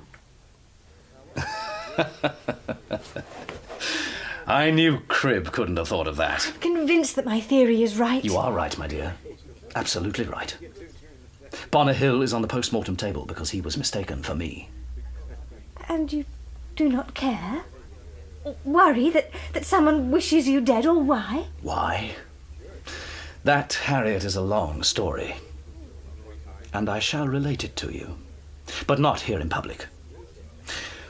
We will walk to Magdalen Bridge and hire a punt. I know just the spot where a man may speak in confidence. So, if you agree... Yes, Mr. Fernandez, I do agree. Then agree to one thing more. Please use my first name. John? No, that is what my parents called me. But I prefer my nickname. Jack. Granted that Miss Shaw didn't tell us everything, Sarge. I mean, if she wasn't bathing alone, well, she wouldn't want to get the other girls into trouble, but that's no reason to lie about the 3 men. She didn't, Thackeray. Now, do you recall the descriptions she gave us? She compared them to maps. Didn't mean much to me. Maps wasn't done in my school. Then I'll remedy that immediately, Thackeray. Give us your notebook. Now, take the first man. What did he look like? Like the Gulf of Bothnia, Sarge. Right, which looks like this. Now, look at the top of the Gulf. See the peak of a cap, the nose and chin underneath? And a long, thin neck, a narrow chest. He don't look much like an oarsman to me, Sarge. Exactly, which is why I took him to be Mr. Lucifer. Now, we draw the Persian Gulf. Big fella sitting in a boat. Yep. A large head and a hat. Humberstone? As I thought. Now, Miss Shaw wasn't too certain about the third man. And you suggested Japan, Sarge. Yes, now Japan looks like this. Like someone leaning back against a cushion.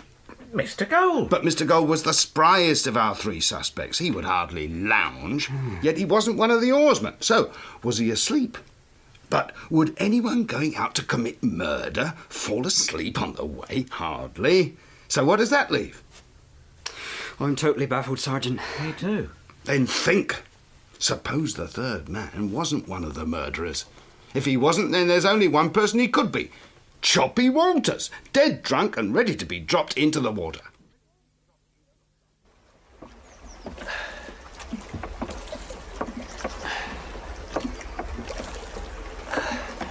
I think this is far enough, Harriet. Yes, we will stop under the willows. Do not be alarmed if they brush your face. They form a natural canopy, a block from the outside world. Now, to matters of greater import. Oh no, Mr. Fernandez. Jack, I have drunk enough. Oh, come. Oh, very well then, but only a drop. Nonsense. It will help you concentrate. Now, you were asking why I was so certain that Bonner Hill was murdered in error. The evidence, my dear Harriet, was in your hands all the time. My hands? The letter which you so kindly returned to me. It was an invitation, one which the writer knew I should not be able to resist. Miss Shaw missing. Yet you wait 4 hours before informing me. I thought Harriet had gone for a stroll. Later I started thinking. She knew no one in Oxford, yet she had put on her best clothes. That is not uncommon with young ladies. No, but yesterday I found a letter among my husband's possessions. It was addressed to John Fernandez. She offered to return it personally, and I allowed it. What? Oh, it was foolish of me. She is so young. Then you think Harriet Miss Shaw is with him? Sergeant, I must go and find her. Answer it, Thackeray. Sergeant Cribb. Steady yourself, man. The letter, Mrs. Bonner Hill, did you by any chance read it? Yes. It was wrong, perhaps, but I was curious. It had a London postmark and the envelope was open. Sarge, the lockkeeper at Abingdon. In a minute, Thackeray. It's urgent, Sarge. No, excuse me, Mum. Well? The Oxford to Reading paddle steamer, Sarge. 2 passengers, a man and a woman, behaving oddly. We're looking for 2 men, Thackeray. I know, Sarge, but the captain reckons that's what they are. Except one of them's wearing a frock. In that case, Thackeray, we'd better arrest them. But Miss Shaw, Sergeant... You can take care of that, Hardy. Mrs. Bonner Hill knows Fernandez, his haunt. She can guide you and tell you about the letter. I do not understand. This one is no jack. A jack, my dear Harriet, is a young pike. It is not sport to take them before they are fully grown.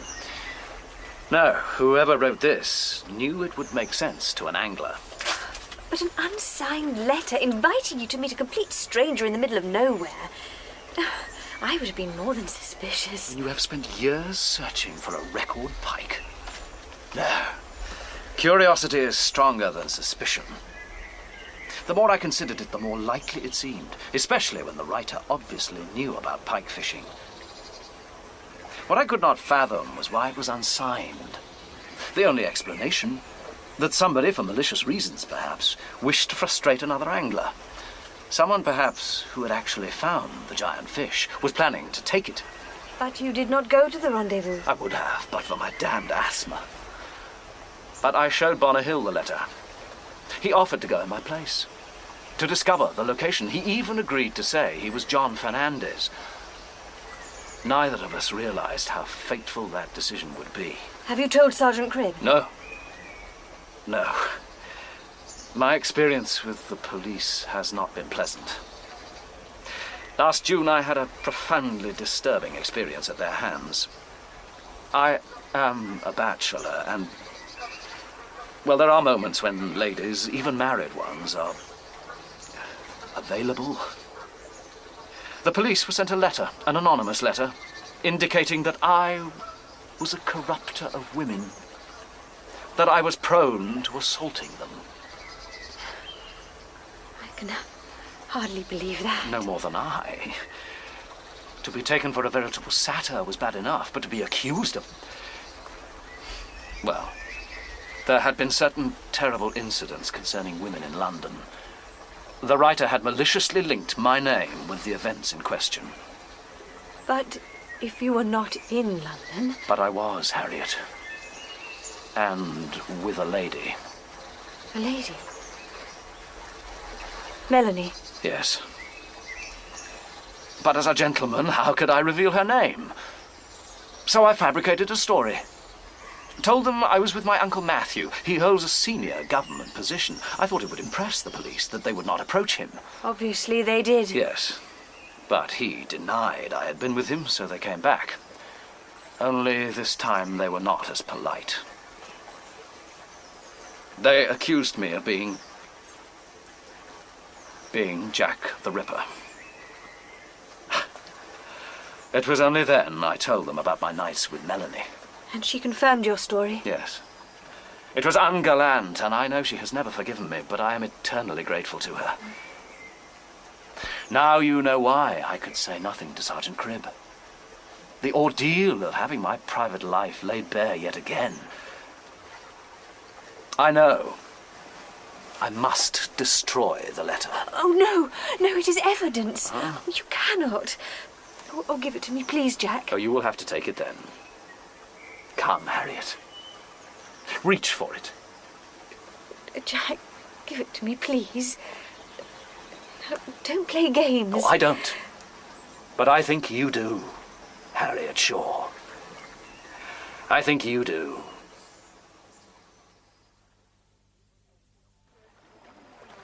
The Iffley Queen don't break schedule for no one, Sergeant.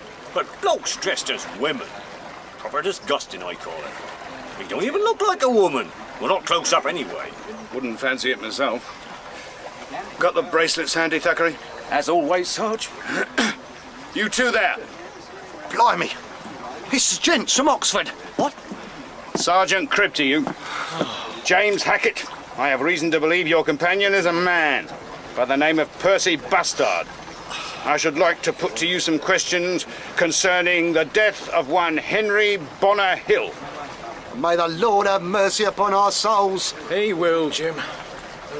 All I want to know is how you copped us. Easily. Hackett's the Persian Gulf. You're the Gulf of Bothnia.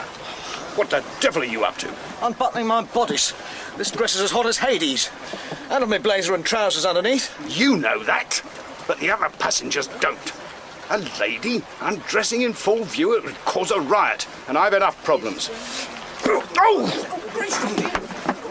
Hackett comes back! Get after him, Thackeray. Don't be a fool, Hackett! Warn the man at the wheel, Thackeray. We'll have him when he gets ashore. You won't? Why not? Jim Hackett can't swim a stroke. Then get your shoes off, Thackeray. Me, Sarge? Go after him? Why not? 2 drownings in a week, we wouldn't want a third, now would we? No, Sergeant.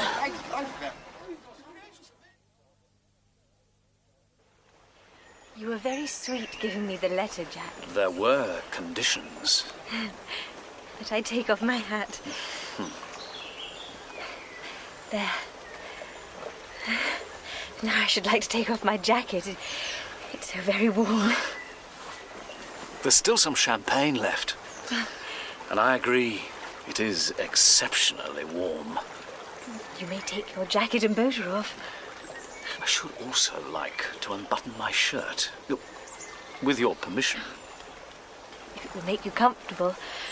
After all you have done, all the exercise. And it would be most unfair to refuse you the liberties I have taken myself. Perhaps then, Harriet, it is time I initiated some.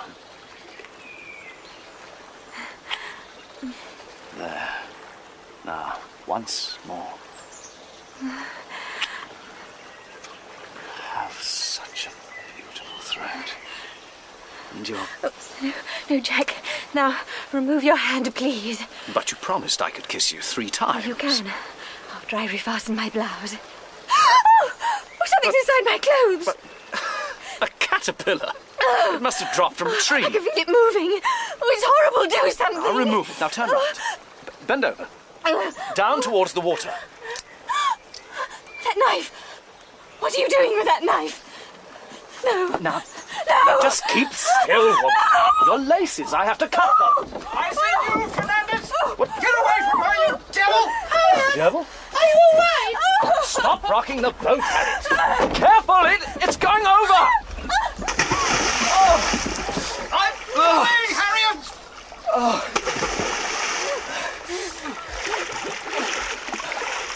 Harriet!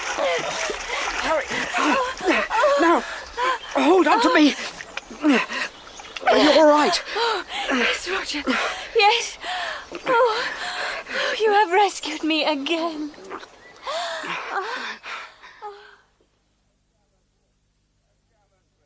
A gallant rescue, Thackeray. Hey, Hackett?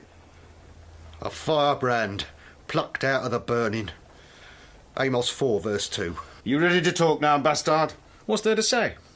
Anyhow, a decent lawyer will get us off. He'll have to be very good, then. 2 charges. The murder of Choppy Walters last Tuesday night at Hurley, and of Henry Bonner Hill in Oxford this Saturday. We wasn't near Hurley on Tuesday. Miss Shaw, you recognise these men? I think so. You're mistaken, miss. Our boat, we slept on it last Tuesday at Wargrave, and that's 10 miles from Hurley, with 2 locks in between. And they close at sundown. Remember the veal and ham pie you had at Phillimore's Island, wasn't it, Thackeray? Right, Sarge. Hackett said it was bought at the Dog and Badger. At Wargrave? There isn't a Dog and Badger at Wargrave. It's at Medmenham. I made a slip then. Anyway, why should we want to murder a tramp? For practice. You needed a victim, someone who wouldn't be missed. You filled him with liquor, rode to Hurley and drowned him. Pity that Hackett gripped him so hard. Or that you let your dog nip him. Dog? We ain't got no dog. But you did have. What did you do, drown it? We never drowned nothing. Stow your gammon, Jim. Well, if you didn't drown it... Thackeray, Phillimore's Island. They brewed you tea, didn't they? Right, Sarge. Over an open fire. Then I suggest we dig there. Nothing like ashes to conceal freshly dug earth. Finding a dead dog won't prove anything. The dog's teeth will. If they fit the bite marks on Choppy Walters' leg, it'll be hanging evidence. And once that's tied up, there'll be a link to Fernandez. Fernandez? I thought you said we killed Mr. Bonner Hill. You know who you killed, but you were after Fernandez. When we don't know either of them. John Fernandez is a philanderer, and philanderers make enemies, jealous husbands, jilted wives. One of them got so agitated about him that they even wrote to Scotland Yard, nasty thing to do, accusing Fernandez of being Jack the Ripper. Be sure your sins will find you out. Rest assured yours have. Scotland Yard investigated Fernandez. Unfortunately, he lied to the officer, gave a false account of his movements, claimed he was with his uncle, the Deputy Governor of Coldbath Fields, the Steel, on the night the Ripper committed his 5th murder. Naturally, the alibi was checked. His uncle denied seeing him. Most probably find he is the Ripper, eh, Hackett? No. Fernandez was with a lady. He lied to protect her reputation. Oh, a gentleman. Oh, very reassuring for his university, Mr. Cribb, but it still don't connect him and us, or Bonner Hill for that matter. That was established last Saturday. It was? Oh, you mean when we were trying to revive him? You were doing that all right, but only because Bonner Hill was the wrong victim. You removed his wallet before you tipped his body into the water to hinder identification. Must have been quite a shock when you examined it. So you rode after the body and staged a rescue. Tried resuscitation in full view of passers-by. Next thing you'll say is we had a rendezvous with, what's-his-name, Fernandez. Right. You hear that, Jim? We're psychic. Of course. We could have sent the victim an engraved invitation. Come and be murdered. You didn't send anything, bastard. But an invitation was sent. By the person who gave you your orders.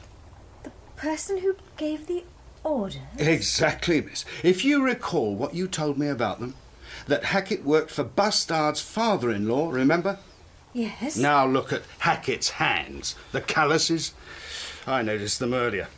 And when I recalled his habit of quoting texts, well, I couldn't see Hackett as a cleric, but his quotations... Be sure your sin will find you out. Numbers 32, verse 23. Quiet, you ruddy lunatic. That struck a chord, didn't it? And you know why, Bustard? I'm no vicar, Mr. Cribb. Well, then I'll remind you. Man goeth forth to his work, every idle word that man shall speak. Those texts are displayed on every wall of the Coldbath House of Correction. To improve the mind, I believe. Pity they couldn't do anything for Jim Hackett. Those texts are seared into his brain. He is a graduate of the steel. Attempted murder, wasn't it, Hackett? 5 years hard. Turning the crank, picking oakum. Strength, total obedience and experience in violence. Excellent characteristics for an assassin. Even more so if we add Mr. Bustard's brain. A compliment, Mr. Cribb. But fortunately, I did not serve time in the steel. No, but you visited there often enough to see your father-in-law, Matthew Fernandez. Deputy Governor. Matthew Fernandez planned his nephew's death. Why? Because Matthew Fernandez valued his job, his reputation, his family. And when he was questioned by Inspector Aberlin, well, miss, it caused him a deal of embarrassment. But he knew a John Fernandez reputation. As a womanizer, but to be linked at his place of work with Jack the Ripper? That was unendurable. He realised every time a woman screamed rape within 20 miles of Oxford, the police would be back. It would make him and the family he paraded so proudly in chapel every Sunday a laughingstock. A prison's very like a school, miss. No secrets. Once the prisoners knew about John Fernandez, discipline would be gone. He'd be forced to resign. So he asked me to get rid of his nephew? Yes. Matthew Fernandez was the steel. The systems, routines were all under his control. If someone upset them, that someone went on the crank. It was Matthew's remedy for everything. But when his whole life was threatened from outside, the crank couldn't help. So he found another remedy. Murder. But to kill his own nephew? The victim was neither here nor there, miss. Fernandez's existence was threatened. The only solution was murder. And being methodical, he devised a near-perfect method. The victim an angler, so lure him. Punts are unstable, so drown him. And then arrange for the killers to blend with the herd, have them follow the route taken by Mr. Jerome. But why Hackett and Bustard? Fernandez could hardly leave the steel, risk being recognised, so he used Bustard, his son-in-law. He explained the consequences to both of their lives if John Fernandez lived. And Bustard, being equally logical, picked Hackett. Well, I reckon game's up, Mr. Cribb. And may God be merciful to me, a sinner. Luke 18, verse 13. But friend Bustard, I reckon where you and I are going, well, we ought to take the bleeding Deputy Governor with us. Well done. Very concise, Cribb. So I suggest you take this away. My written report? All 168 pages, Cribb, which, as you have just proved, can be condensed quite effectively. Now, your expenses. We'll have to make one minor addition, sir. Oh, really, Cribb? The cab fare to the steel, sir, when I arrested Matthew Fernandez. Not exactly following the book, Cribb. No, sir, but seeing the Home Office will save a bit. Save? How, Cribb? 3 murderers, sir. And it seems they'll all swing together.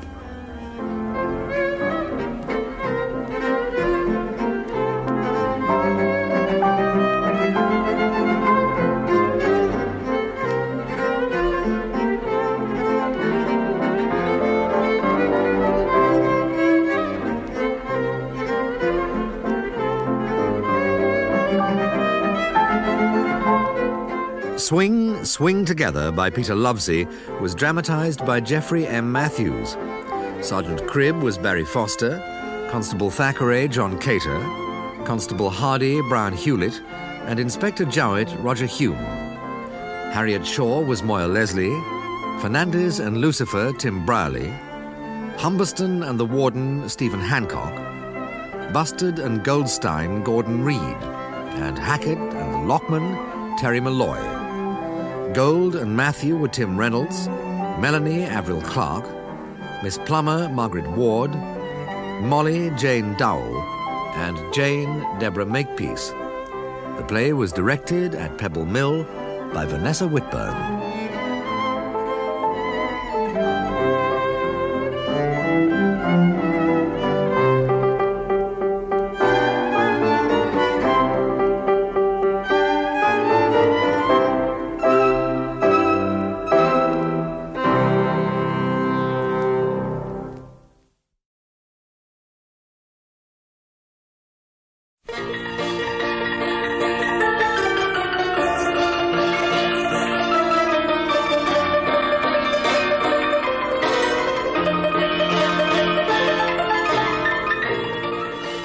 we present Barry Foster as Sergeant Cribb and John Cater as Constable Thackeray in A Case of Spirits by Peter Lovesey, adapted for radio by Geoffrey M. Matthews.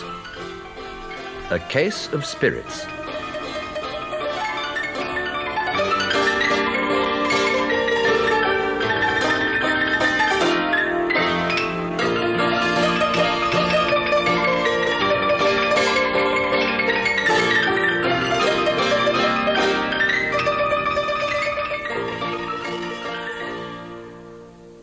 Thackeray. Mr. Cribb. It's good to see you, Sarge. Yeah. Oh, I'm glad to hear it, Thackeray. Forgotten the first principles of plainclothes work, have you? Hardly, Sarge. Never draw attention to yourself by behaving erratic. Exactly, Thackeray, and we are in a public house. Point taken, Mr. Cribb, but you know I don't get paid till Friday. Should learn to budget better then. Landlord, 2 swipes, if you please. Right away, Guff. You look older, Thackeray. It has been 2 years, Sarge. Adding an inch or 2 round the waist as well. I don't like to see a man go soft just because he's off the beat. No fear of that, Sarge. 4pence, please, Guff. Right. Just shout when you want to top up. Here's to crime, then. The only reason I had you transferred from Rod Ride.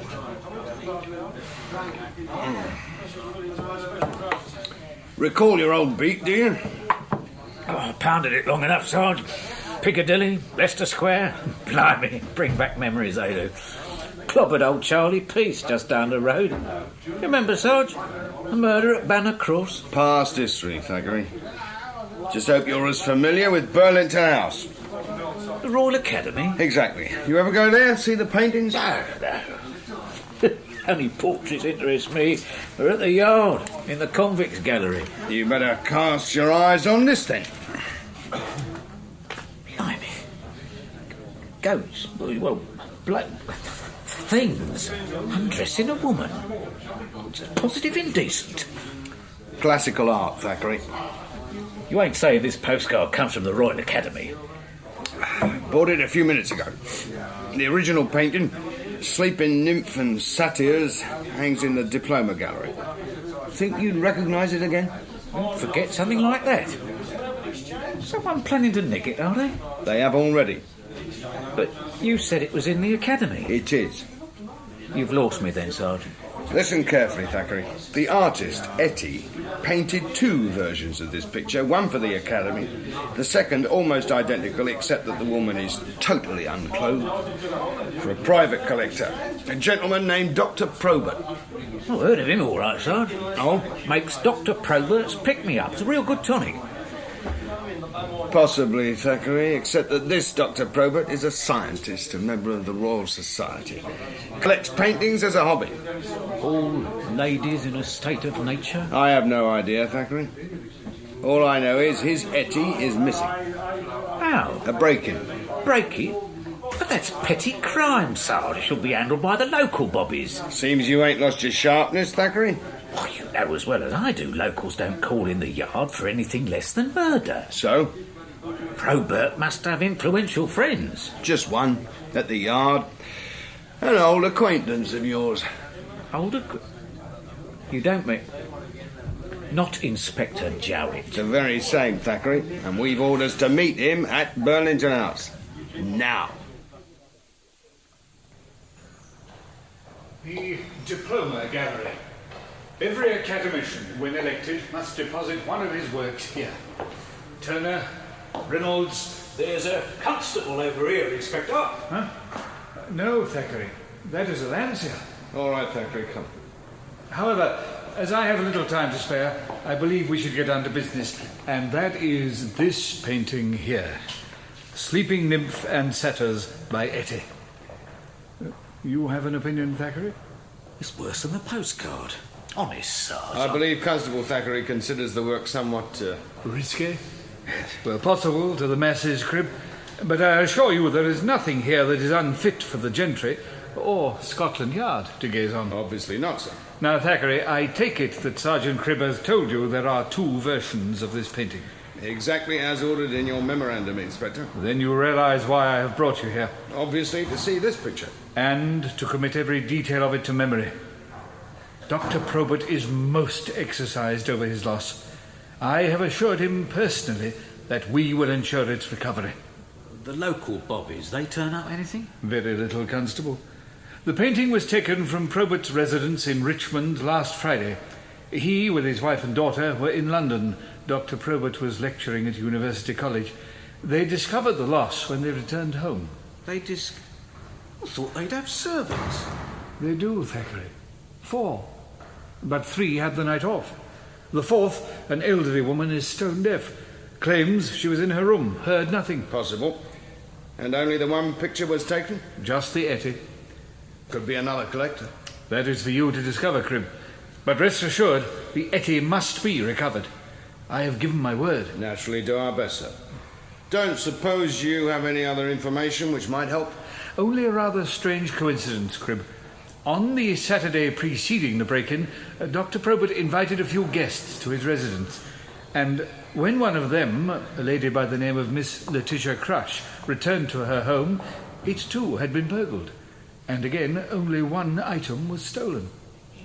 This Miss Crush, she a collector as well? Not of pictures, Constable. No, Miss Crush collects valuable china. The piece taken was a Royal Worcester vase. Worth a bit, ain't it? Not really. About £30. 30 quid? And she don't think that valuable? Not when you consider that most of Miss Crush's pieces cost more than 1,000 guineas each. Don't know any cracksmen, that's stupid. Miss Crush, she a close friend of Dr. Probert? Hardly. They met about 3 weeks ago, professionally. They have certain interests in common. Anatomy? Education classes may have improved your vocabulary, Thackeray. However, do not permit your animosity to those of a superior social status to yourself to vitiate your deductive processes. Definitely not. Miss Crush and Dr. Probert are seekers after truth, involved in the study of life after death. Spiritualists. You could say that, Cribb. I prefer to consider them scientists. As you said, sir, seekers after truth, as we all are. In our different ways, of course. Of course, Cribb. So go out, seek, delve, but above all, Sergeant, be discreet.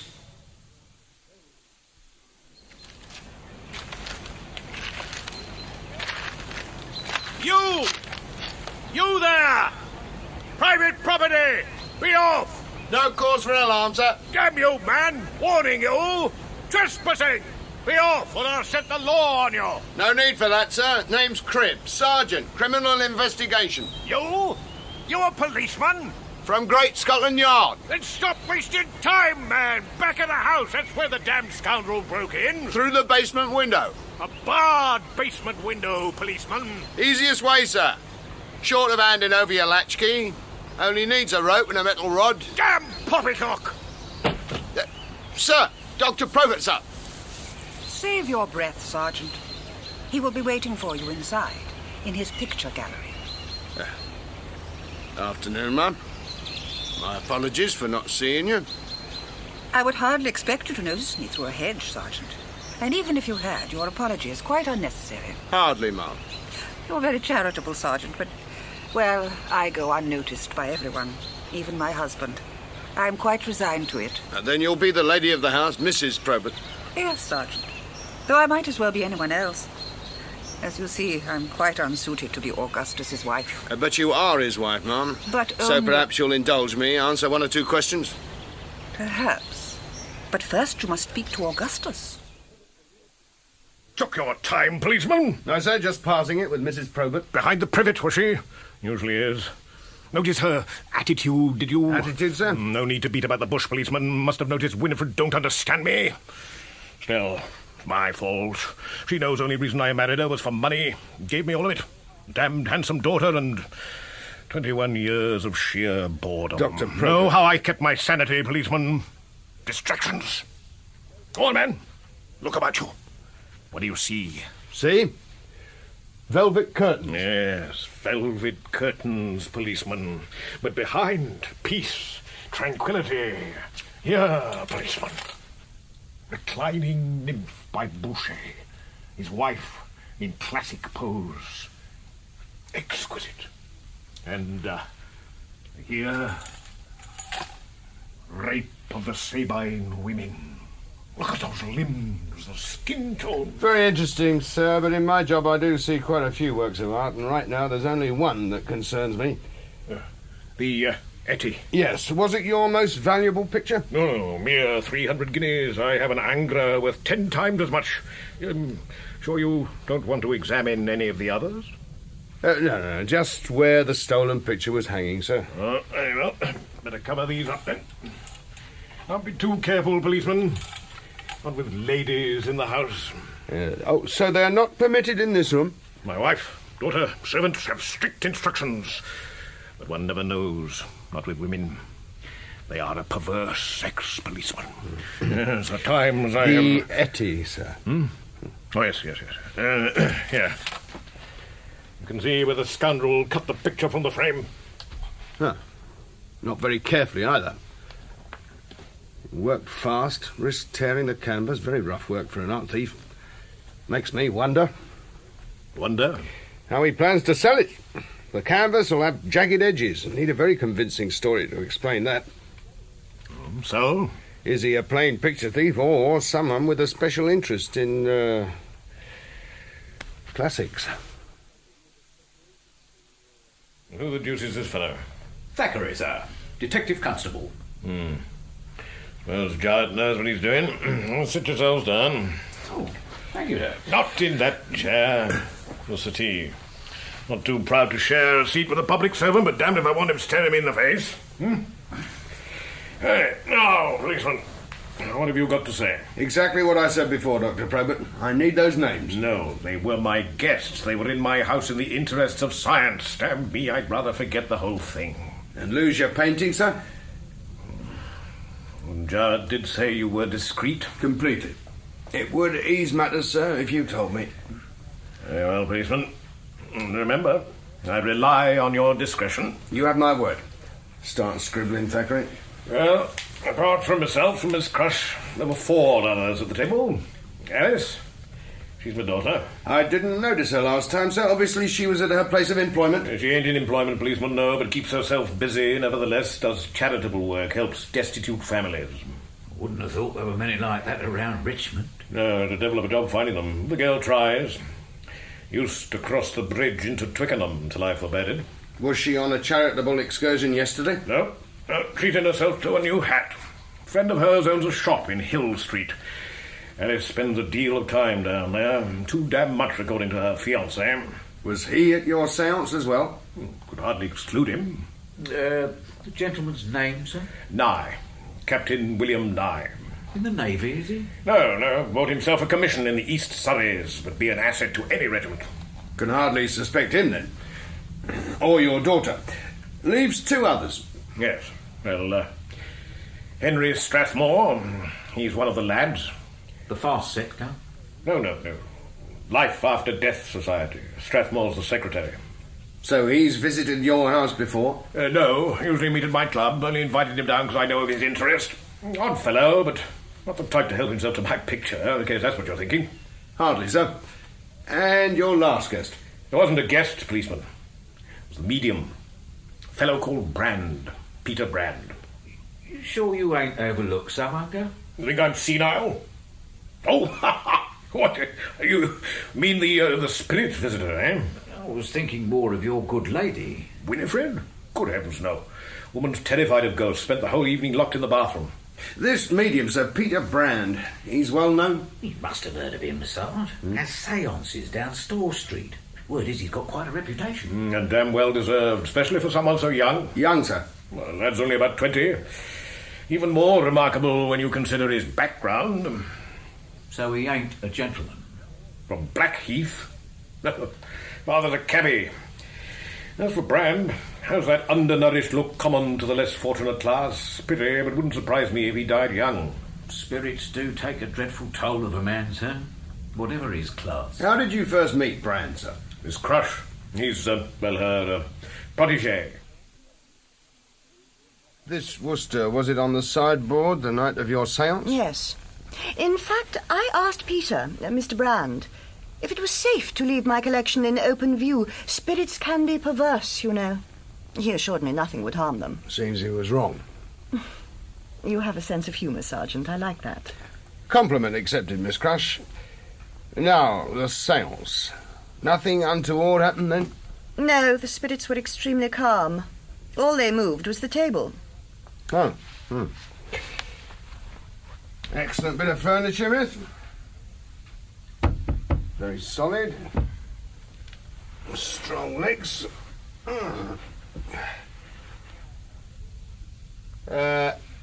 Miss, there's a man under here. It is only Mr. Strathmore. You may come out now, Mr. Strathmore. No need for that truncheon, Sergeant. Sorry, sir, just disconcerted. Didn't expect to. To find a man under my table. I thought of telling you as you came in, but, well, the construction you might have put on it. Actually here by appointment, Sergeant. Had no idea you'd be calling. Mr. Strathmore is a distinguished psychic investigator. Secretary of the Lads, I believe, sir. Ah, then you've heard of us, Sergeant. Excellent. You know what we do? Vaguely, sir.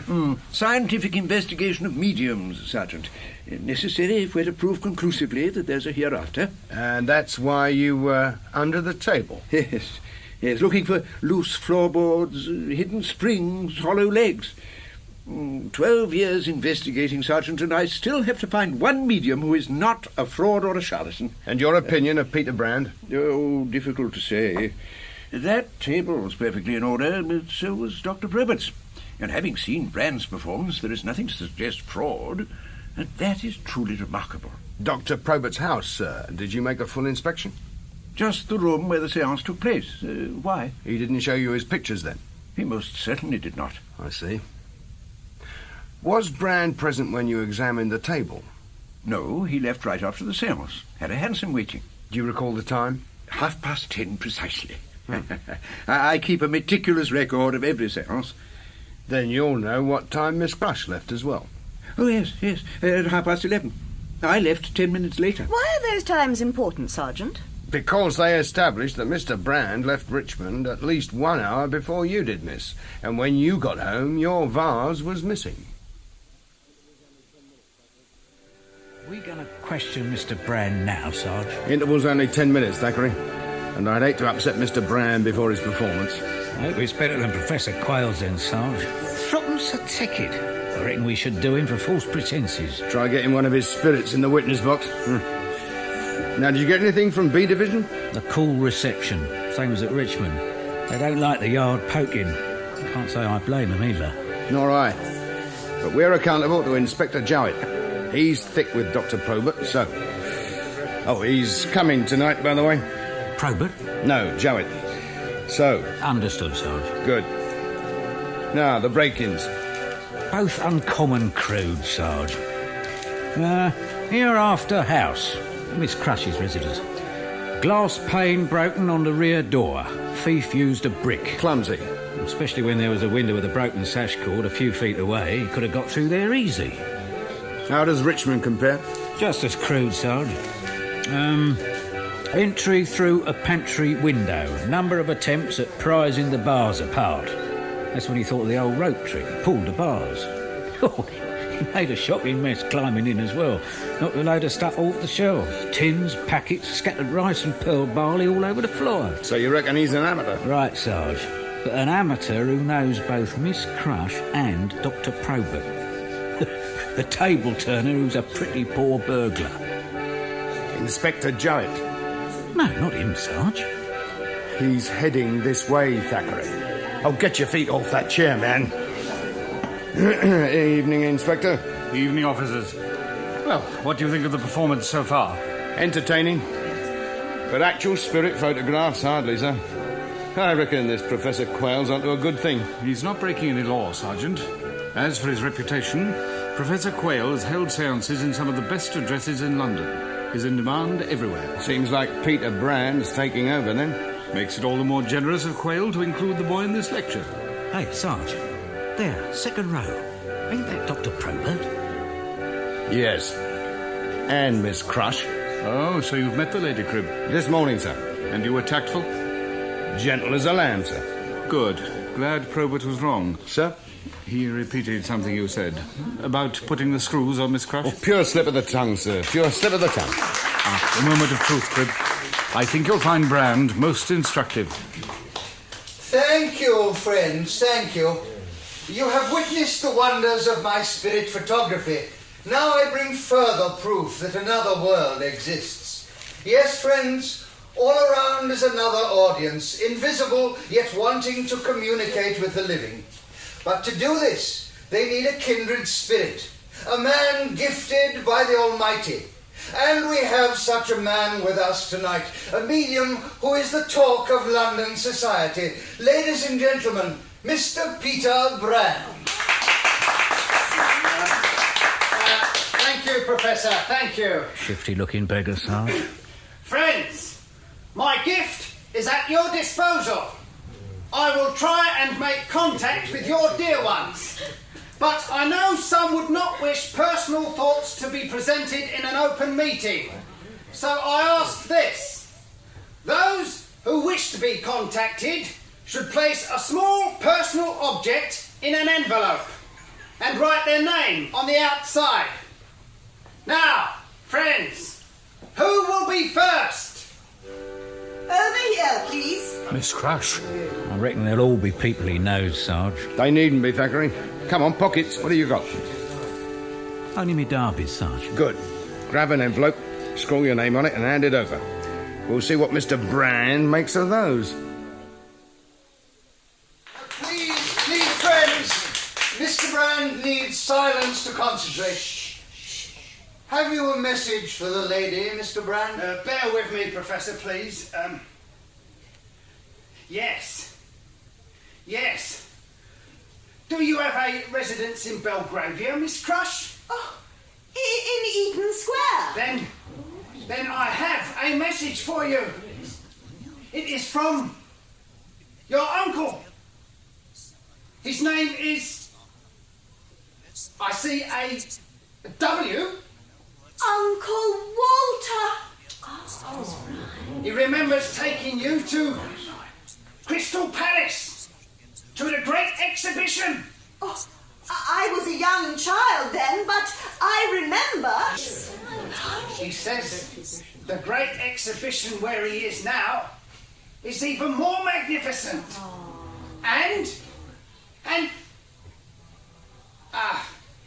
No, I'm sorry, I'm losing contact. Uncle Walter! No, he's gone, Miss Crush. But other spirits are waiting. Now, for this envelope. Feels heavy. If you would read the name, Professor. It is signed E. Thackeray, and it contains a pair of handcuffs. Is this some form of joke, Mr. Thackeray? Hardly, Professor. Only thing I had available. Even so, Mr. Thackeray, I consider, as I am sure the audience does, that you have shown arrant bad taste. You are a policeman. Correct, sir. Out of uniform, but obviously prepared for all emergencies. Every one, sir. Very commendable. But since handcuffs are not a personal article, they are unlikely to evoke a response from above. Are you ready for the next envelope, Mr. Brand? No, Professor. No, I'm sorry. There are adverse spirits here. Excuse me, friends, excuse me. Really, Sergeant? Sorry, Inspector. Come on, Thackeray. Where, Sarge? Stage door before Brand does a vanishing trick.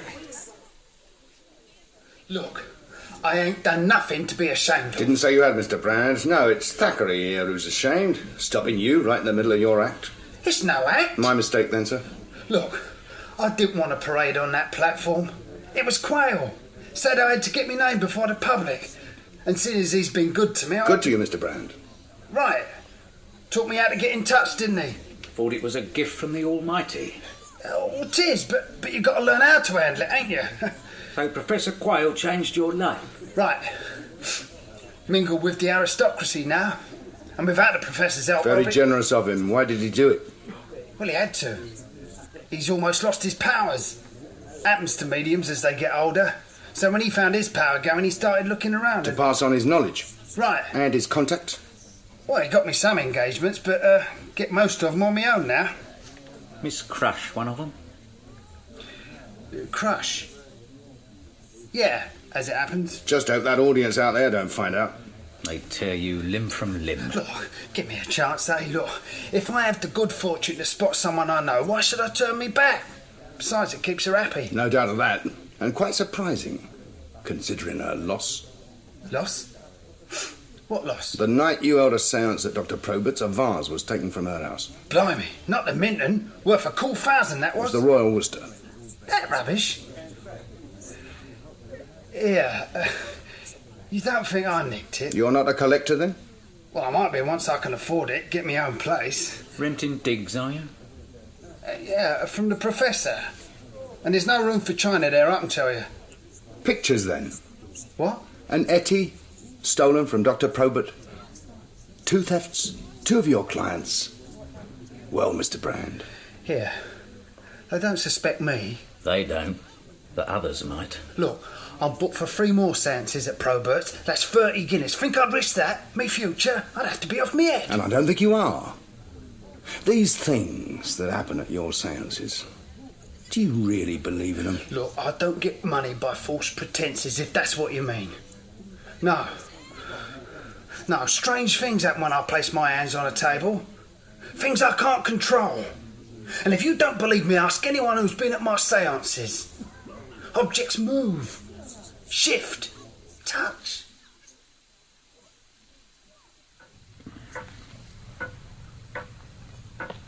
Oh, do you see it, Dr. Probert?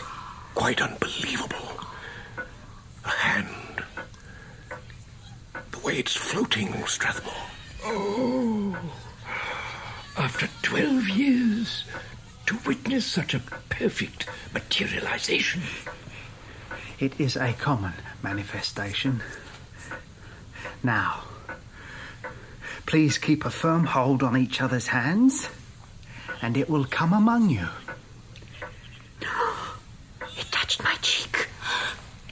Oh, my dress. It's tugging at my dress. Oh, my hair. We're not having that, Alice. Look here, Brand, I will not have my fiancée interfered with. Keep your hands on the table, Captain Nye. Damned if I will. Stop it. Where the devil is that fruit coming from? Stop it. Stop it.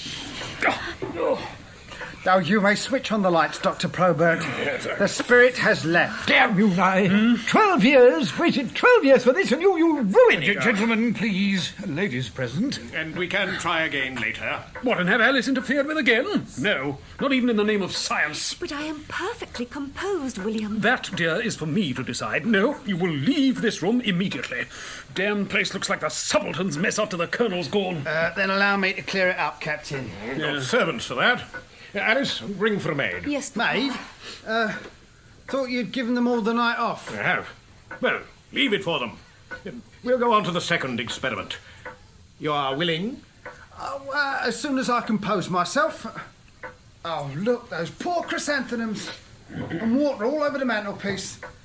Lucky I always carry a large handkerchief. There.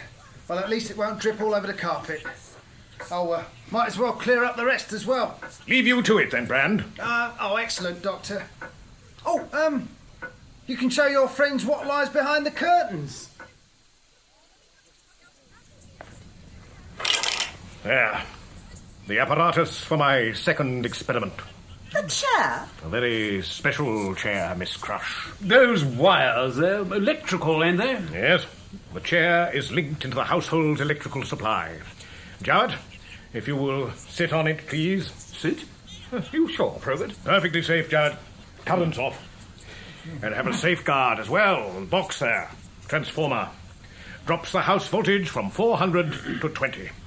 Low enough to be safe. High enough to register on a galvanometer. Where does Brand fit in? Allow me to finish, William. The brass handles on the chair arms, Jowett. Hold on to them, please. Oh, they're soaking wet. Mm-hmm. Salt solution. Makes for better electrical contact. William, the galvanometer there. If you'll bring it out here. Oh, yes, right. The wire is long enough. Jowett is isolated behind that curtain. Grasping the handles. are wired to the chair. When I switch on the current, it will travel to one of the handles. Pass through, Mr. Jowett. To the other handle, completing the circuit. I will now switch on. Careful. Not too uncomfortable, I hope. A slight tingle, that's all. William, the galvanometer. Ready? Steady at 180. Excellent. Now, Jowett, release one of the handles, please. The needle, it's jumping all over the place. Exactly. Proves everything's working. You can come back now, Jowett. So, Mr. Brand will be monitored like that? Precisely, Miss Crush. As long as he holds onto the handles, the meter will stay steady. But if he frees even one hand, we'll know. Be simpler if a couple of us watched him. Impossible, William. For this experiment, Brand needs to be totally isolated. Why? Brand is going to reach for the ultimate.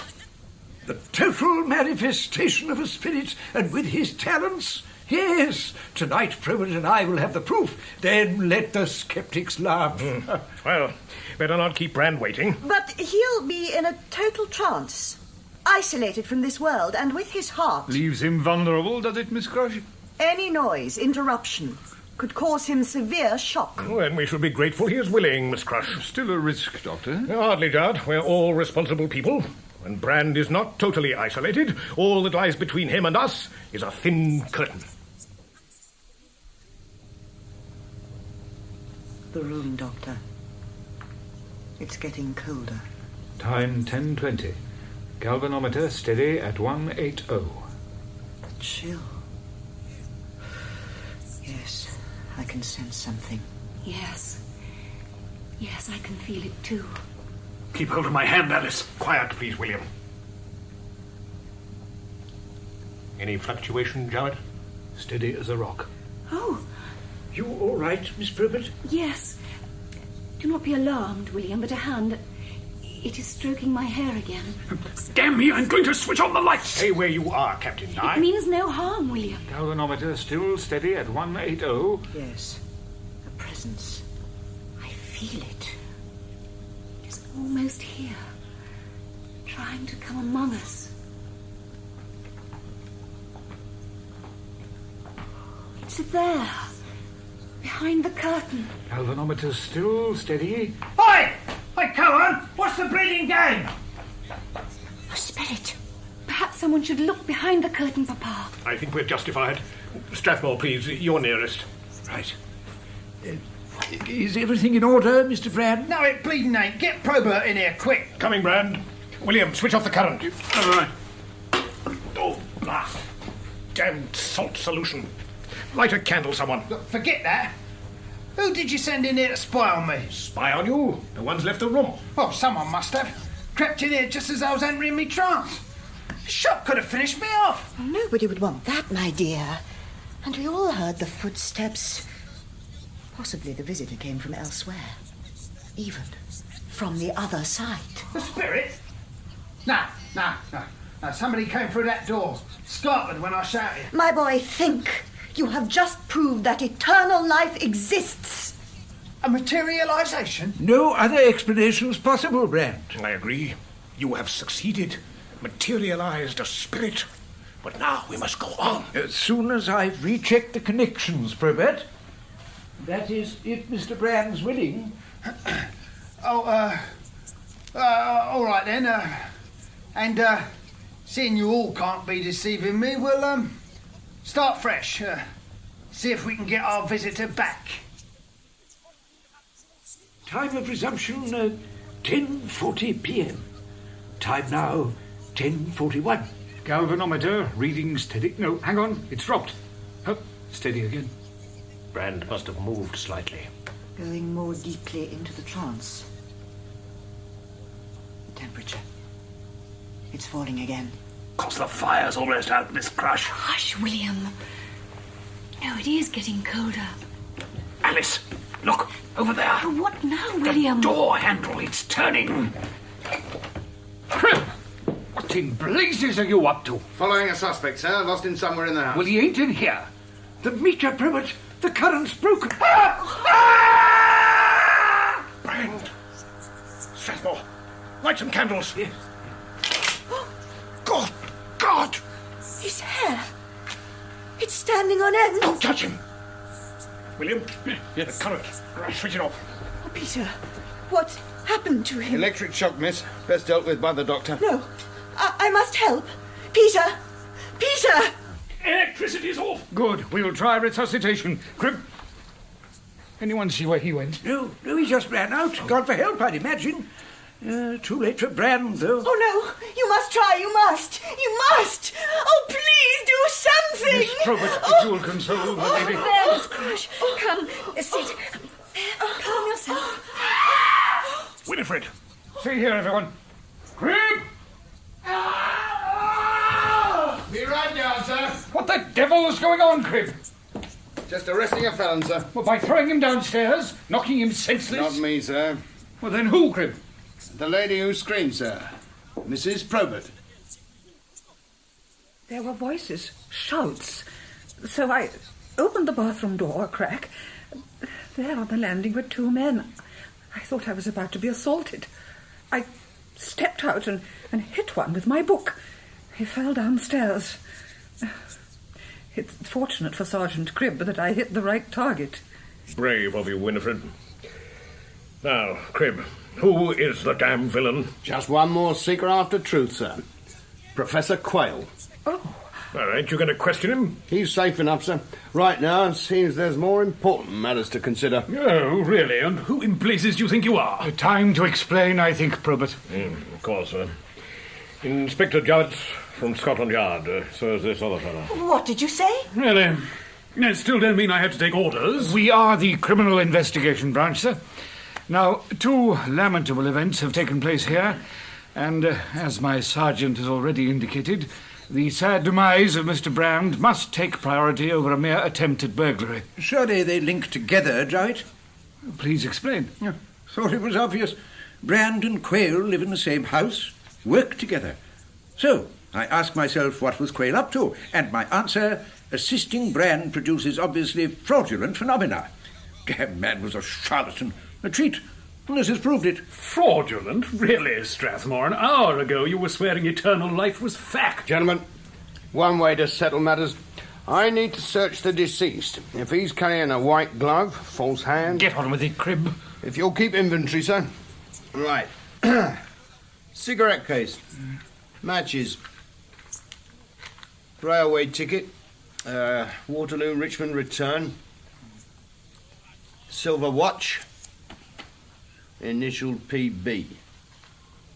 And a wallet. 3 10-bob notes. A photograph. Bit dog-eared. Let me see it, Cribb. Oh, a lady in a music hall costume. It's not significant. Does have a scribble on the back, sir. Numbers. Oh, yes. I suppose we better make a note of them. 469. And just below 9281. Followed by a square. Mean anything, Jowett? Possibly, to Brand. Well, nothing here to suggest fraud, Strathmore. Well, he must have passed the evidence to Quayle. Hardly, sir. All Quayle had on him was a rail ticket and a flask of gin. Fortunately, that survived his fall. Forget that, Sergeant. Now to Brand. There'll be an inquest, so I will need formal statements from everyone. Like to make one first, sir. This mark here on the carpet, right where Brand had his feet. Feels uncommon damp. Well? Water's a good conductor of electricity. I'd like to know how it got there. An accident, Sergeant. Bowl of salt solution kicked it over when Brand shouted. Couldn't have caused his death. Why not, sir? Current was off. Besides, the damn patch was nowhere near Brand's feet. Might have moved them forward, sir, after the current was switched on. Even so, voltage couldn't change. Maximum reaching the chair was only 20 volts. Can confirm that, Cribb. Maybe, sir. But Brand was electrocuted. Dr. Probert, you said Brand shouted. Happened halfway through the seance. Claimed someone entered the study. Quayle. Must have been him. Or you, policeman. Wasn't me, sir. But Quayle's a definite possibility. Could have spotted me when he entered through the back door. Entered? I mean, broke in, don't you? No, sir, the back door was unlocked. Would have thought your staff would have learned. Just keep to the point, Cribb. Well, by the time I was inside the house, the professor had vanished. I went downstairs towards the cellar. And couldn't find him. And why? Because he nipped into the study. It was dark, he tripped over the transformer, and old Brand got 400 volts. Impossible, William. Galvanometer would have burned out. Besides, when Brand screamed, Professor Quayle was upstairs, with a policeman following behind. Does it really matter, Papa? We know the Professor was here. I'd just like to know why. Etty, I have no idea what you're talking about, Constable. Sergeant, in fact, sir. Etty painted the canvas you nicked. I have never heard of him. Don't doubt it, Professor. Just proves you're no connoisseur of art. Can't do a decent job of housebreaking either. The mess you left in Dr. Probert's pantry. Tea, sugar, pearled barley. You accuse without proof, Sergeant. Your premise could apply equally to Peter Brand. Even more so. His class are often tempted to steal from their betters. Got all the answers, haven't you? Oh, I did suspect Brand, all right. Then I clapped eyes on you at Store Street Hall. Got me thinking. Really? There was Brand. Young, ambitious, capable of earning fat fees from the gentry. Yet glimming yokels for pennies. And sharing a stage with you. Had to be a reason. There was. I invited him. So he could help line your pocket. Accepted, Professor. Now, tell me why Brand should queer his pitch. Rob his wealthy clients when he was fleecing them handsomely already. Fleecing them? Thackeray's handcuffs, Professor. They terrified Brand. And not because he was a thief. Oh, no, sir. Because he thought we'd tumbled his trickery. That he already knew Miss Crush. Oh, that. Pure opportunism, Sergeant, and perfectly legitimate. Don't think your audience would see it that way. You interested in prize fighting, Professor? Hardly. Well, you've a lot in common with the great Jem Mace. And you know, Professor, there's only one thing the fancy like better than a novice who comes fresh to win a championship, and that's the older, who comes back and knocks him out again. And that's what you intended for Peter Brand. Arrant nonsense. No. That's why you helped him. So you could stab him later, figuratively speaking, by stealing from his rich clients, letting suspicion fall on Brand. Far better than exposing him as a fraud and raising doubts about mediums in general and you in particular. Very ingenious, Sergeant. But if we accept your theory, I should now be robbing one of Probert's guests. Strathmore, perhaps. Or even Miss Crush. But I am here. Right, sir. In fact, I thought you'd be at Miss Crush's tonight. If you'd gone there, you'd have been picked up by a Constable Thackeray. But since you headed this way, I was obliged to follow. And now? I'm arresting you on suspicion of entering this residence with intent to commit a felony, and I must warn you, there will be other charges. I will deny them. You have no proof, Sergeant. Got the proof, all right, sir. See the small white object? I put it in the water a few minutes ago. Swelling nicely, isn't it? I took it from your trouser turn-ups, along with several others, while you were unconscious. You'll find quite a few more down in Dr. Probert's pantry. You knocked him over the night you broke in. For heaven's sake, then. What is it? A grain of truth, Professor. Usually found in stews, and that's precisely what you're in. It's pearl barley, Professor. Pearl barley. Expect congratulations, Cribb, for insubordination. Insubordination, Mr. Jarrett? At Dr. Probert's. Well, damn it, Cribb. An officer of my rank expects to be allowed to question witnesses without interruption. And you... Got a mite carried away, sir? Precisely. The wet patch. Your theories about electricity. Could have asked all those damn questions myself. Ah, very definitely, sir, and used better words. Just, I didn't realise you wanted things your own way. Well, admit the circumstances were a bit irregular. Most, sir. Well, in that case, I may reconsider reporting you to the director. But be warned, Cribb, there will be no repetition. Now, any idea why I summoned you here? A parley about Mr. Brand's death? We are in a modern detective force, Cribb, not the Bow Street runners. Sir? You are in Scotland Yard attending a conference. Ah. And besides you and Constable Thackeray, 2 others will be present. Mr. Cage an authority on electrical matters. He has examined the apparatus at Richmond, and Dr. Benjamin. The police surgeon? Yes. He assisted in Brand's post-mortem this morning. Should have all the salient facts. Doctor, the evidence of massive shock? Classic symptoms, Jowett. Muscle contraction, tissue damage, necrosis of muscles and internal organs. Madness! Only several hundred volts could have caused such extensive injury. Then several hundred volts passed through the deceased. Dr. Benjamin, I sat in that chair with a powerful on. I am still alive. Dr. Probert's transformer. Could there be a fault there, perhaps? I said I checked everything, Jowett. There was nothing faulty. And regardless of Benjamin's findings, I shall tell the coroner that on oath. And I have my science on my side. I don't doubt that, Cage. Or Dr. Benjamin's findings. But there has to be an explanation. Now, I am not subject to hallucinations, but I saw happenings last night that were unbelievable. A hand, totally disembodied, touching people, throwing oranges. It convinced me that serious spiritualism cannot be taken lightly, and that Mr. Brand's death may have been induced by the supernatural. Then you're more gullible than Cage. Supernatural? Brand was a damn charlatan. You ever hear of Blue John? Blue John? No, he's not known to me. Not he, it. Blue John, or calcium fluoride, is a chemical. Found particles of it all over Brand's right palm. Fail to see what... You will, Joe, you will. Now, Blue John, heat him gently. He glows in the dark. So coat your hand. Warm it gently over a fire. Then turn off the lights. Know what you'll see? A disembodied, glowing blue hand. That's how Brand fooled you. And he'd have gone even further had he lived. Further? Know what he was wearing under his suit? A white nightshirt with a bag of talcum powder in the pocket. Of course, I haven't your experience, Jowett. But if I were planning to manifest a ghostly visitor... I hardly know what to say. You could commend the doctor on a thorough examination. Of course, Cribb. Goes without saying, Doctor. Then give credit where it's due. To the fellow who sent me the note. Note? Suggesting I look for Blue John. Pay particular attention to Brand's palms. I thought you knew about it. Why should I? Well, it was signed by one of your officers. This quiet fellow here. Sergeant Cribb.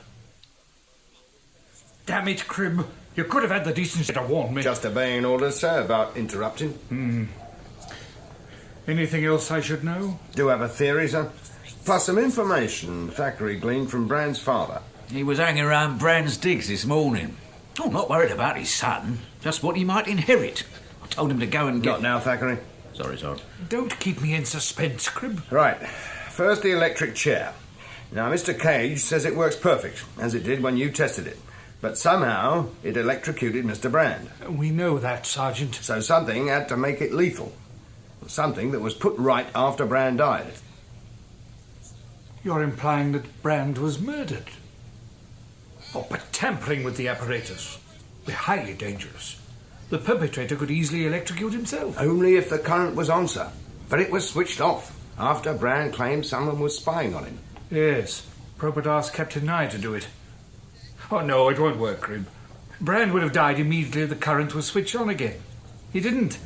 The galvanometer was steady for quite some time before Brand screamed. I've a notion about that too, sir. Need time to clarify it, but if we could proceed... As long as we go somewhere, Cribb. To the spirit hand, sir. Now, that Blue John... Yes, that hand must have looked uncommon convincing. It did. And when it appeared, everyone was linking hands? Yes. Including Brand? Certainly. He completed the circle. But if his right hand, the one coated with Blue John, was floating in the air, the chain must have been broken. And that couldn't happen unless someone was aiding him. Have to be the person seated on Brand's right. Miss Crush. But that's inconceivable. Not if Brand had a hold on her, sir, and I believe he did. Oh? Proof was in Brand's wallet. You recall a certain photograph? A young woman in puris naturalibus. Offensive, but suppose it did have a certain appeal, especially for Brand's class of person. Class don't enter into it, sir. Especially since we know at least one gent with similar leanings. But the picture ain't relevant. It's the numbers on the back that were important to Brand. And seeing he was illiterate... What led you to that conclusion, Cribb? Store Street again, sir. Seemed odd. Professor Quayle reading the names on the envelopes, even ones that were handed to Brand personal. But Constable Thackeray gave me the final clue, that Brand may not have found reading easy, but that he was cognizant with numbers. Suggest you look at them again. Especially the second, with the square beside it. 9281 square. No, still don't mean anything. But you ain't illiterate, sir, or speak like Brand. Thackeray? Right, Sergeant. 928 square. Excellent, Thackeray. Inspector? 928 Eaton Square. 92 Eaton Square. But that's... Miss Crush's address in Belgravia. Thought you'd get it, sir. Amazing, Cribb.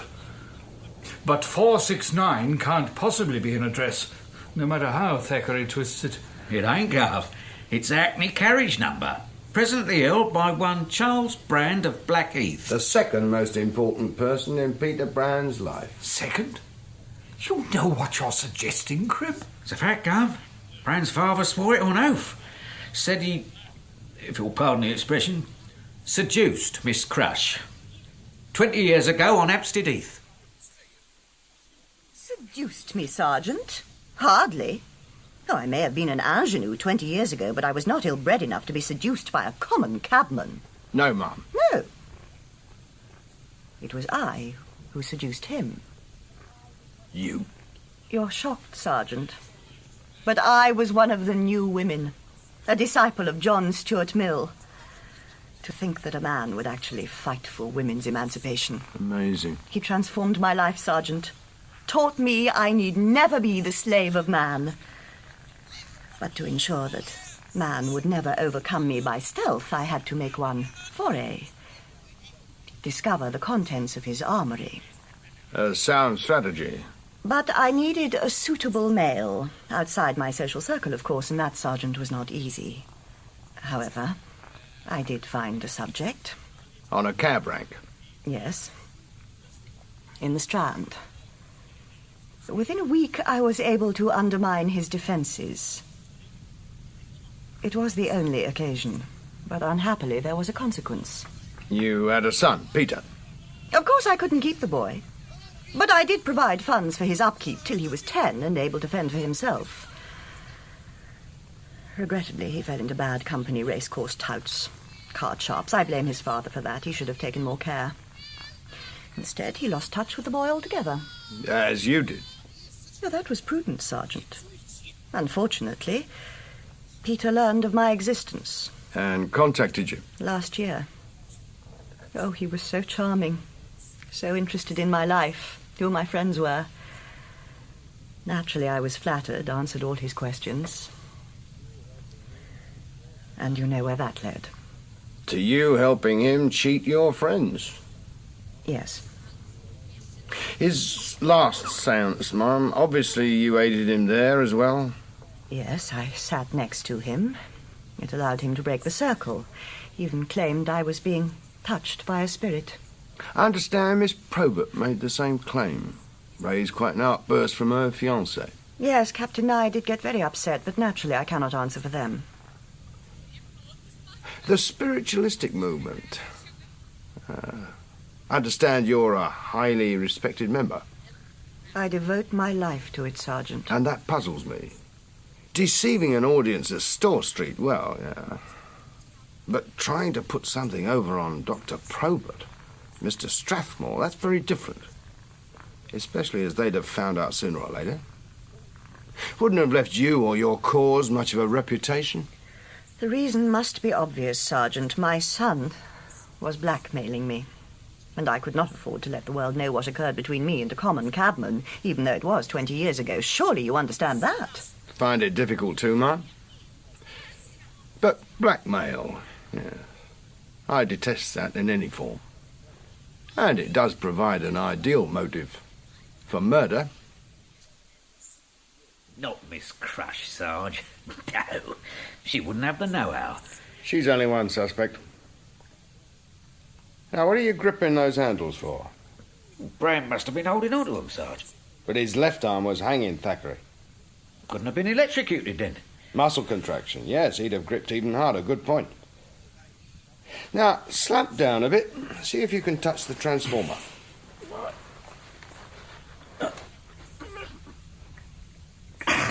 Impossible. Have to be an acrobat. Sarge, here on the carpet. Chrysanthemum petals. I thought the vase was on the mantelpiece. Suppose they could have stuck to someone's shoe. Oh, to something else, Thackeray. Stick 'em in an envelope. My evidence, Sarge? That depends, Thackeray. On what, Sarge? On whether Brand was able to examine the chair before the séance. And he couldn't do that without cooperation. Let Brand inspect my apparatus in advance. It'd negate the whole experiment. But, Papa, Mr. Brand... Did not examine the chair before the séance. Did anybody, apart from yourself? Only Strathmore, last Wednesday. Helped me wire it up. Still think Brand would have wanted to see it, if only for professional reasons. Well, he didn't. Oh, if the interrogation's over, I'll show you the door. I'll do that, Papa.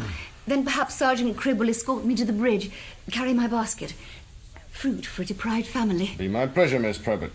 As for the basket, Constable Thackeray's outside. I reckon he won't object to a bit of exercise. I appreciate your confidence, Sergeant. And like you, Papa also believes Mr. Brand was murdered. And does he have a suspect in mind, miss?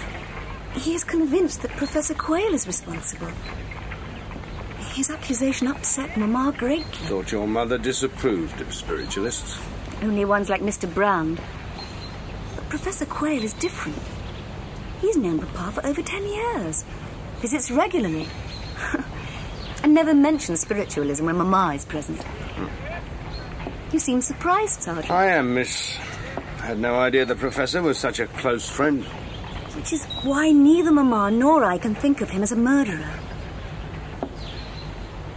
Constable Thackeray seems to be dropping behind. Do you think we might wait for him? As you wish, miss. Bench right over here. Don't feel too damp. Thank you. Seances, miss. Do you attend very many? Whenever I am invited. I find them such fun. Not sure Captain Nya'd agree. He was quite liverish last Saturday. Oh, William's just like Mamma. Gets agitated over nothing. I'd feel the same, miss, if I was your fiancé. Now, you're quite sure something touched you? I don't imagine things, Sergeant. Being touched by spirits or knowing who killed Mr. Brand. Well, then you know more than I do, miss. It's so obvious, Sergeant. Mr. Strathmore. Strathmore? And his motive? Mr. Strathmore calls himself an investigator, so he should be unbiased. Yet when he came to assist Papa, he had only one thing in mind: to trap Mr. Brand. How? He wanted to smear the chair with carbon powder, weave thread all around the study. And the way he fussed over that chair, marking its precise position. He acted more like Sweeney Todd than a scientist. Can hardly arrest him for that, miss. Ha ha. The holes in your theory. Holes? Well, you did say Mr. Strathmore was the only person to see the chair before Saturday. Yes. But it's obvious you also saw it. As I suspect your mother did, and seeing Captain Nye as a daily visitor. Yes, William did see it on Friday when Mr. Brand came. Oh. Knew he'd been, miss. Some arrangements about the séance, no doubt? I think so. Though why Papa didn't want it mentioned... You won't tell Papa I told you. Our secret, miss. Oh, Thackeray.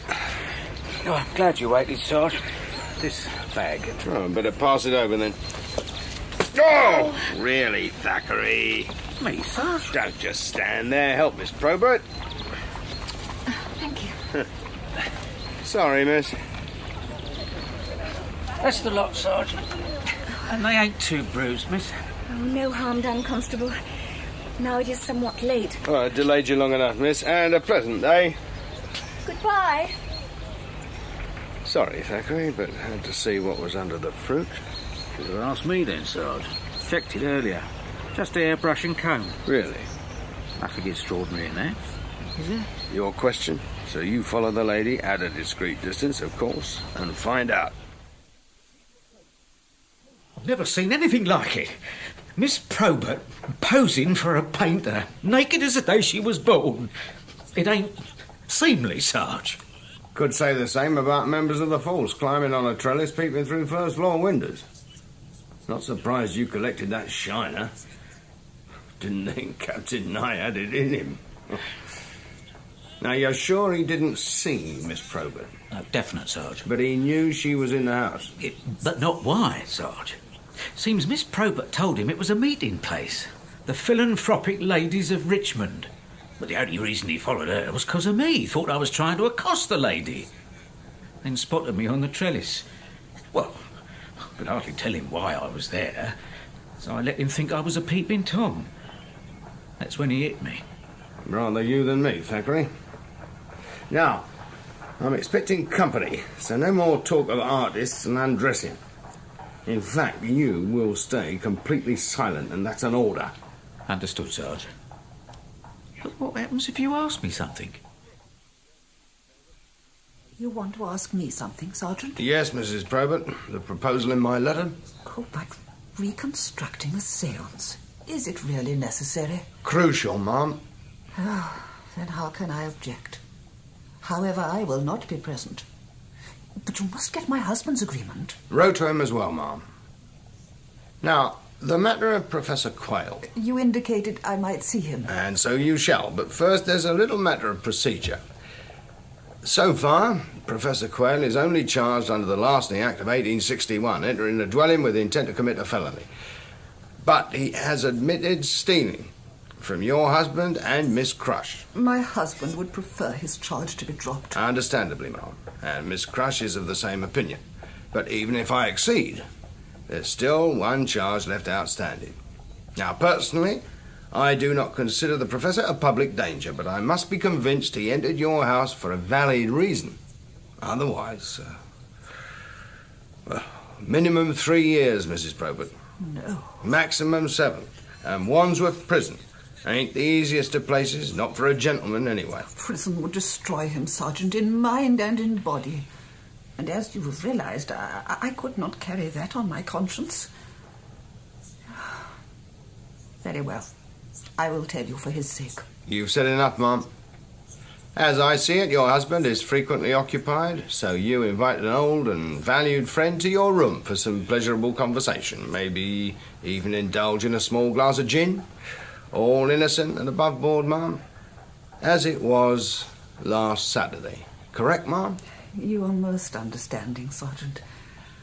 Unfortunately, my husband will never believe our meetings were so totally innocent. Can't think how he'd get to hear of it, ma'am. Can you, Thackeray? Thackeray. Thackeray ain't feeling too well, ma'am, but assure you he's totally reliable. Even suffered a black eye safeguarding a lady's secret. You can bring the Professor up now, Thackeray. Right, sir. But make sure you take the derbies off first. I owe you a great deal, Sergeant. Just doing my duty, Professor. But you could clarify one small point. If I can. It concerns Miss Probert. Her visits to a certain hat shop in Richmond. I am aware she goes there, yes. It's a family joke, Sergeant. Alice dashing down Richmond Hill with an armful of marrows for the deprived, then stopping on the way to try on hats. It is somewhat amusing. Amusing enough for you to mention it to the Professor. As a harmless anecdote. So naturally you passed the story on to Mr. Brand? Well, yes. But last Friday I believe Mr. Brand repeated it to the Proberts when he visited your house, ma'am, with some additions. Yes, he said he'd followed Alice, seen her enter the milliner's wearing one set of garments and leave a few minutes later in a different ensemble. Brand implied she was visiting someone in secret. Naturally, you assumed a lover. So did my husband. It's the first time we've ever agreed on anything. But why? Brand must have had a reason. He needed Dr. Probert's cooperation, and the only way he could get it was by blackmail. Used Miss Alice's reputation as the lever, or what would have been left of it if the story got out. It's fortunate she didn't know then. I reckon she did, sir. That's why she helped him during the séance. Brand was a sharp. Needed all the accomplices he could lay his hands on. And I believe he made a separate approach to Miss Alice, told her what he knew, threatened to pass it on to Captain Nye. What choice did she have? Probert and Alice, and neither knowing about the other. Told you Brand was clever, especially when you consider it was all based on supposition. Supposition? That because Miss Alice changed her appearance, she had to be visiting a lover. And you have reason to suppose differently? Matter of fact, I do, sir. Had Constable Thackeray follow her yesterday. Well, what was the girl up to? Might be better if Mrs. Probert told you. Why me, Sergeant? Obviously, you discussed it with her, Mum. Hardly think you'd have allowed her out yesterday, otherwise. Well, yes. We did speak to her on Sunday, after Mr. Brand's death. Augustus told her about the impossible situation in which she had been placed, that it was due to her inconsiderate behaviour. But it transpired it was all caused by Captain Nye's ridiculous jealousy. Apparently William had taken to following her everywhere, so she resorted to subterfuge whenever she wanted to escape his surveillance. Well, at least that was her explanation. A true one, Mrs. Probert. Confirmed by my constable. So it was nothing more than a bit of innocent fun, eh? Well, she certainly wasn't painting the town red, sir. I'm sure of that. Now, before the lights go out, I must ask you to behave exactly as you did last Saturday evening. Some of you, speaking candidly, assisted the medium. I shall not go into the reasons, but I do appeal to you, play your parts precisely. But we have no medium. Sergeant Cribb will take the place of Mr. Brand. I have given him a full account of the events. Good. Then we shall begin. The lights, please, Dr. Probert. Certainly. Good. Now, link hands. First, I believe, Mr. Brand asked you not to be alarmed. Soon after, one of you indicated a supernatural presence. Me? That is, I did. And then Miss Crush communicated with her Uncle Walter. Yes, we recall it, Sergeant. After which we were treated to the apparent manifestation of a spirit hand. Good. How the devil did that get here? I will not have a repetition of... Oh, it is touching me. Very lightly, William. My skirt, too. It's pulling my skirt. Oh, damn it. Ouch! This is taking things too far. Lights, if you please, Doctor. Who the blazes put out another bowl of oranges? Poor William. You're bruised all over. Most obliging of you to take another pummeling, Captain. And so, I believe we have now reproduced the first half of the séance with fidelity. And what's the damned charade proved? Proved, sir? It's proved that the vase of chrysanthemums is still upright. Yes. On Saturday it was tipped over, hit by an orange. Well, then we'd better do just that, hadn't we? Now, damn you, policeman! That mantle's mahogany. Then I'll do what Brand did, sir. Use my handkerchief. There. And no harm done. Now, if you please, show your guests the chair. Ladies and gentlemen, please. Please. Now, the second stage of this reconstruction. Brand, or rather Sergeant Cribb, is behind the curtain. You entering your trance, Sergeant? Ready to proceed, sir. Shouldn't we hear footsteps? Here, what's going on? Oh, get off, Thackeray. That's when Brand asked to see me. No, Probert. Alice suggested something might be wrong, remember? And you asked me to check. I did, like this. I said, all right, Brand. And then he asked for you. Get Probert. Yes, of course. So I asked William to switch off the current. Right. Went behind the curtain. And ruined the carpet. Sorry, Papa. Assume I kicked over the salt solution, Judd, and then we all tried to pacify Brand. Consider me pacified, Doctor. Ready to die, then, Cribb? Only in simulation, sir. And not in view of the audience. Right, William, switch on.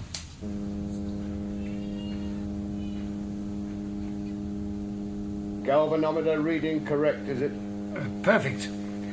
Assume a few moments have passed. Captain? Yes, of course. Saw the door start to open and... Coming through the curtain. This, it's Sergeant Cribb. The chair's got him. It's his spirit going to purgatory. Lights, Probert. Get that powder off your face, Sergeant. Right, sir. I'll get the nightshirt off as well, if I may. William! I believe he's fainted. Oh, yes, I'm perfectly all right, my dear. As for you, Cribb, what in blazes are you playing at? Just demonstrating what Brand intended on Saturday, sir. The fake manifestation of a spirit. Fake? But he couldn't have. Not without leaving the chair, breaking the current. I did, miss. And the galvanometer will confirm it. Cribb's right. Current's still unbroken. Impossible! Not if someone's taken the sergeant's place. Constable Thackeray? Oh. As you see, miss, the chair is unoccupied. But, Sergeant, that... stretched between the handles... Handkerchief, miss. It's standing in for me. Ridiculous, Cribb. Scientific fact. Cloth ain't a conductor. But water is, sir. And that handkerchief is soaked with it. Water from the flower vase. Only way I could get a handkerchief wet and still keep it in my pocket. But don't take credit for the idea. That came from Brand. Simply followed it to a logical conclusion. Logical, Cribb? Oh, agree Brand saturated his handkerchief, even had it in his pocket. But he'd still have to get it out. Bit difficult with both hands grasping those handles, eh? I suggest you demonstrate, Cribb.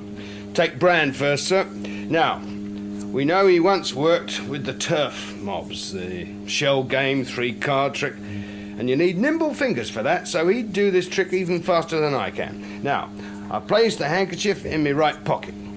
Leave a bit showing. Sit in the chair and press both palms firm against the handles. The galvanometer will prove I'm immobilized. Obviously. Hands maybe, sir, but not my body. Can bend that quite easy. Now, let's bring me right pocket down to my right thumb. Use it to hook out the handkerchief, and then, still keeping the right palm firm on the handle, use my fingers to slot one end of the handkerchief into this groove where the handle screws into the chair. Still have to connect the other end. Even easier, sir. Bend, lift the free end of the handkerchief with me teeth, drop it over my left hand, there, and then ease it into the groove there. Now, release my grip on the handles. The handkerchief takes over. It's clever, but it don't tell us how Brand died. Give you the answer to that as well, sir. But first, be obliged if you'd switch off the current. Again? Be for the last time, Captain. Right. And since I'll be needing a corpse... The electric, Sarge. You sure they're off? You'll know soon enough, Thackeray. Now, ladies and gentlemen, this is how we found Mr. Brand. Oh, extremely realistic, Thackeray. Excellent, Cribb. If you'd care to take over, sir. Right. Note the position of the left arm. As you see, it is hanging downwards. So why is it not on the handle? Mr. Brand could have dropped the handkerchief. Was trying to pick it up. A very clever thought, Miss Probert, but it don't explain the 400 volts that killed him. Told you, Judd. Only way to get a shock like that was through the mains cable, and that was well out of Brand's reach. But the wet handkerchief wasn't, sir. Oh, it was on the floor, all right, as your daughter suggested. But one end was attached to the mains terminal, and when Brand reached for it... Oh, the holes in your theory, Sergeant. Open to correction, miss. You're forgetting we all rushed in to help Mr. Brand. And if there'd been a handkerchief, somebody would have seen it. No one's admitting it, miss. But we know Brand did have a handkerchief and used it. And seeing it wasn't in his pocket when I searched him, only one explanation is possible. Someone removed it after Brand's murder. Plausible theory, policeman, but it don't prove a handkerchief was ever tied to the transformer. These? Proof enough, Doctor. Chrysanthemum petals. Found them yesterday, next to the transformer. And there's only one way they could have got there. On Brand's handkerchief. Must have stuck to it when he was mopping the mantelpiece. And being small, they're hardly to be noticed. Especially by someone in a hurry. As you were, Doctor, when you lifted the handkerchief. Insane accusation charge. My house? In front of my guests? Do you deny it, sir? Deuced impertinence. It's your accusation, Sergeant. I suggest you clarify it. As you wish. But you'll have to think back to Saturday. To just after we discovered Brand's body. Now, including myself, 6 people were present. Each one doing something specific. I helped Dr. Probert lift Brand from the chair. Then had to run upstairs in pursuit of Professor Quayle. Confirm that. And I followed you out almost immediately. Miss Probert? Miss Crush had fainted. I was trying to revive her. With sal volatile. Brandy works far better, my dear. And you, Captain? Me? Doing what I've been doing all evening. I'm standing by the damned electric switch. Strathmore was right by me. Reckon I've made my point, then. Seems Dr. Probert was the only person left close enough to Brand, the chair and the transformer, to pick up the handkerchief. You still deny it, sir? No. Papa, why? Why? Well, saw Brand dead. Didn't want a murder investigation. Waited till the current was off. Took the handkerchief. Impulse, my dear, that's all. No, sir. Still contradicting me, policeman? In the interest of truth, Doctor. Now, you say you saw the handkerchief and immediately thought of murder. Why? I'm not blind, policeman. Handkerchief was attached to the mains terminal. Then possibly I ain't so sharp as you, sir. My first thought was for Mr. Brand and his tragic accident. But then maybe you had murder on your mind. You have no right to talk to Papa like that. Child. You're right, Sergeant. I did have murder in mind. And I confess to killing Peter Brand. No! No, it's not true. It can't be. Alice, please, go upstairs. Break the news to your mother. Miss, before you do that, Well, you must convince your father you did not kill Peter Brand. but I didn't. He believes you did. Why? For what reason? To silence Brand. Protect your reputation. Your visits to that hat shop. And last Saturday, he couldn't fail to notice you were aiding Brand, conclude you were being blackmailed, and when Brand died... Oh, you assumed I killed him. Then you took the handkerchief, confessed to murder, to protect me. All over. Hush, hush, Alice. Then you do believe me. And I did explain about the hat shop. Yes. The pity is, we didn't talk earlier. My thanks, policeman. Still a murderer to arrest, Cribb? I'll do that all right, sir. But that ain't the real problem. I hardly thought there was another. But knowing you... Well, sir, it's the circumstances of this crime that bother me. Events which no one, least of all the murderer, could have predicted. Such as? For Brand to die by electrocution, there had to be a wet handkerchief, and a reason for Brand to reach for it. But that was a secret known only to Brand. There had to be a damp patch close enough to Brand's feet to earth the current. The salt solution. Which you kicked over, but only by chance. Finally, there had to be opportunity. Time for the murderer to attach the handkerchief to the transformer. Only one time that could have happened, Cribb. When we were pacifying Brand. After Quayle blundered in, again, by chance. You're not going to say Brand's death was an accident, are you? No, sir. But it wasn't planned in advance. Ah, in legal parlance, without malice aforethought, eh? I prefer to say it was improvised. At the one moment when all the chance circumstances came together. Only then was the murder possible. But that means Mr. Brand must have said or done something to provoke one of us. Yes. He stupidly let his murderer see the handkerchief stretched between the handles. But no one did. Could have.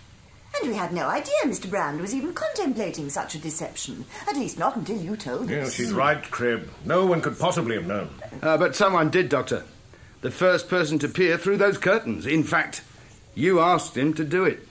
No. Not Henry Strathmore. Only reason he contradicted you this evening. Insisted on being totally accurate. Precisely, Cribb.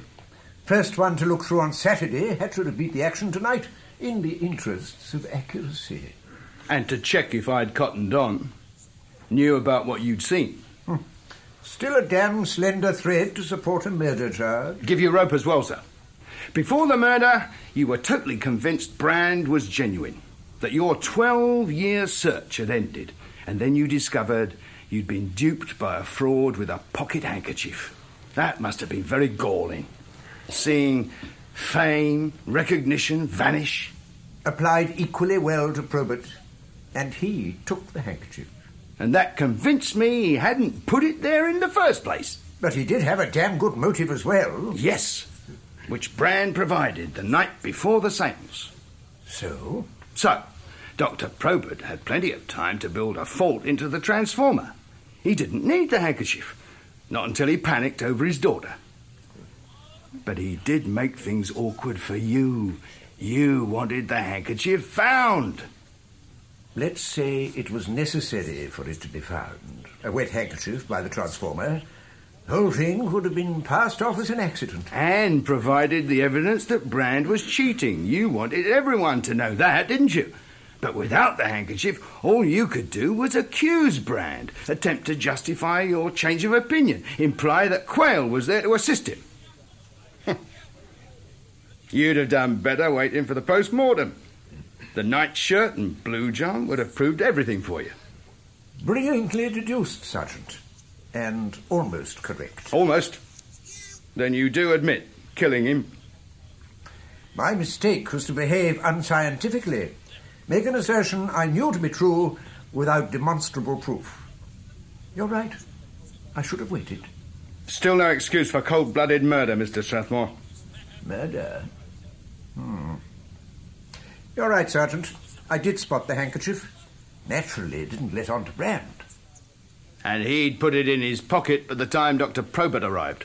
Obviously. But retrieving it was no problem. End was sticking out of Brand's pocket. Then I attached it to the transformer while I was checking the circuit. Leaving Brand to his fate. Yes, to his fate. My actions simply put Brand to the final test. Had he been genuine, he would not have touched the handkerchief. He did. And you can hardly call that murder.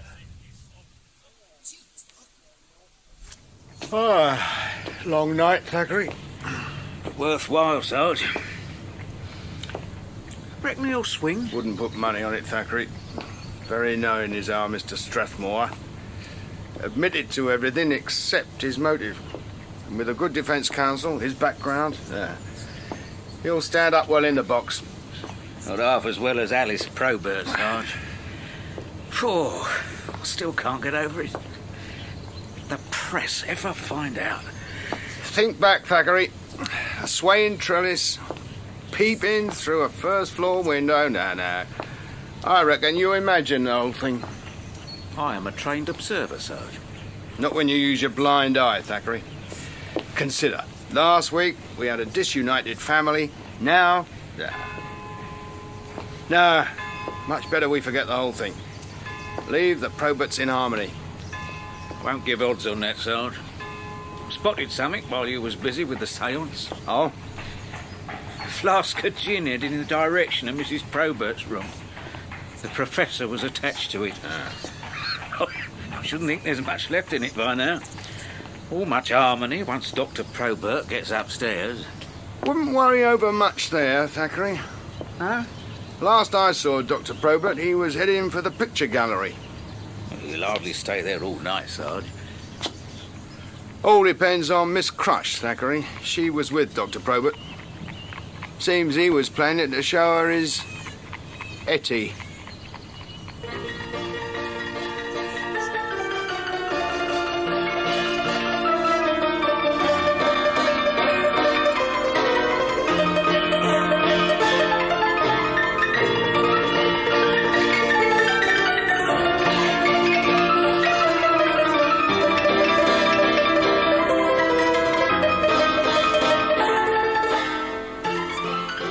In A Case of Spirits by Peter Lovesey, adapted for radio by Geoffrey M. Matthews, the part of Sergeant Cribb was played by Barry Foster and Constable Thackeray by John Cater. Roger Hume was Inspector Jowett, William Edel, Dr. Probert and Mr. Cage, June Tobin, Winifred Probert, David Garth, Henry Strathmore, and Frances Jeter, Miss Crush. Melinda Walker was Alice Probert, Geoffrey Collins, William Nye, Robin Summers, Peter Brand, Ronald Herdman, Professor Quayle, and Alan Thompson, Dr. Benjamin. The play was directed by Peter Windows.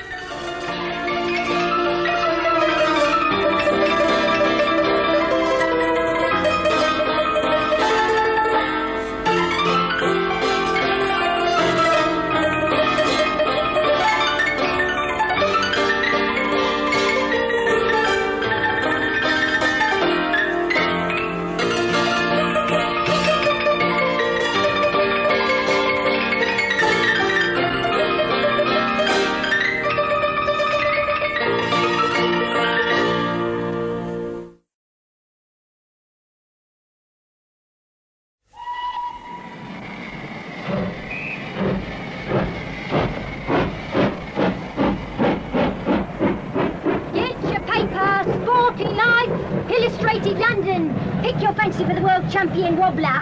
500 sovereigns prize. Paper, mister. Have you got Bell's news? 14 lives better, mister. Leastways if you're following the wobbler. The pedestrians? No, I'm no follower of foot racing, son. So, Bell's. Top. And some change. Didn't think blue's red newspapers. They're not all stupid. And some can even count. What, mister? One more penny change. Well, seeing I'm no blue, we'll forget it. This time. Sir, you ain't wearing your jacket, mister, but you're a bobby, all right. Like him over there. Limbed him over an hour ago, I did. He's been there an hour. Still as a statue. Well, in that case, we better see if he's still alive. Can't have odd bodies cluttering up this platform now, can we? And that means you as well. Read all about it. 500-mile walking race. All about the wobblers. Get your sporting live. Ladies and gentlemen, the year is 1879. We present for your edification and entertainment, Wobble to Death. Introducing Mr. Timothy Bateson as Detective Sergeant Cribb and Mr. William Edel as Police Constable Thackeray, ably assisted by Mr. Sidney Taffler as Solomon Heriot.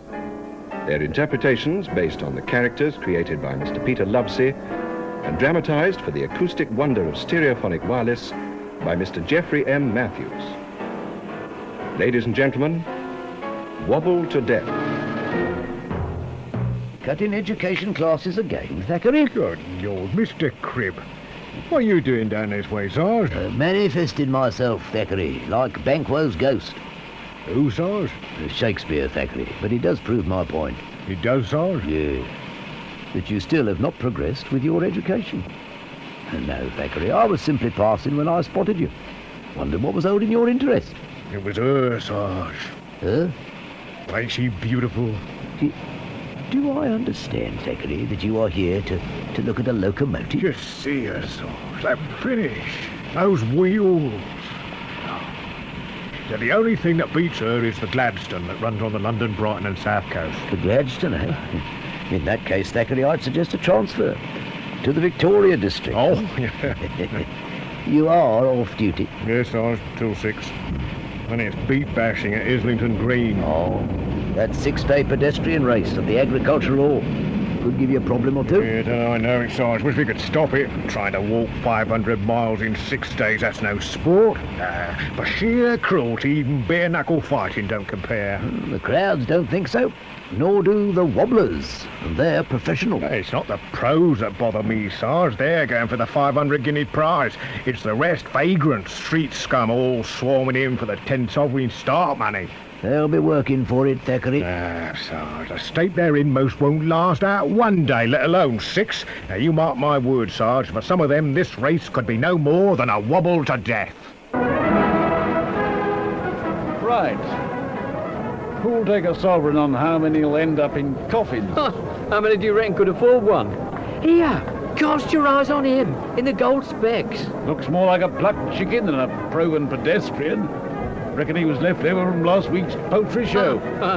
You see his number? 12. That'd make him, Mostyn-Smith. Dr. Francis W. Blimey. Francis Mostyn Smith. Double barrel for a half pint, eh? What with hyphens and guards officers, pet racing's getting proper respectable. Guards officers? Call yourself a reporter. There, Erskine Chadwick, Balliol College, Oxford, Captain 3rd Dragoons, and champion pedestrian of England. Well, if he's here, can't think why the rest bother. There's still one or two about who'll give him a run. You wouldn't be thinking of Charlie Darrell. So you have done some homework. Yes, I'm thinking of Charlie Darrell. He's come a long way in 2 years. Yes, so's O'Flaherty, the Dublin Stag. Have you seen the odds on him? Hey, come on. Looks like Sol Elliot's going to have a say.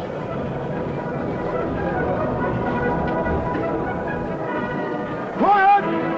Quiet, all of you! Quiet! That's better. Now, for those contestants who are unable to read, so that you all know what you have signed, I shall recap on the main rules. Competitors may go as they please, walking or running, for the next 6 days and nights. Every contestant is allowed one attendant who may hand him refreshments, but only from the area marked on the track. Now, is that understood? Yes. Very well. The race will commence in 5 minutes. It will end at 10:30 on Saturday evening. The winner, in addition to the 500 guineas, will have entrusted to his keeping this belt, a fitting symbol for the champion pedestrian of the world. Now, if there are no questions... Excuse me, Mr. Harriot. An inquiry from contestant number 12, Mr. Mostyn Smith. Sir? Footwear. Are there any restrictions? I make none, but perhaps you, Mr. Darrell, as one of our more experienced contenders, would enlighten the gentleman. Rule 6 footwear. No contestant will wear spiked boots or shoes. While I'm at it, I don't want no one to forget Rule 7. Rule 7? It won't concern you, Titch, but I'm warning some of you others. Anyone who willfully jostles or blunders an opponent gets disqualified. Unless his trainer has nobbled a judge. I'll wager our friend Mostyn Smith's the only one who ain't. I don't reckon Charlie Darrell needs to either. Not with his size. And trained by devoted ex-pig Sam Monk. Attention! Contestants are now under starter's orders. You can't do that, not yet. You have some objection, Mr. O'Flaherty? If it's the rule book you're going by, Mr. Harriot, then I have. We await your comment, Mr. O'Flaherty, but I hope you'll keep it brief. I'll be brief, all right. Your rules state this race don't start till all contestants are present. And the way I see it, the favourite ain't appeared yet. You are referring to, Captain Chadwick? I'm referring to that stingy bastard in his specially warm tent. Still curling his moustaches, is he?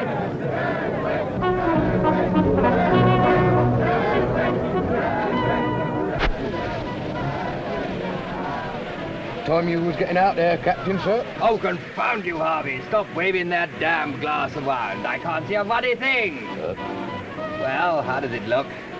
If I might suggest, sir, a touch more curl, if you permit me, sir. Well, that's it, sir. Lovely. Well, if you're quite certain, Harvey. Yes? Yes, I suppose it'll have to do. Now, what we have planned for dinner, eh? Fowl, sir. Boiled. With champagne, Harvey, and I may require some claret. And socks. I shall require a fresh pair at midnight and another at noon tomorrow. Very good, sir. And this time, Harvey, ensure they've been aired for at least 2 hours. Yes, sir. Well, I suppose I'd better get out there.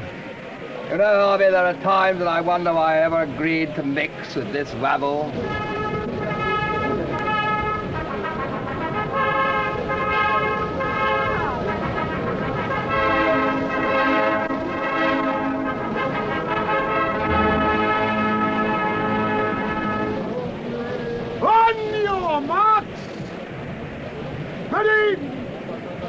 Then bloody good luck to you all!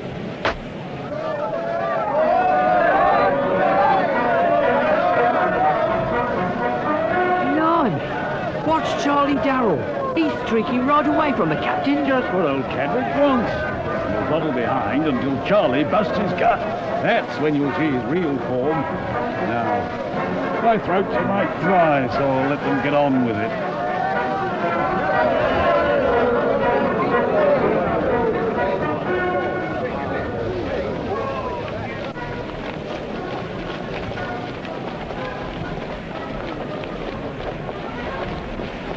Slow your pace, double barrel, or you'll nail yourself. Hardly, O'Flaherty, seeing I do not have any of your disadvantages. Oh, that's telling you, Dublin. Save your breath, Choky. What disadvantages, double barrel? I have no wish to be personal, O'Flaherty. However, since you inquire, you are overweight, your complexion indicates more than a passing acquaintanceship with alcohol. And I would diagnose that your heart, even at this early stage, is beating faster than it should. My advice would be to retire, now, while you can. Better men than you have said that, double barrel. No, I won't be retiring. At least not until Saturday night. 6 days more, O'Flaherty. A great deal can happen in 6 days. Right, double barrel. You could end up wishing you'd stayed at the London Athletic Club with the rest of the amateurs. I may be new to wobbling, O'Flaherty, but rest assured I do know what I'm talking about. Your bodily condition is slack. You don't haze me, double barrel. It's been tried before. Now, if you knew anything about wobbling, you'd know it's weight that carries me. Ain't that true, Chalky? You're saying it, Dublin. I'd watch him careful, double barrel, seeing as how you're sharing his tent. Watch it, Chalky. I am, but Astley's wobble last March, Dublin. You remember what happened there? Astley's wobble, Chalk? One more word out of you, Chalky, and I'll... Hey, watch your elbows, Dublin. It was nothing, double barrel. Just a joke. Yeah, that's it. A joke. Right, Dublin? Right. So we leave it at that. And I suggest we all save our breath and concentrate. I will see you later, gentlemen. You will, double barrel. You will. I never did trust dark horses, Chalky. So come on, let's make it a race. Yeah.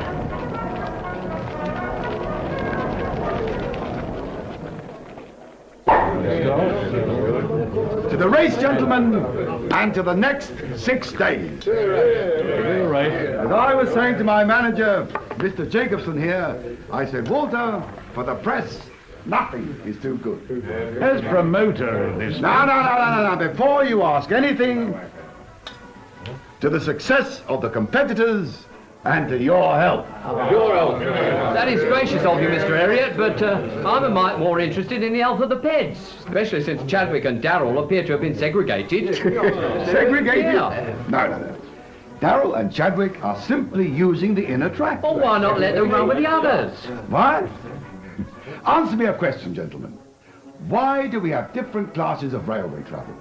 Why do some tickets for the music hall cost a shilling and others a guinea? I'll tell you. Because first class is always reserved for the best. So, Chadwick shares the track with Darrell. The captain has never been beaten in long-distance walking. And Darrell, in the last 3 years, has proved himself the only pedestrian fit to challenge him. But surely, if Chadwick and Darrell use the inner track, they have an advantage. They must cover a shorter distance than the Peds outside. Obviously, you've not studied the rules. Here. Now, contestants on the inner track, otherwise Chadwick and Darrell, will complete 8 circuits to every mile. Those on the outer perimeter will complete 7. It's a fair race. Well, it depends how you look at it. Well, there are 2 Peds on the inner track, 14 on the outer, right? That is established. So when Chadwick or Darrell overtake, there's more than enough room to pass. Absolutely. But on the outer track, the Peds are bunched, close. Any Ped overtaking has to move right out to the edge. And in 6 days, that can add up to a mite of extra walking. The sleeping accommodations, they don't compare either. Chadwick and Darrell have provided their own tents, and for the rest, well, all that contain beds, gas jets, toilets, cupboards, just because some have to share. Some of them, Mr. Jacobson. The only 2 who ain't are Chadwick and Darrell. Well, I am not a hotelier. For some of them, warmth and a roof are all that's necessary. Now, drink up, gentlemen.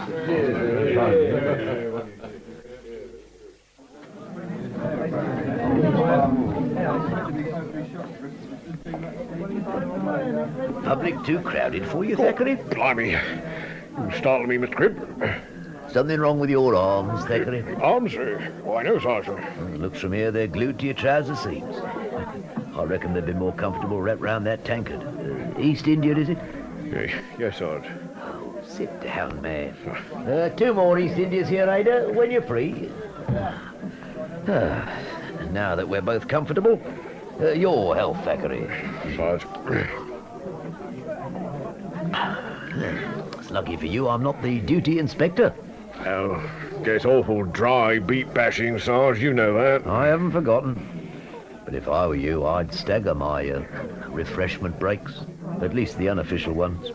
Point taken, Mr. Cribb. Oh, and speaking of staggering, Thackeray, what's the latest on the race? Well, they set off about 6 hours ago, Sarge. Last I heard, Charlie Darrell was well in the lead. Darrell? I thought Captain Chadwick was favoured. Yeah, he is. But the last time I looked in at the hall, Darrell was giving the captain a clean bear. Maybe putting on a show for his wife, huh? His wife, Thackeray? Yes, Sarge. Cora Darrell.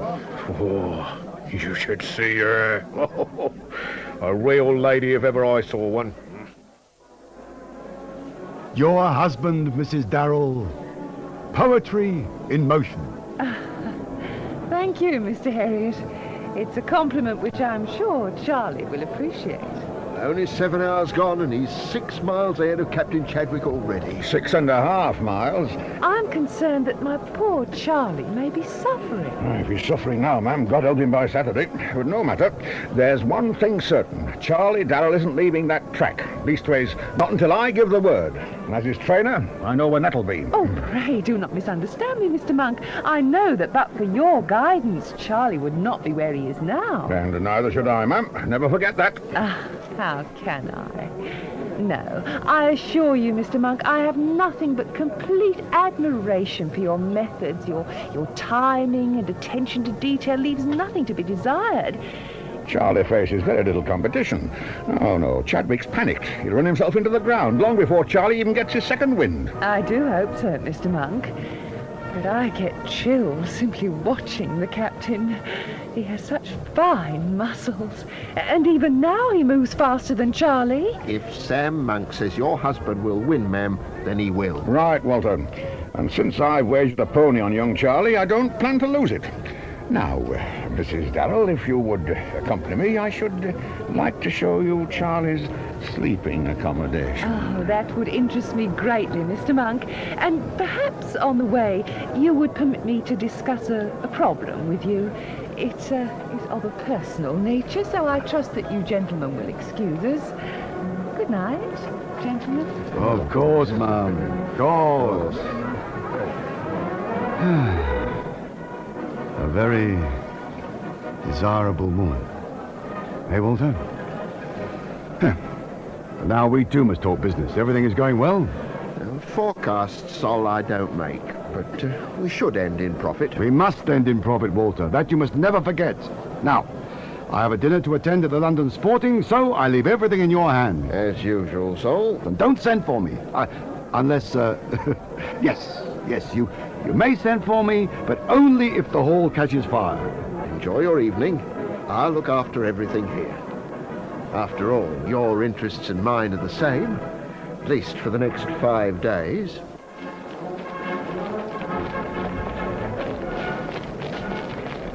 Only 5 more bloody days to go, so keep wobbling, Double Barrel. I don't count days, Chalk. Only laps. Right. You know, Dublin, you've got to give Double Barrel his due. He's outlasted some sharp men already. Here is a doctor or something. Word is he trains on a elixir. Something special. It'd better be, Dublin. He'll need it after a night sharing your tent. I wouldn't even wish that on the bloody captain. Here, you're still having trouble with them banshees. Hold your ruddy tongue, Billy. So it was true, Dublin. Aye, as true as he's bouncing round this track. During Astley's wobble it was. That right, Dublin? I said hold your bloody tongue, Billy. Easy, Dublin, easy. Hey, Anyone seen Cora Darrell on this round? No. Last I saw, she was with Sam Monk, heading for his arrest tent. Well, what's there to see there? Bed. And Cora ain't the sort to pass one by. Not if there's a fancy man around. Seeing as I ain't ever been in that position. Then you must be one of the few, Billy boy. I reckon every other pet in London has. Hey, she must be speeding up. She's coming out. How about Charlie, then? Don't it bother him? Oh, he ain't like you and me, Billy boy. When he trains, it's no ale, no tobacco, no women. But Cora needs amusing. She can't go to Charlie. But he don't stand in her way if she looks elsewhere. I don't reckon it myself. Hey, look at double barrel. Oh. Double barrel? Not at all, Williams. I have completed 360 circuits. 90 miles precisely on schedule. Now I intend to break for my customary refreshment. Relax for 30 minutes and then have some strong words with the so-called management. I will rejoin you later, gentlemen. Oh, Mr. Smith. I understand you are in charge of this so-called event, Jacobson. Yes, Mr. Smith, in Mr. Herriot's absence. The name Jacobson is Mostyn Smith, Dr. Mostyn Smith. Now, where is Herriot? At this hour, where else but in bed? Now, you have a problem? No, but I believe you do. Please explain, Doctor. For a start, the sleeping accommodations are completely unsatisfactory. There is no sanitation. Within a few hours, the stench will become totally intolerable. You must know, sir, that this is the Agricultural Hall. It was established by the Smithfield Association. As such, it's often used for agricultural shows. It is also used for many other events. I do not believe that when Patty gave her concert here that foul odours were part of her accompaniment. The last agricultural show ended over 2 weeks ago. Sufficient time, I would have thought, for you to have cleaned up the sleeping area. I'm certain Mr. Herriot will have an explanation. Oh, he'll explain all right. To the press. Unless the hut I share with Dublin, Mr. O'Flaherty, is scrubbed clean with disinfectant. Very well. I will see to it in the morning. No, Jacobson. You will see to it tonight and every night. That is understood? Good. You see, Mr. Jacobson, hygiene, care of the body is a matter of great importance to me. Mr. Jacobson, your kitchens, they've caught fire.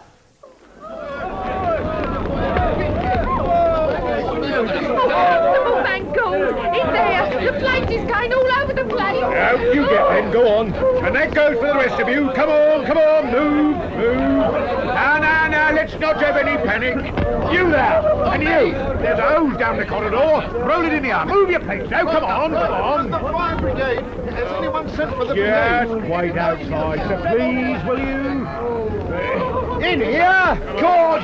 Come on, let's get some water.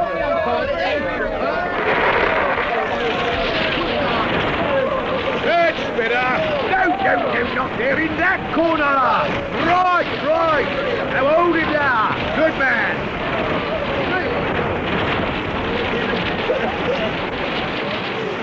That's about it.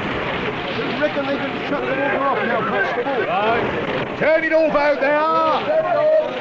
Someone shut that ready door before we all choke. The damage, is there much? Oh, it'll look better when it dries out, sir. Now, I'd move back a bit if I were you. It's still a bit warm. You have discovered how it started. Not yet, sir. Been a mite too busy for that.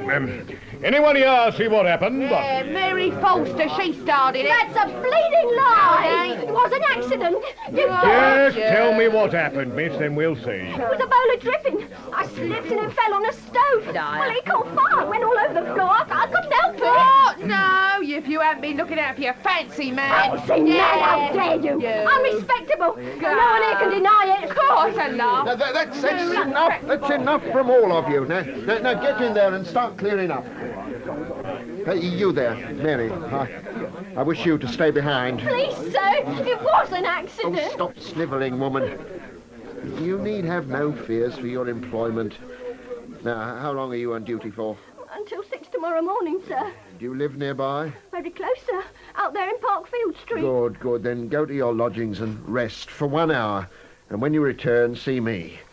I'll have a job for you in another part of the building. Very good, sir. Oh, thank you, sir. And as there's nothing else I can do here, sir, I'll escort the lady home, seeing it on the beat. Be safe, miss. Walter, I just heard. Oh, evening, Constable. Is it bad? No, sir. Small blaze. Accidental. Nothing a lick of paint won't cure. Your manager will explain. So I'll bid you good night. Good night, Constable. Come along, miss. You know, Walter, gives me a great feeling of security to know that such men exist. Honest, loyal.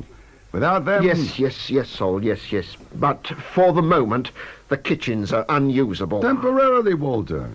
And meals are already being prepared in the refreshment tent. Cold, but good enough for the peds. Now, Walter, go home. Change your clothes. They stink of smoke. And you know I... I like nothing but Havana. Ugh! Cigar smoke, fog, gas fumes, cattle dung. I tell you, Harvey, my lungs are ruined. Here, knock some of this back. Make you feel better, sir. Perhaps, Harvey. But tell me, how can a gentleman practice athletics in such sordid conditions? Just lie back, sir. Now, relax. You'll be as fit as a fiddle by the time I finish with you. Move to the shoulders, Harvey. Ah, yes, there. Walking, I can give any man 5 miles and 100 on the open road, but this running in circles... Oh, you do it, sir. And as for that Charlie Darrell, he can't last much longer. No. His blisters will do for him, sir.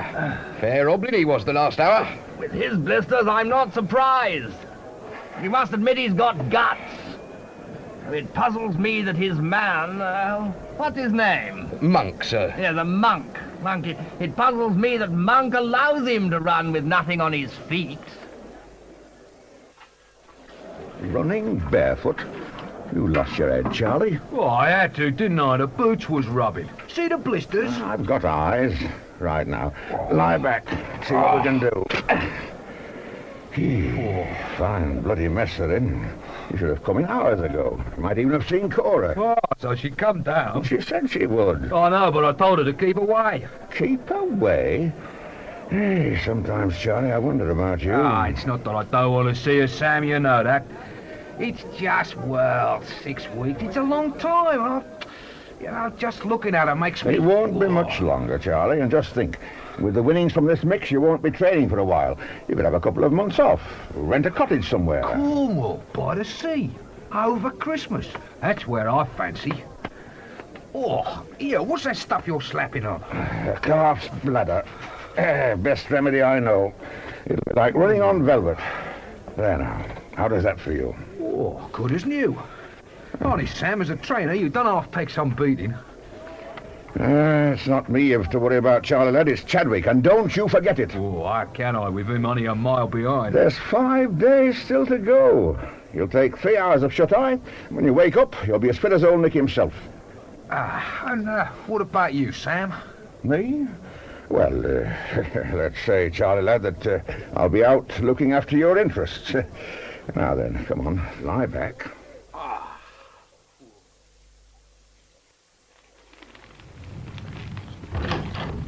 Cora, you might have left the light on. Not at this hour, Sam. Come in and have a chair. Thanks, but I rather fancy that footstool by the fire. Ooh, it's perishing out. That feels more like it.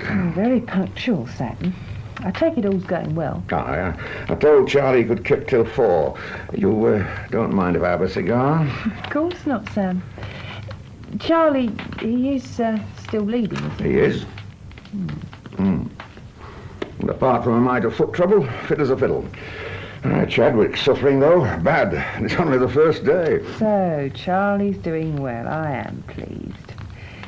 You must wake him at 4? On the stroke. I have a cab coming at 3:30. Well, that doesn't leave us much time. Oh, time enough. You were supper tonight. Did you enjoy it? The menu was excellent. The company could have been better. Maybe some night I'll persuade you to escort me. No, not me, Cora. Let them with the brass supply the wine. I'll provide what you don't want from them, eh? Oh, well, but how about a tot first? I'm still chilled. Now, where's the glasses? There, by Charlie's trophy.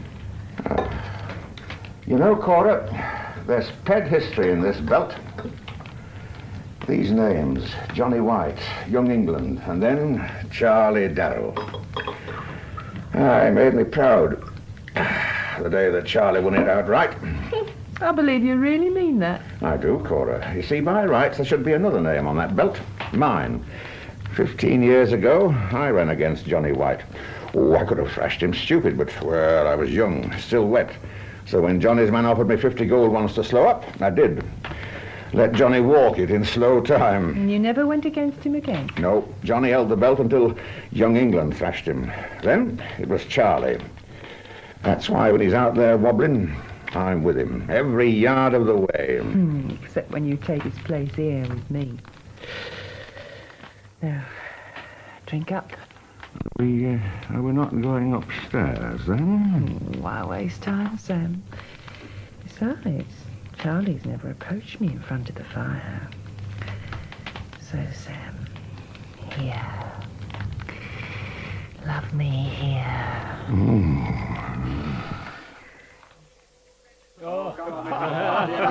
I tell you, this hall is haunted. I see you don't believe me. Of course we do, Dublin.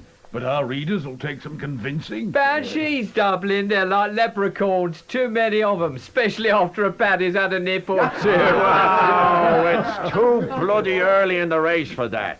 Oh, I've me pick-me-up ready, all right, but I'll not be touching it before Thursday, and that's the God's truth. But you said you were asleep when it happened, Dublin. No, I just got in. I was lying back on the cot. Then I heard the scratching and breathing. Then the smell came. It was all about me. 'Twas then I saw her, the spectre of death, cloaked in black and crawling straight for me. Her perfume like all the rotten corpses in hell. I knew I had to save my soul. I jumped up and shouted. The she-devil recognized the wrath of God. She screamed and ran out. A she-devil, Dublin, steeped in sin, and you couldn't catch her? Oh, for a vision like that, Dublin, I'd have surrendered my holy soul. The man who jokes at death risks his salvation. May the saints forgive you. Oh, they may, Dublin, but I'm not so sure about friend Mostyn Smith. Double barrel? He wasn't there. Well, perhaps that's why he's heading this way now. Good morning, Dr. Mostyn Smith. I'm glad you think so. Now what the devil have you been up to, O'Flaherty? Me, double barrel? Such innocence, O'Flaherty. Gentlemen, I walk all through the night. I make up 28 laps, and when I come off to take a brief rest, what do I find? A shambles, gentlemen, instead of a clean, disinfected hut. Disinfected hut in this hall? Yes, in this hall. I spoke to Mr. Jacobson last night. I persuaded him to have our hut scrubbed and disinfected. I anticipated that O'Flaherty might prefer to relax surrounded by the refreshing aroma of carbolic.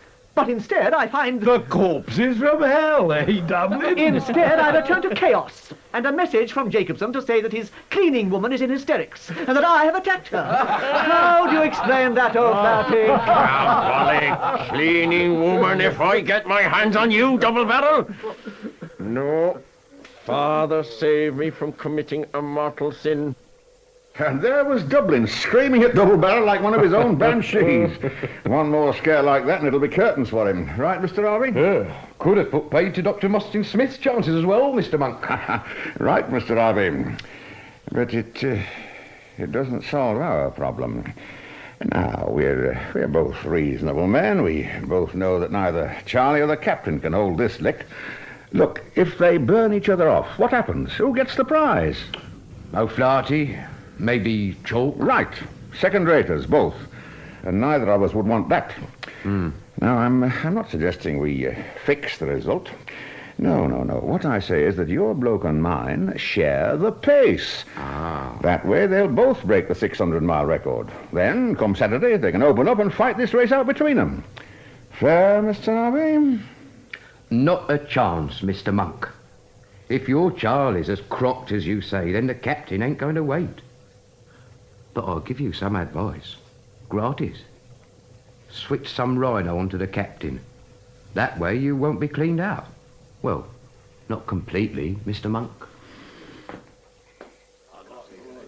What happens if he drops out?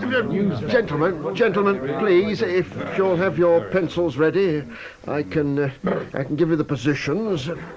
At the end of the first day, Charlie Darrell is still in the lead. He's covered 117 miles. And the captain? Captain Chadwick is just 1 mile behind. Come on, I stayed awake for this. At that pace, they won't even break 500 miles by Saturday. Which means no record. My editor ain't going to like that, Mr. Jacobson.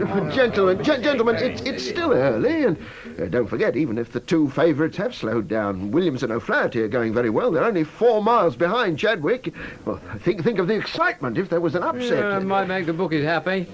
Now, the refreshment tent is open, so please avail yourselves. I'll talk with you later. Oh, well, excuse for going back to the London anyway. Well, Walter? You should have talked to them, Sol. They're worried. So am I, Walter. The takings. In 1 day, only £260. So today the crowd is small. On Wednesday and Thursday we fill the place. On the last 2 days it'll be standing room only. Believe me, Sol. Such certainty. I tell you, Walter, it cannot happen. Not now. Who would think that Chadwick, Darrell, the two best peds in England, would slow up? You advised me to promote this race, Walter. You agreed to manage it. So now you will do that. You will see. No. You will ensure that Darrell does not drop out. He must run, walk, crawl until Saturday. Do you understand, Walter? Until Saturday. I understand, Sol, but I will not be the scapegoat. You're right, Walter. You are right. I apologize. And since I selected Darrell and Chadwick, I will be responsible if anything goes wrong. But Walter, you see Sam Monk. See if he's playing some kind of game. We must know. Charlie? 4 o'clock, Charlie. Oh. Come on, rise and shine. Oh, what a fancy, Sam. Oh, it's freezing. Come on, lad, get washed. You look like you've been up all night. Well, I told you, I had 1 or 2 things to look after. But you got some rest? Oh, I lay down for a bit. Now, what you need is a livener. You putting on another bladder? As soon as you get this down. Right. Why, you better fill it up again, Sam. Oh, I wish I knew what you put in it. It works, doesn't it? Like a charm. Then drink it and don't ask questions. What's the plan for today, then? Well, my guess is Chadwick will try and break you. So, it's who breaks first, that it? Come on, get your foot up. Now, hold that sock back. There. How does that feel? Oh, good as new. I thought you was going to have a word with Harvey. Aye, I did. The bastard wouldn't agree. Well, I reckon I'll have to make him then. No. You forget, Chadwick. Find a pace that suits you and stick to it. You ready? Sharp as they come, Sam. That captain had better look out. That stuff of yours works like bloody lightning.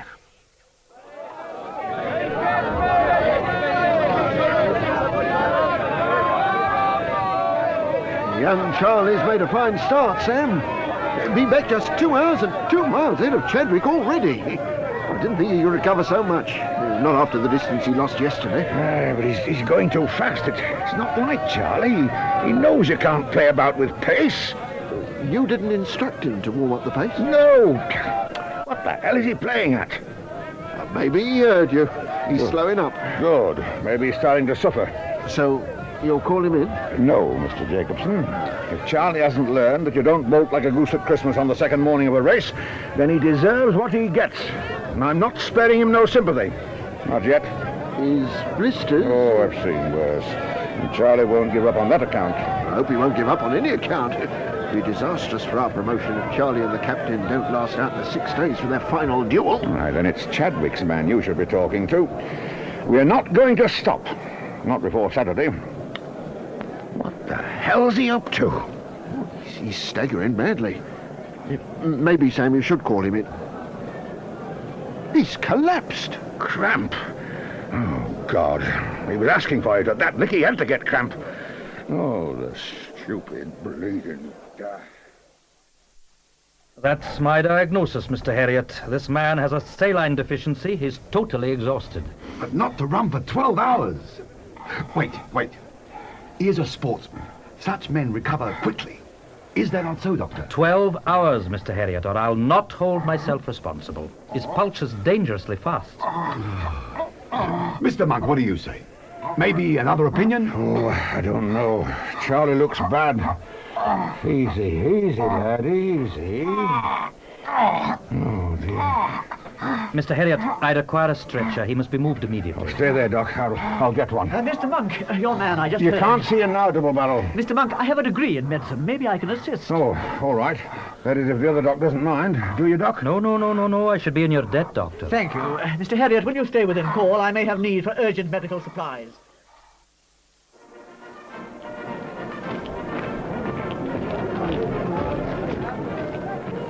Hey, go up there, Chalky. Double Barrel's coming on again. Double Barrel, is Charlie all right? Is he coming back on? I fear not. I did what I could. You don't mean he's crocked out? No, Williams. I mean that Mr. Darrell died about an hour ago. What? By the I don't Lord believe have it. mercy. To think that poor Charlie wobbled himself to death. I did not say that, O'Flaherty. But you just said he was dead. Yes, but I believe the post-mortem will show that overtaxing his system was not the true cause of Mr. Darrell's demise. But you know what is. I have an idea. I feel I should warn you that Darrell may have died from tetanus poisoning. Tetanus poison? Well, a mate of mine died from that, but he was an hostler. Very likely. Stable and farm workers are prone to tetanus infections. But Charlie Darrell's no farmer. Perhaps he trained on a farm. No, he always took his breathings at Hackney Wick. Sammy Monk told me. Now, that's as may be. But if there is one building in London where tetanus may be contracted... It's this bloody hole. You're right, Double Barrel. It's the biggest stinking cow shit in the country. Oh, I don't know about you lads, but I'm off. Right, Chalky. There is no need to panic, gentlemen. No, we stay here and we could end up like Charlie. That is unlikely, O'Flaherty. Our hut has been cleaned. The rest are to be done immediately. No, I believe that Darrell was infected when he ran barefoot on Monday night. The open blisters would have allowed the infection to enter his body. So if we all retain our footwear and keep any cuts or abrasions covered, we should be perfectly safe. So you're all for carrying on, Double Barrel? As a doctor, I consider the risk to be small. As a runner, I shall make up for lost time by increasing my stride. And remember, if you withdraw, I could be among the leaders by Friday. With poor Charlie gone, Captain Chadwick, how do we hold the crowd? Yeah, I agree that circumstances are tragic, but as a military man, one learns to accept death philosophically. Are you sure you won't have some champagne? Speaking frankly, Captain, the crowds are here only to see you and Charlie Darrell. I would agree that, Mr. Jacobson. So now we must consider how to rearrange the event. Unfortunately, there's no single competitor worthy to run against you. But I deduce you have a solution. Yes, I have. We dispense with the inner track. What? Dispense with my track? You dare suggest that I, Erskine Chadwick, appear on the same track as those donks and half-wits out there? Oh, many of them are well-known pedestrians. Oh, clowns and criminals, all of them. Gentlemen, do not forget that I hold Her Majesty's commission, so I am not unused to dealing with such rabble. But one on the same path with them, never. So you, intend to retire? Very well, Captain. I shall inform the press. I did not say that, Mr. Harriet. But if there is no acceptable rival, what else? The closest contestant is Williams. I shall permit him to share the inner track. You may inform him. I doubt he will accept. No? There is talk that Darrell died from tetanus contracted on the inner path. The ground could still be contaminated. Answer me, Harriet. If I were to move to the outer track, the benefit to you would be great. Naturally, I shall expect compensation for my sacrifice. You agree, Captain, and I'll give you 50. To recognize a sporting gesture. Double it, Harriet, and I could be even more sporting. 100. Very well, Captain. It is agreed. Provided, of course, that this floor is disinfected immediately. I will see it's done. Excuse Excuse me, Mr. Jacobson, sir. What is it, Mary? There's two gentlemen, sir, to see Mr. Harriet. They said it was important. No more pressmen, Walter. Go and tell them. They're from the police, sir. Police? Oh, very well. Show them into my office. You wish to see us, gentlemen? Yes, you're Mr. Harriet, the manager of this circus? Not the manager, no. I promoted this race, yes. My manager is Jacobson here. Mr. Cribb, sir. Sergeant Cribb, Detective Branch. I believe you've met Constable Thackeray. Last night, sir, after the fire. Oh, of course. Of course, the gallant constable. Now tell me, Sergeant, why is Detective Branch interested in a small fire? Oh, they're not, sir. What they are interested in is the death of Charles Frederick Darrell, pedestrian. Darrell? But his death was accidental. Tetanus poisoning. Oh, he was poisoned, all right, sir. But tetanus, no. No. There was enough strychnine in Darrell's corpse to put down a brewery dray. What I'm interested in, sir, is who put it there and why.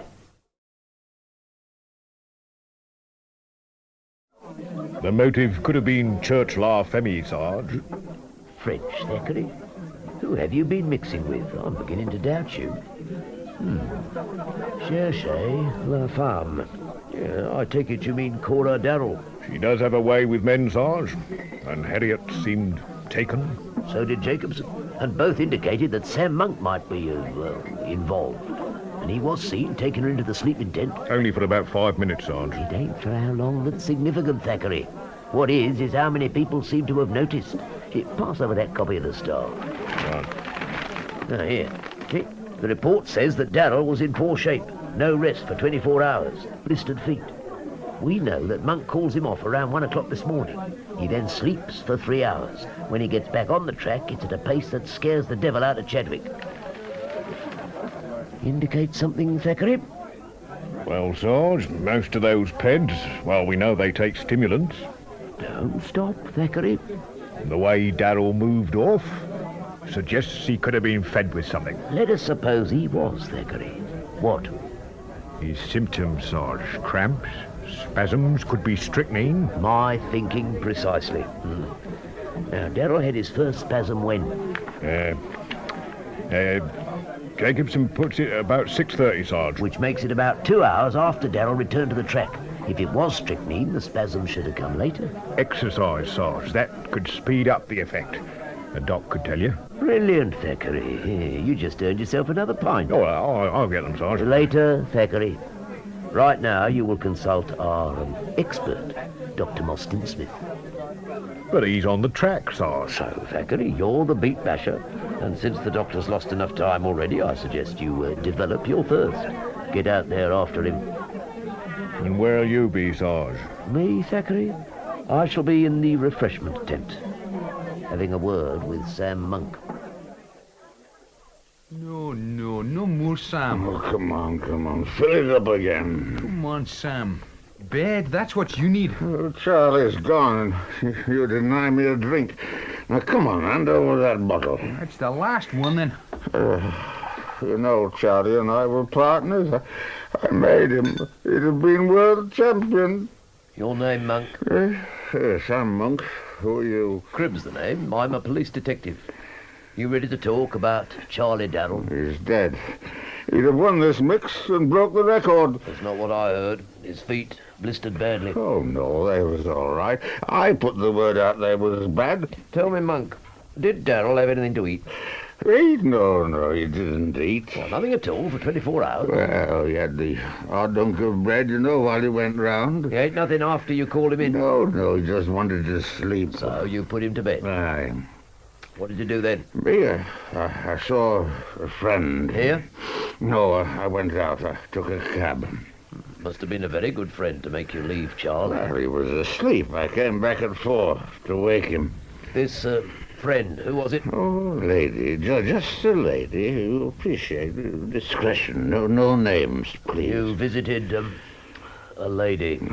You came back at 4. Did you go straight to the tent? Aye. No, I had words with Harvey, Chadwick's man, but the bastard wouldn't agree. If he had... You tried to make an arrangement with Harvey to pace set. That it? Well, that way we'd both have won, but the bloody lapdog wouldn't listen. Chadwick's lapdog, that's what he is, only jumps when his nib's orders. So, you gave up on Harvey. What then? Well, I went back to the tent, woke Charlie. With a drink? Yes, I gave him a drop of something. Out of this?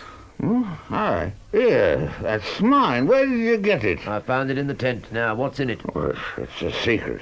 Now, give it to me. Now, don't touch it, Monk.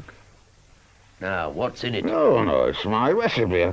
I don't tell no one. You'll tell me, Monk. Now. Brandy, sugar, licorice. What else, Monk? Nothing, I swear. It's an elixir. Livens a man up wonderful. You mean the strychnine in it does?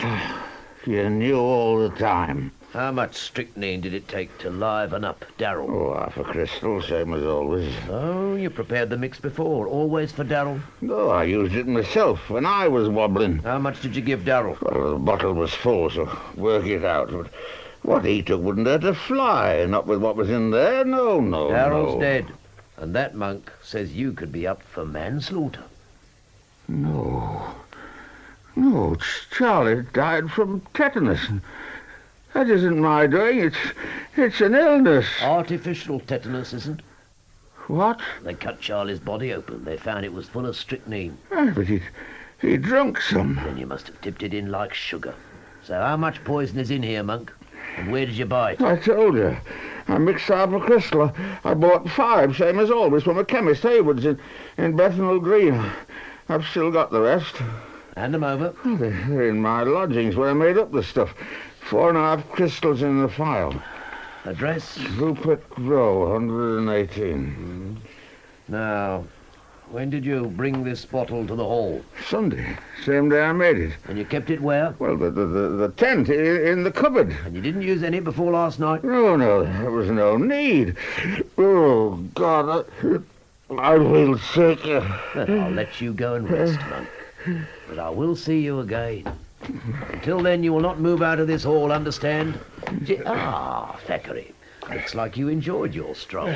Just as you thought, Sarge. The doc says exercise could have affected the strychnine, speeded it up.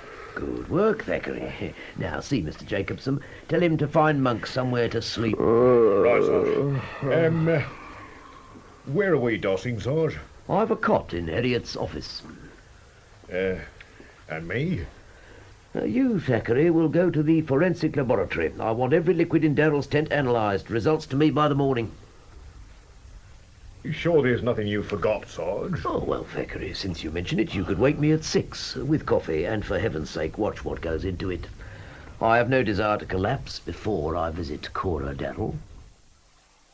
I am surprised, Sergeant Cribb, that you should have chosen such an inopportune moment to visit.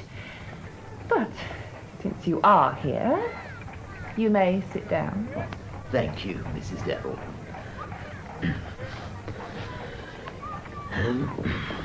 May I proffer my condolences? They are accepted. But you may tell Sam Monk. Sam Monk, ma'am? Well, surely it is he who asked you to intervene. But you could have saved yourself a journey. I have consulted a lawyer, and Mrs. Darrell, Monk didn't want me to. No, Sergeant, our mind is made up. We intend to sue Monk for negligence. The loss of a husband is tragedy enough, but there is our future to consider. If Monk had taken care of Charlie, we would have been richer by £1,000. Mrs. Darrell, ma'am... Do you deny Sam Monk was negligent? You cannot. Not after he let Charlie run barefoot round that disgusting track. Ma'am, that is what I'm trying to tell you. So, you agree, Mr. Cribb? Good. Then I shall sue Sam Monk and call you as a witness. Ma'am, I am trying to tell you. Your husband did not die from tetanus. Not tetanus? Well, then how? Strychnine, ma'am. Your husband was poisoned. Poisoned? Then Monk is still responsible. It was his tonic. I knew it was dangerous. Well, you do know that Sam Monk is a drinking man. It's obvious. He was intoxicated. He gave Charlie too much of the elixir. Negligence. Yes, I shall sue Monk for criminal negligence, and he can defend. So, you learned nothing from Cora, Sergeant? Nothing we didn't know already. How's the race going? Nothing much happened, Sergeant. Harriet's moved Chadwick to the outer track. Has he? And he's still running? I'd have thought he'd The have word pegged is it. that the captain was persuaded. Mind you, Williams is giving him a good run. He's only 6 miles behind. Is he? Oh, that must be bothering some of our betting fraternity. How are the rest doing? Well, when the second day bell went, Chadwick had run 202 miles. Williams and O'Flaherty were neck and neck, 196 miles each. And the rest were all well behind.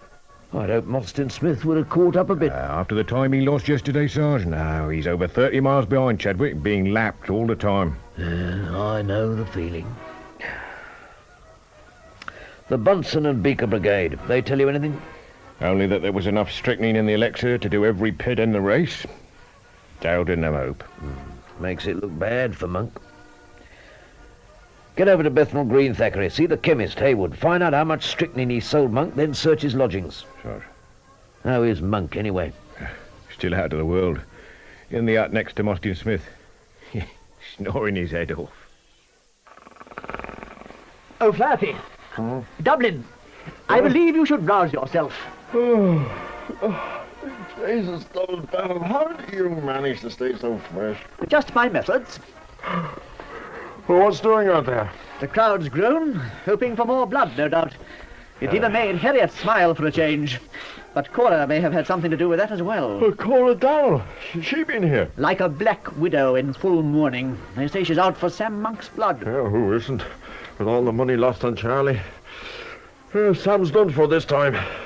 There's not a pen in London who'll touch him, not after this. Now, we need washing water. You coming? When you put something on your feet. I may have been mistaken over Darrell's demise, but the risk of tetanus is still here. How's Chadwick shaping? Still leading, but very uncomfortable. I don't think he likes the outer part. No. Billy Boy and Chalky, they shin tapping him, or is it the elbow in the ribs? Bit of both. The smell in these latrines. Flatty, that doesn't smell like... It's gas, Double Barrel. Hey, coming from next door. Some oaf's left a tap on. Come on. The bloody door. Oh, no, stand back a minute. There's someone in here. Oh. No, I'll get him out. You turn the gas off. Right.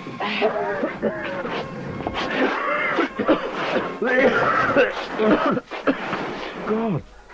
Hey, it's Sam Monk. Well, do something, Double Barrel. There's nothing anyone can do. He's been dead for hours.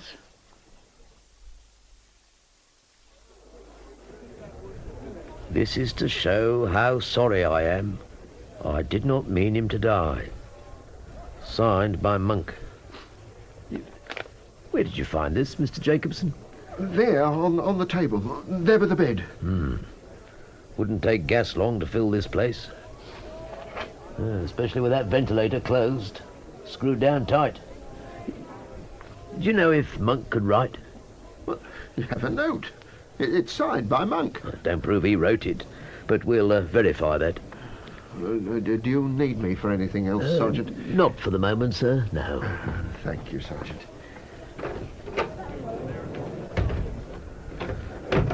Well, any sign of a pencil, Thackeray? Nothing, Sarge. Maybe he wrote the note before he came in here. Perhaps, but don't forget he was staggering drunk. Took Jacobson all his time to get him on the cot. And you don't find that significant? We know that Monk was dead drunk, yet he produced a note from somewhere, climbed on the cot and screwed down that ventilator. From there he moved right across to the opposite side of the room, turned on the mantle and the gas ring, and then lay down again. Can you really see it happen, Thackeray? He did have 5 hours to sober up, Sarge. Granted. But why should Monk want to kill himself? Conscience, Sarge, over Darrell's death. Why? Monk swore that his elixir contained a minute quantity of strychnine. Therefore, he could not be responsible for Darrell's death. So, why suffer conscience? He also told us when and where he bought the poison, and you checked that. The chemist confirmed Monk was a regular. And told him why he needed the strychnine. He said it was for the peds. True again. 7 purchases in 4 years. 5 crystals each time, all quite openly. He always signed the poison book. Which proves he could write, but it don't tell us whether he wrote this. It's his scribble, Sarge, no doubt of it. Now, his lodgings, Thackeray? 4.5 crystals in a phial. In the cupboard. Where he said they'd be. Yet this elixir contained a monstrous dose of strychnine, more than the total purchase by him in 4 years, which says Darrell's death was no accident, and does away with Monk's motive for suicide. Not if Monk killed him deliberately, Sarge. No, Thackeray, no. The note reads, "I did not mean him to die." Hardly the words of a premeditated murderer. And then there's one more fact. Why did Monk write the note before he came in here? We don't know he did, Sarge. He must have. He had no pencil in his pockets. You found none here? So, Thackeray, where did he write that note? And when? May I have your attention, please? Thank you, gentlemen. I have called you here to make an announcement of some importance. You will have heard that Mr. Samuel Monk, the attendant of the late Mr. Darrell, was himself found dead from the effects of gas. A note suggests that he took his own life. These 2 tragedies have shocked and saddened me. So some of you have even expressed the view that the race should be stopped as a mark of respect. Now, I'm not insensitive, gentlemen. But to stop it, do we not overlook our obligations to the living? To the remaining 9 who even now are more than halfway along the long road to victory. Captain Chadwick and Mr. O'Flaherty are battling gallantly with only 4 miles between them. 381 and 377 miles walked by those 2 men in 4 days. And let us not forget Dr. Mostyn Smith, who is even now less than 30 miles behind the 2 leaders. How could we tell those gallant sportsmen that their efforts were to be terminated? Would Charlie Darrell or Sam Monk have wished it? Gentlemen, I believe not. That is why I now state that this race will go on as planned. Now, if you gentlemen would follow me, I have black armbands available. As you see, when you return to the track, all contestants are now wearing them as a mark of respect. Competitors will wear black armbands as a mark of respect.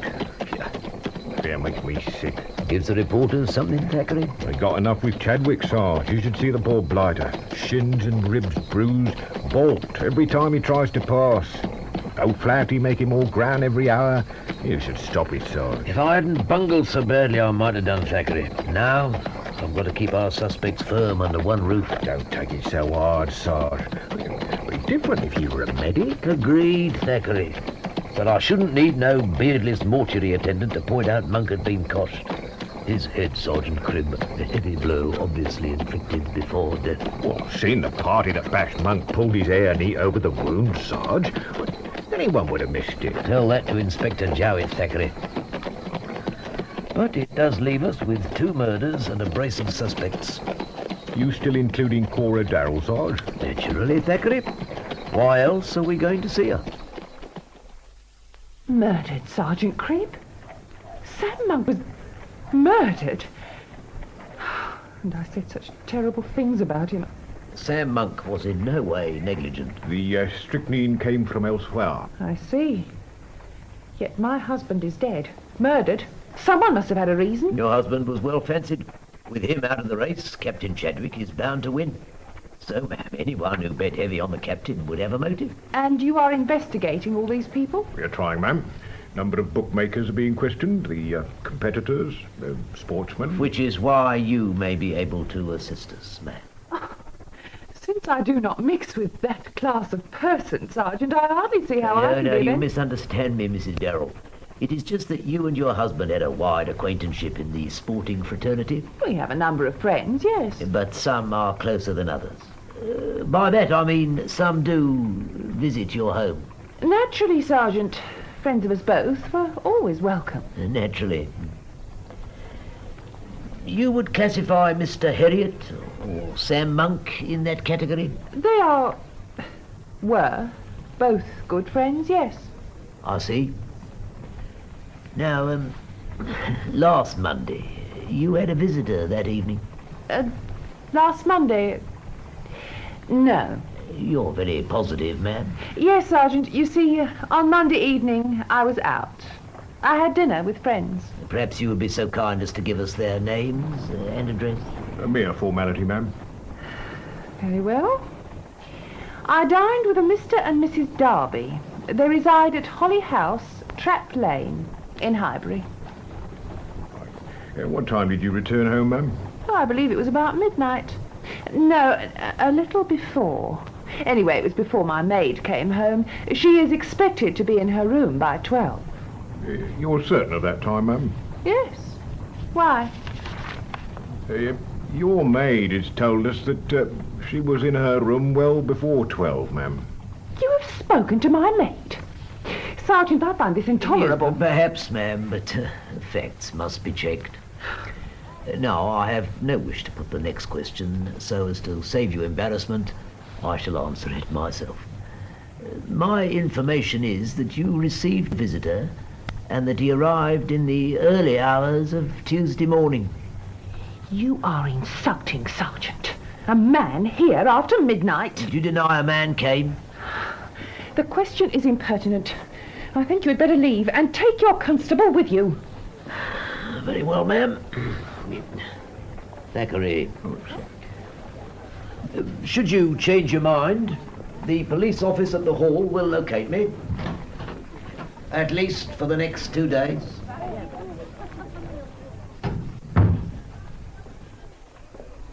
She's hiding something, Sarge. Then let's prove it. Check with Mr. and Mrs. Darby first thing. Then alert every footloose copper in London. I want details of every sale of strychnine in the last 6 months. Names, dates, quantities, and Thackeray. I must have the information by Saturday. Out of my way, Chalk. I must catch your flirty. Well, then move to the outside, Double Barrel. I would if you'd allow me. What? Very well, Chalk. Since you forced me... You're learning, Double Barrel. But next time, try it with your elbow. It works better. I hope there will be no need for a next time, Williams. Oh, Flirty, slow down, man. Just keep away from me, Double Barrel. I must speak with you. Despite your views about last night, I was not trying to nobble you. No? You woke me up 3 times, Double Barrel. And you still say you weren't nobbling? No. Now, for heaven's sake, listen. Darrell is dead. Monk is dead. Logically, you have to be next. Me? All right. Now, why should someone be after me? Because whoever killed Darrow and Monk wishes Chadwick to win. Then I'm safe. He's 4 miles ahead. No, you are 4 miles behind. With 2 days more to go. Precisely. And Chadwick's in poor shape. He's slowing, which makes you an obstacle. One which our killer must remove. The only thing I'll be removing is you, Double Barrel. But before I throw you off this track, I tell you, if I'm next, it'll be a mercy. I'll be freed from you. So just leave me a few minutes' peace before I get slaughtered.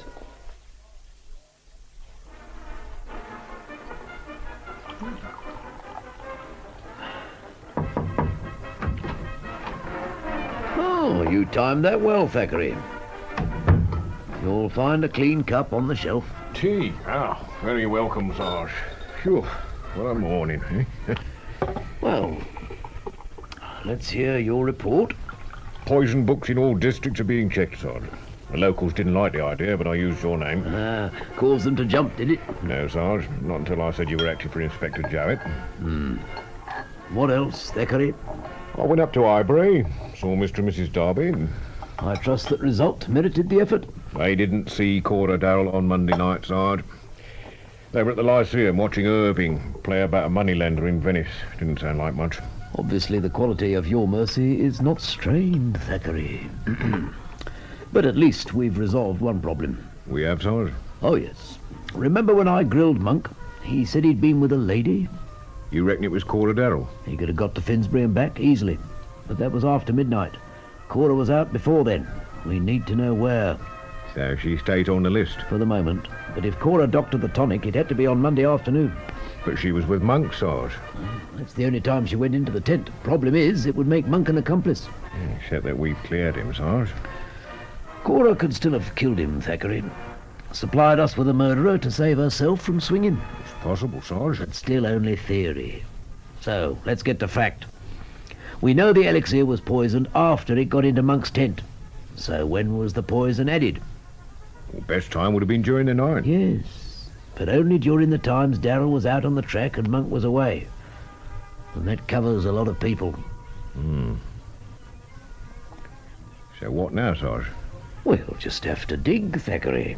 Ask some more questions. Starting with our rather curious Dr. Mostyn Smith. Question, Sergeant Cribb. Why? Because you puzzle me, Doctor. I can't think why. Then, sir, I'll tell you. You're a misfit. And that might make me a murderer? Oh, dear me, no, sir. Are you? You are the detective, Mr. Cribb. Oh, yes, sir. And I ask questions, put together facts, place things in their proper perspective, and you don't fit. Not here. An educated man, a doctor who suddenly enters a pedestrian race, starts contesting professionals. It makes me curious. Then allow me to complete the puzzle, Sergeant. My reasons are here. This box contains some 50 health foods, formulations concocted by me. My participation in this contest is by nature of an experiment. To prove what, sir? That my foods will nourish the system, banish fatigue, recharge losses resulting from strenuous exercise. My rather odd appearance in this contest has been much commented on in the press. I have gained valuable publicity. Which you will later use to advertise your products. Naturally, and to sell them. But to succeed, you must complete the race. It is essential. I take it I will be permitted to continue. Oh, you will. But I'll take a look at these elixirs. Don't worry, sir. They'll be here when you require them. Now, I'd get back on the track if I were you. You have some 25 minutes to make up. So the doctor couldn't help, Sarge? Only enough to pencil him off our lists. Which leaves us with no one, Sarge. So we go through them all again. Persistence, Thackeray. Have you got Monk's suicide note handy? Sarge. Good. Just read it to me, will you? This is to show how sorry I am. I did not mean him to die. I did not mean him to die. That's it, Thackeray. That's what's been bothering me. What, Sarge? When was the only moment when he would have felt remorse? Before he knew that Charlie Darrell had died from strychnine. Do you recall Mostyn Smith's original diagnosis? Tetanus. Exactly. And how is that disease contracted? Through an open wound. And Darrell was running barefoot. Monk could have stopped him, but he didn't. And Darrell died. Well, Thackeray? So that's when he wrote it, Sarge, just after? Yeah, I believe so. That's the only time he would have felt any guilt. Right after Darrell's death. So he did plan to kill himself? No, but that's when he wrote it. But if it wasn't a suicide note, Sarge, why and who to? Well, that, Thackeray, I would have thought was obvious. Sarge? You know, I think we have caught ourselves a murderer. Oh. When do we arrest him, Sarge? There's no hurry, Thackeray. I've a supper engagement tonight and one or two things to attend to in the morning before I return. You, Thackeray, must be here through the night. Be on the alert. I shall see you at midday. Good morning, Thackeray. Morning, Sarge.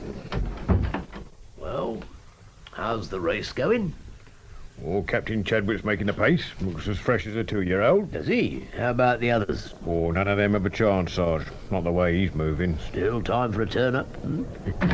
Sergeant Cribb! Mr. Harriet! Sergeant, come quickly, I'm ruined. Ruined? Yes. Ruined. Finished. To think he could have done this. Now, calm down, Mr. Harriet. Calm down. Who did what? The safe. It's empty. £1,000. Gone.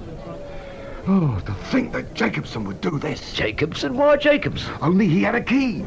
And the staff, they say that he left a half an hour ago carrying a bag. Well, in that case, he may need to stop off at his lodgings.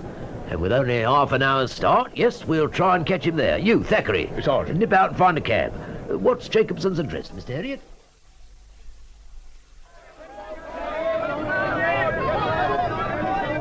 Trust Chadwick, running the last few laps in his regimental colours. Oh, for 500 quid and the rest of his winnings, I'd come out starkers. Last minute. O'Flaherty can't hope to catch him up now. Pipped by 1 lap. Luck of the Irish. And I had to switch by Rhino to Mostyn Smith. Reckon with his elixirs he'd run O'Flaherty into the ground. 512 miles. The good doctor ain't done so bad, all things considered. Well, we might as well get to the finish and see Chadwick in, and Harriet's going to make a speech. My friends, in Captain Chadwick, we have had a gallant winner. The 600-mile record was not broken, but his 538 miles in 6 days, well, few could match that. And Mr. O'Flaherty almost did, to come a worthy second.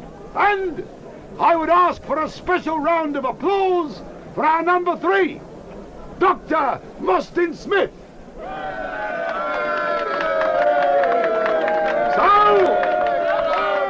So, as our gallant contestants leave this hall, I hope, despite certain unfortunate events, that this race will be remembered by all as a notable sporting occasion. Thank you all, and good night.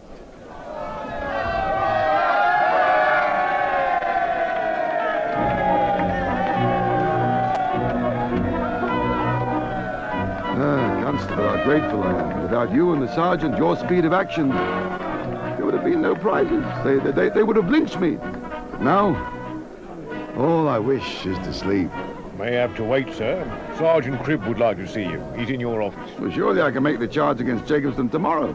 I think the sergeant would prefer it now, sir, especially in view of the Darrell business. Well, Sergeant Cribb, the Darrell business is your concern. Mine is how you caught up with Jacobson. Well, if you can spare the time, sir.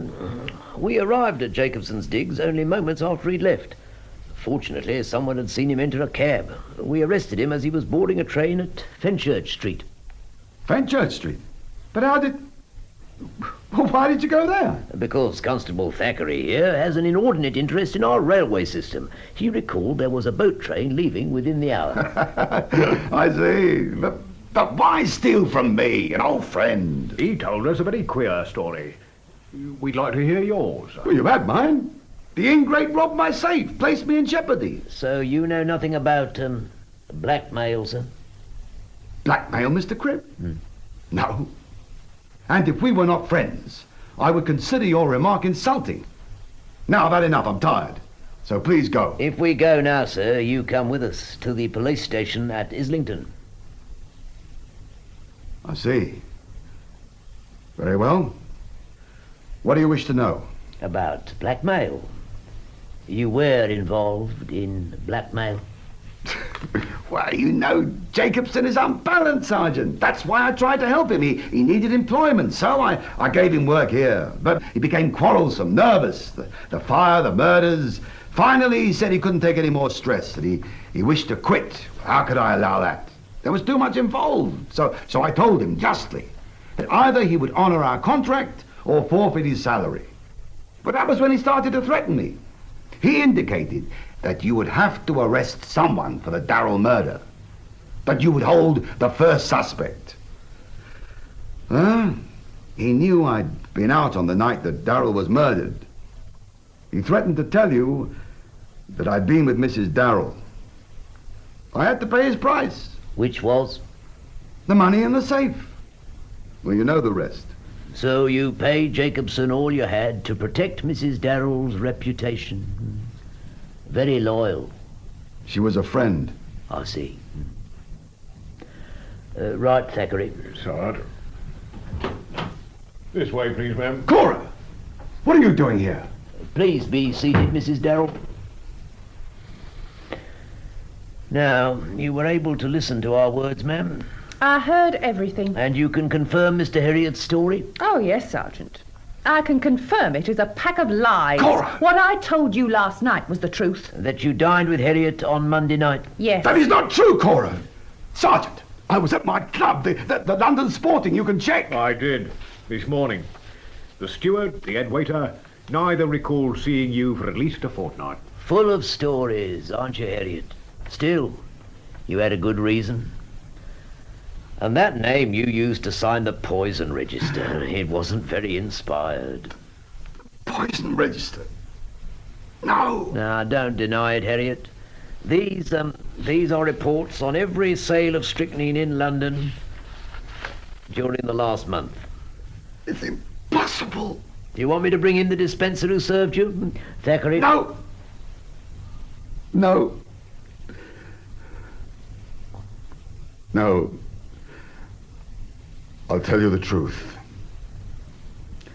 Darrell got what he deserved. He was a villain, a bully. You killed Darrell because of his wife. Me? No. But why? Why, Mrs. Darrell? Because Harriet was in love with you. Do you remember your first meeting with him? Well, yes, it was when Charlie was training at Hackney, but I didn't mean it. Oh, God. You flashed your eyes at him, but he held off. Something you weren't used to. And that was where you made your mistake, Mrs. Darrell. You see, whatever Harriet is, he's no philanderer. Nothing would have made him seduce another man's wife. But a widow, oh, that was different. Stop it, it's horrible. Yes, Mrs. Darrell, it is. Horrible. So last Monday night, while Charlie was struggling on blistered feet, and you were thinking of oysters, Sol Harriet was contemplating marriage. As far as he was concerned, you were already a widow. But I had no idea. He'd already purchased the strychnine, but you didn't know that, did you? No, Sergeant, I swear it. I only learned what she was like, about her morals, from Jacobson. By then it was too late. You really believe she'd marry you? Yes. Believe me, Mr. Cribb. Last Monday night was the first time we'd been alone. But I was in love. So you poisoned Darrell's elixir after that dinner? Yes. I assumed he wouldn't need it until the last stage, when he was totally exhausted. Instead, he took it on the second morning. Almost ruining your whole promotion? Yes. Then you and the constable arrived. So you had to provide us with a murderer? Well, the race had to continue. The only way was to kill Sam Monk. How did you force him into writing that suicide note? No force was needed, Constable. Monk felt responsible for Charlie's death. He thought it was tetanus. He wanted to explain, to tell Cora what he felt. He came to me for help. And you dictated a perfect suicide note. And then you killed him. I did it for you, Cora. But even that went wrong. Monk was not as drunk as I thought. He saw me turn on the gas. I had to stun him. But for that, the sergeant wouldn't have suspected murder. Then Jacobson accused you of an affair with Cora? Yes. I was willing to sacrifice anything to stop you learning about that. I offered to buy Jacobson off. I gave him the takings. Then reported it as a theft. Well, the peds had to be paid. How could I have announced at the prize giving that the money was gone?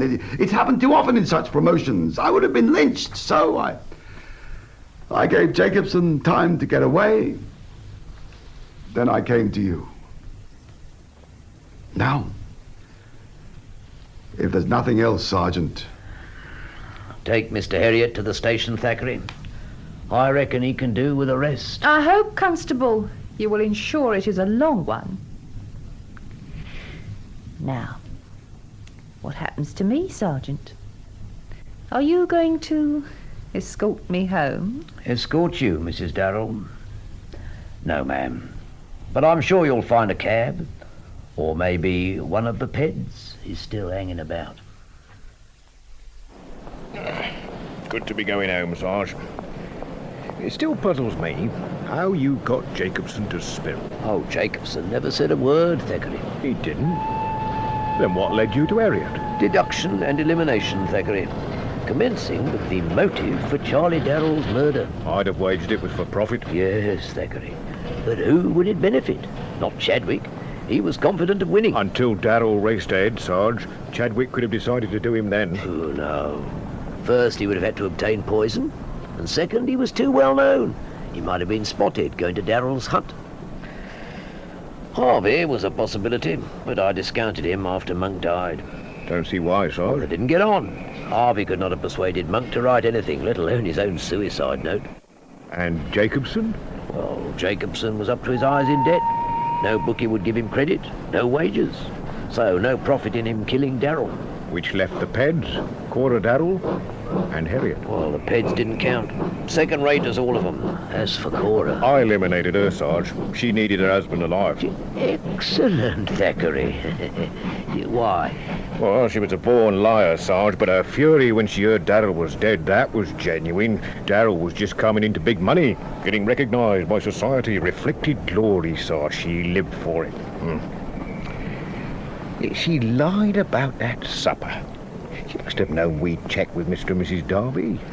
She was afraid of scandal. A lonely wife, taking lovers. Don't look so good when the husband gets murdered. Could have ruined her chances in the future. Yeah. So that left Harriet. Except he didn't need money. Which led to the only other possible motive. A crime passionnel.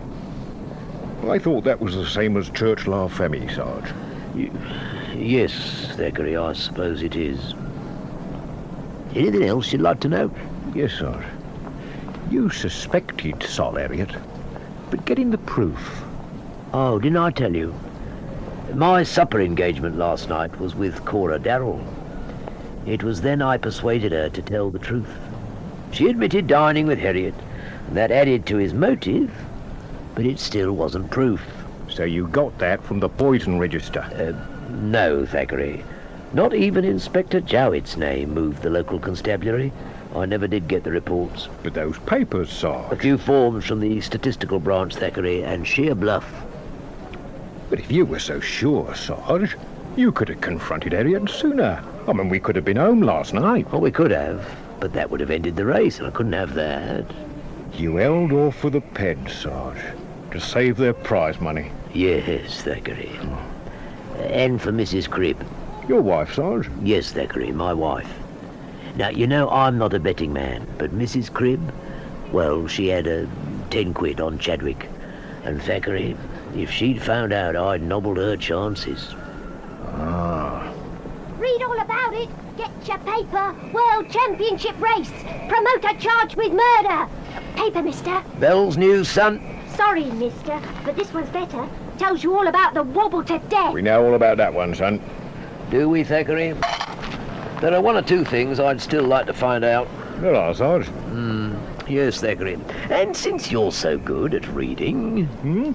Oh, no, Sarge. That's an order, Thackeray. Right, Sarge.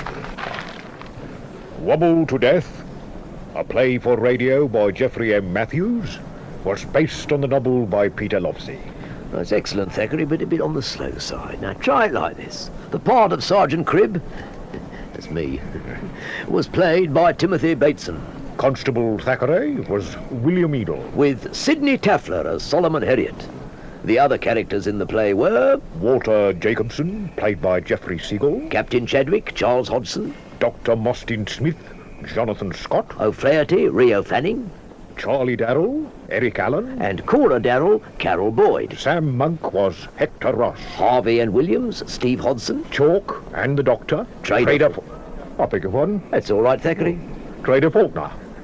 Mary Foster and the newsboy, Alison Gollings. And the newspaper reporters were Dennis McCarthy and Leslie. You did that well, Thackeray. Thank you very much. The play was produced, with all his accustomed savoir-faire, by Harry Catlin.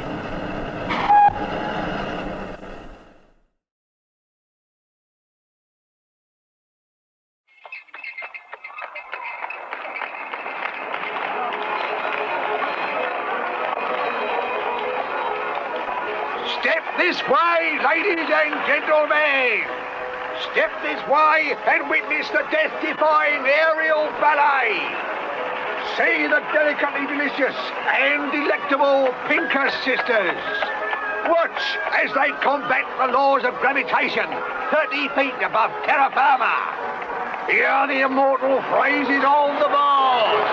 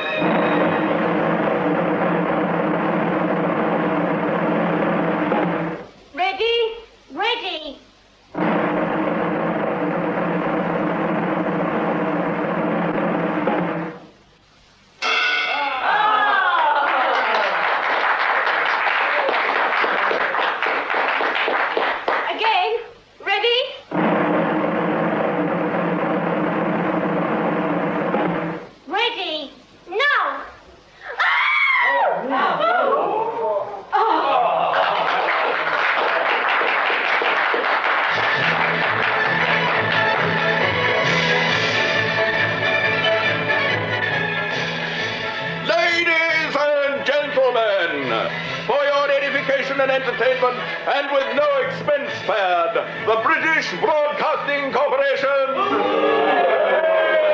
presents Abracadabra, a 90-minute delectation of devilishly devious detection, mirth, magic, and mystery. Introducing Mr. Frank Windsor as Sergeant Cribb.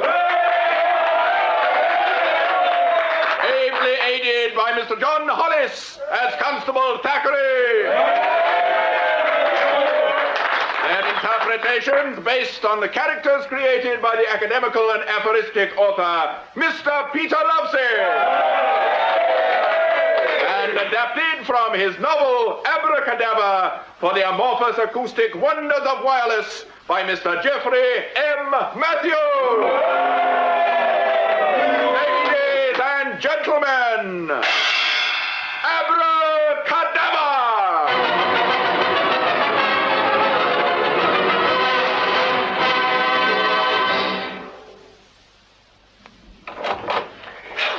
Why, Miss Lola. See that?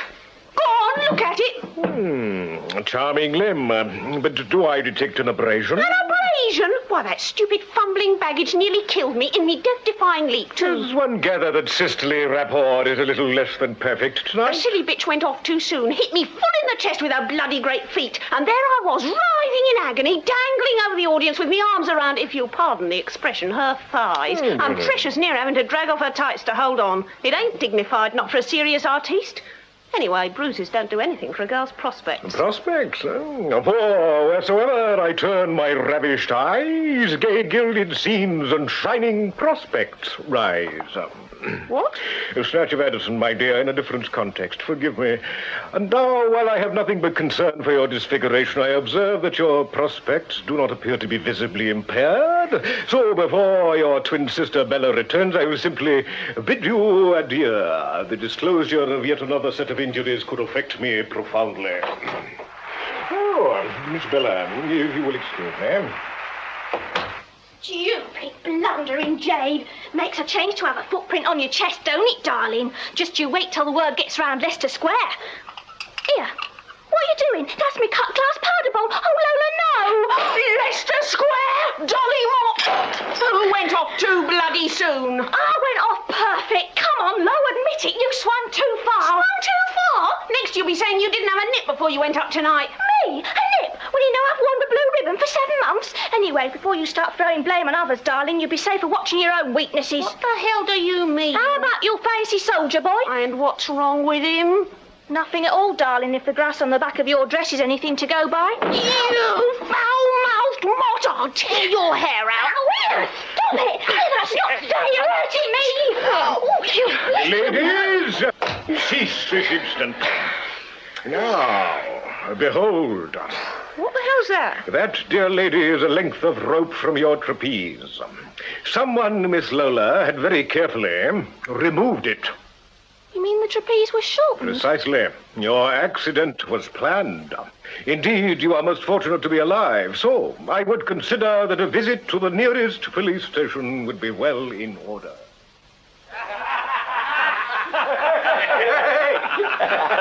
Order, gentlemen, order. Well, Constable Thackeray? Adjective, Inspector. Adjective? Well, adverbial pronoun. Adverbial pronoun.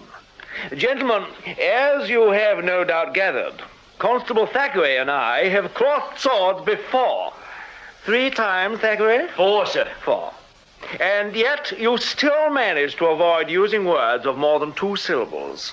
For instance, gentlemen, in this exercise, Thackeray has carefully avoided the word misdemeanor and substituted minor offense. An ingenious stratagem, Thackeray, and one of which I might almost approve were it not that your spelling is unequal to your ingenuity. As a result, gentlemen, Thackeray's minor becomes a toiler beneath the ground, while the word offense, the way Thackeray spells it, becomes a wooden enclosure. Urgent message. Just arrived on the dog cart, sir. Oh, thank you. No reply. Dismiss. Sir.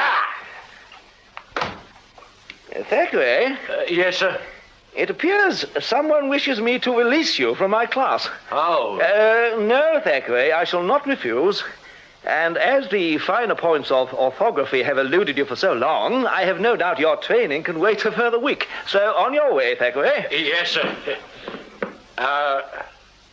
Where to, sir? Where else, Thackeray? Where else but to Great Scotland Yard? Ooh. There you are to report to a Detective Sergeant Cribb, whoever he may be. Maybe, Thackeray. But one must keep an army of pen pushers out of mischief. And here in the statistical branch, they can occasionally come up with something interesting. Now, pull up a chair. Oh, I'm obliged, Sergeant Cribb. Smoke, if you like. Oh, sir. Yeah, I've stopped, but it might help your concentration. Thank you, sir.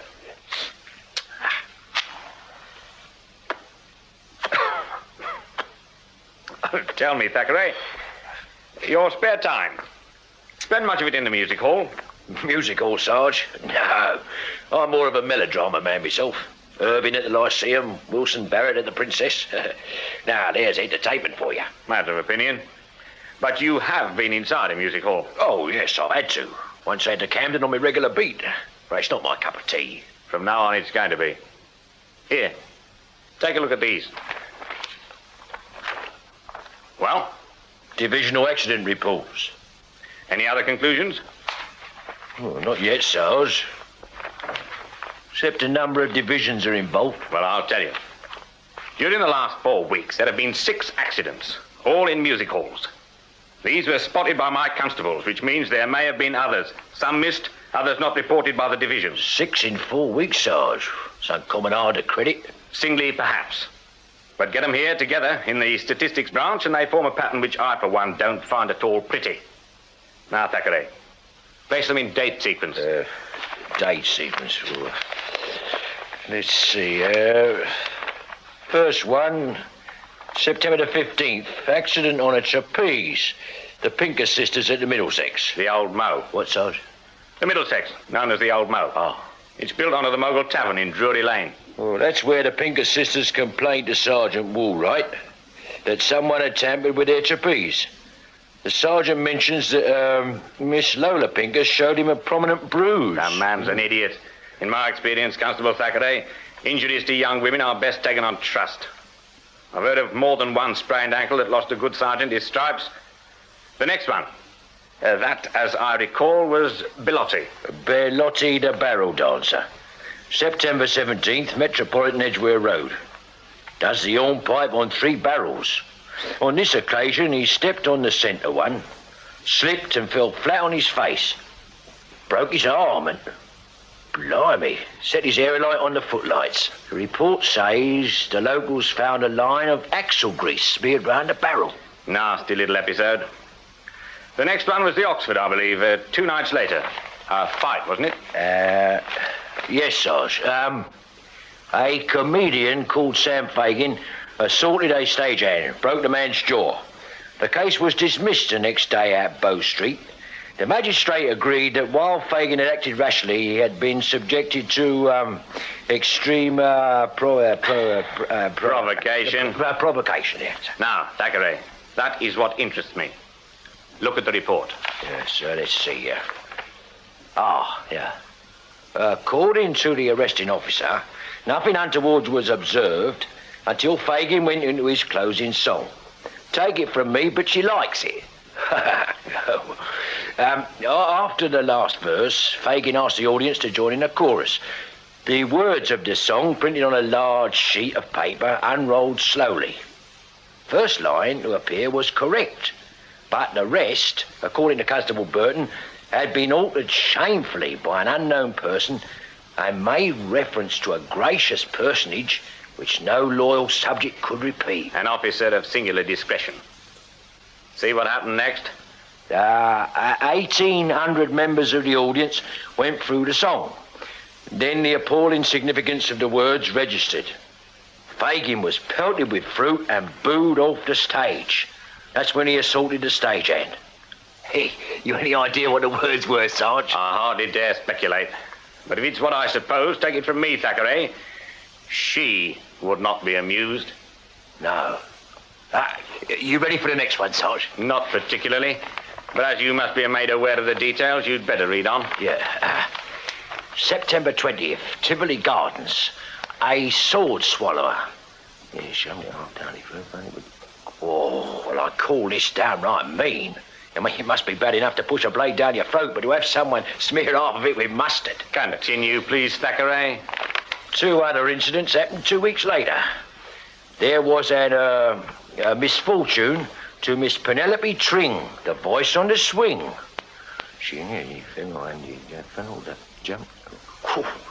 What a predicament.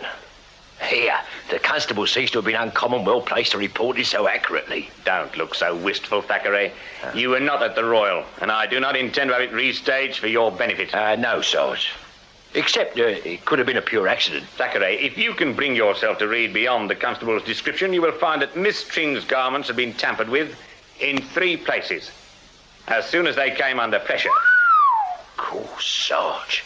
It's surprising she chose to jump off the swing. Landing in the stalls, breaking her arm in 2 places and knocking out 1 member of the audience. I don't suppose she felt a thing. Anyway, Sarge, the last one was at Canterbury on October 9th. Stuff this sword up. Well, if this was deliberate, I reckon we're after a lunatic. I mean, the poor girl could have died. Do you think it connects with the others? I don't know, Thackeray. But if it does, we are holding the wrong man in Newgate Prison. Newgate, Sarge? Something sniffy rotten. No, you wouldn't trouble yourself with penny gaff performers and broken limbs. Not unless you had something else. Indeed, Thackeray, I have. This was delivered to Stonehenge Police Station this morning. A playbill? Well, I'm sorry, Sarge, but... Use your eyes, man. See the inked rings. Grampian. Sensational tragedy tonight. Well, he must be a lunatic. Point is, Sarge, what can we do about it? Try and reduce the risk. The hall will be checked before the performance. And later, you and I, with 4 plainclothes men from Stone's End, will be in the audience. But first, we're going to pay a visit to Newgate.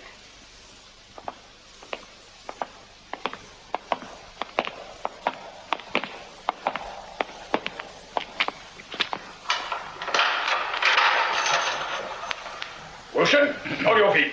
Visitors. So you're Woolston. My name's Cribb. Detective Sergeant Cribb. This is Constable Thackeray. But that needn't mean trouble. What matter? I'm Stoney.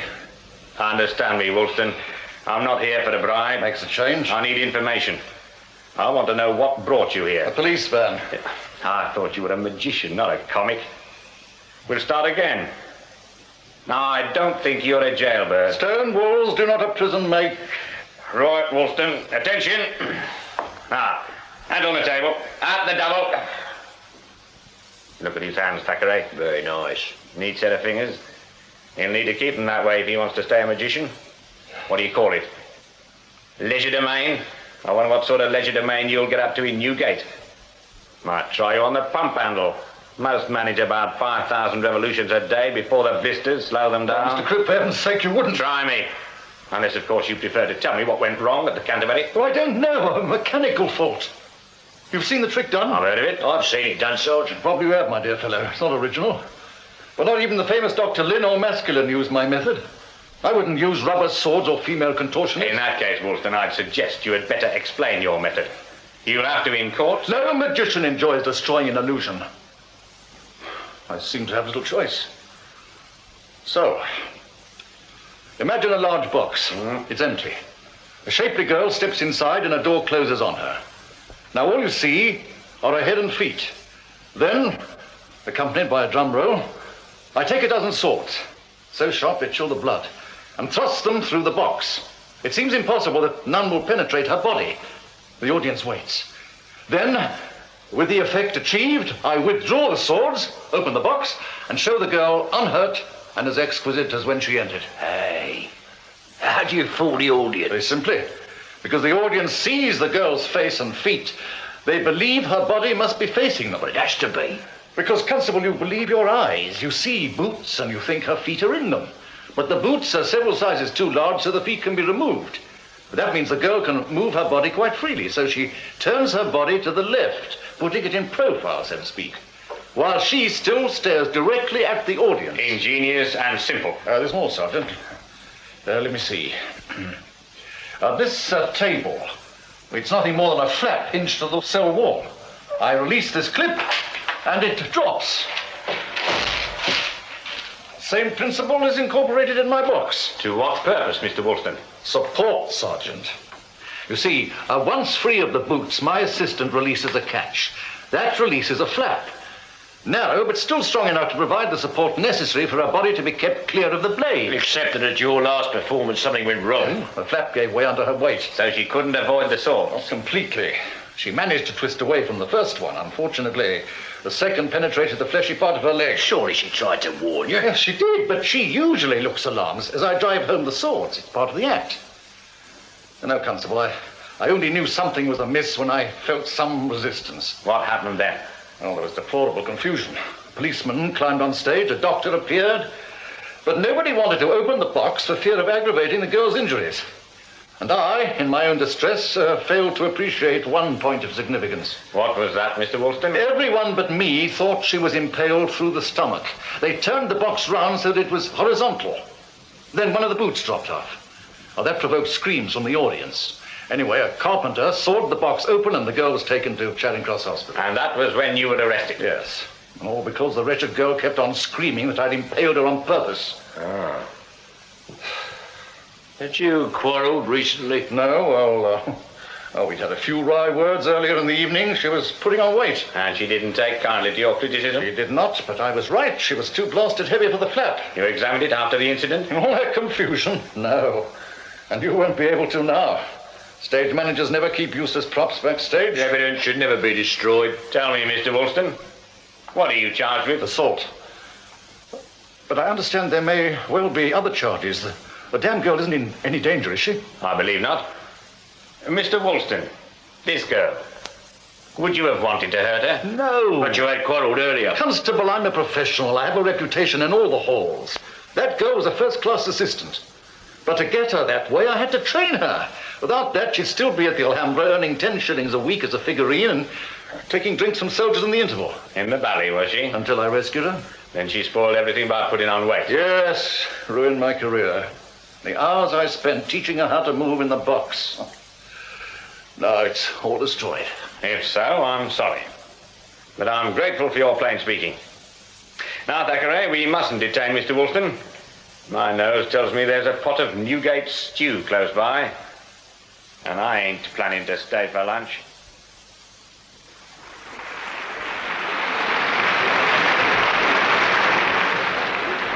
Well, that's the first half over. And I must say, Sarge, it's better than batting me over round Bermondsey all night. Or attending education classes, eh, Thackeray? Ah, now here's two handsomes if I ever saw them. You look the sort of gent who'd have one of me hot kidney pies, hot and fresh. Or how about a plate of natives to swill with your fizz? Fizz? Hey, how about it, Sarge? On your 35 bob a week, Thackeray. I'd say Fawkins was near your mark, so we'll settle for 2 pints of East India. Oh, tar. Mustn't forget why we're here, Thackeray. Well, if I can't sell you anything better, perhaps you prefer a couple of dainty companions to share your box. Come on, what you say? Well, Thackeray? On 35 bob a week.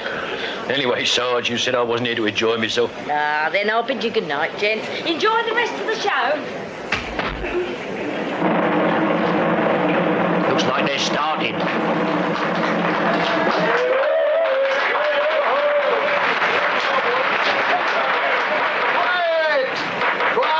You merciless rebel! And now, since I happen to be on my feet, I might as well tell you what else you have in store. A regular jamboree of delights. A bill that'll touch your hearts and tickle your fancy. Wish someone would tickle him, Sarge. Oh! Just concentrate on how quick you can get down on that stage. If anything happens, I want you there fast. Understand? We've not a sight or a word to offend even the most delicate-minded ladies among you. You think so, madam? Well, so do I. Meet me after the show and I'll remedy the deficiency. But now, without more ado, fresh from a success at the London Pavilion, the Metropolitan, and the Tivoli Garden, here in Barton, to charm you with a ditty, the delicate, delicious Miss Ellen Blake. Oh, she's a stunner, isn't she? Keep yourself in check, Thackeray. I don't want you on the stage just yet. Good Lord, man. You're foaming at the mouth. Foaming, Sarge? Oh, sorry, it's just head off the ale. Well, she's certainly a stunner. And she's getting a damn good reception. You know, Thackeray, it wasn't so long ago that they covered the orchestra with netting. What for, Sarge? Protection. It kept the rotten fruit away. Favourite missiles when audiences didn't like duck performers. Ooh. Anyway, here we go.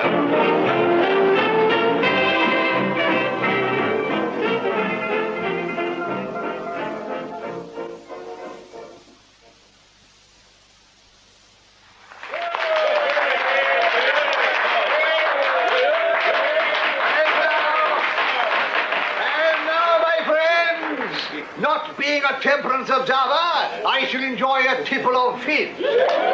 Generously subscribed by the table on my right.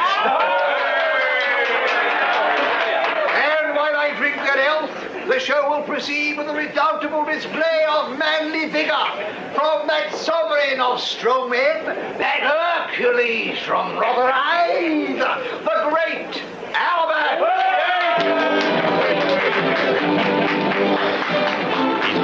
Body. He won't need much protection. There's a pity about the moustache, Sarge. Don't look much like an ancient Greek to me. God, blimey, look at the woman. She's just about as big as he is. Keep away from Albert, missus. You'll rupture him. Wonder if they're related. Now, what's he up to with that basket?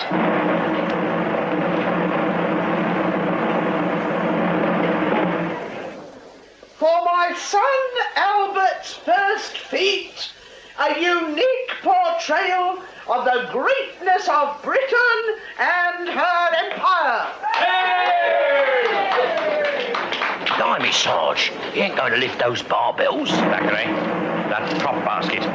I'll swear it moved. Well, it must be part of the act. Anyway, she's unstrapping it. Still, I feel sorry for him having to stand with that load of iron above his head. Sarge, there's something in there. It's a bulldog. Ferocious, Thackeray. Albert, it's got him. He's dropped those barbells. Well, don't just sit looking. Get down there and help take the dog off him. I'll see you backstage, Thackeray.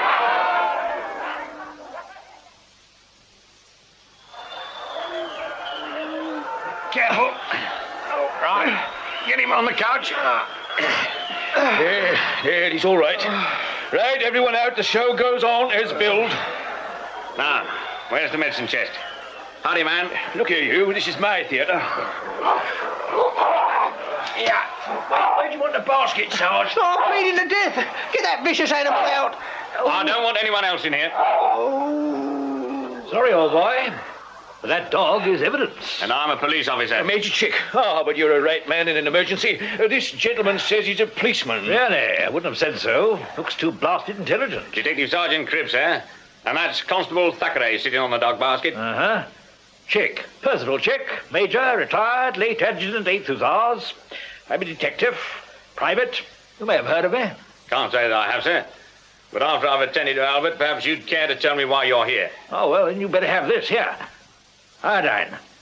Used fine for disinfection, especially if poured on liberally.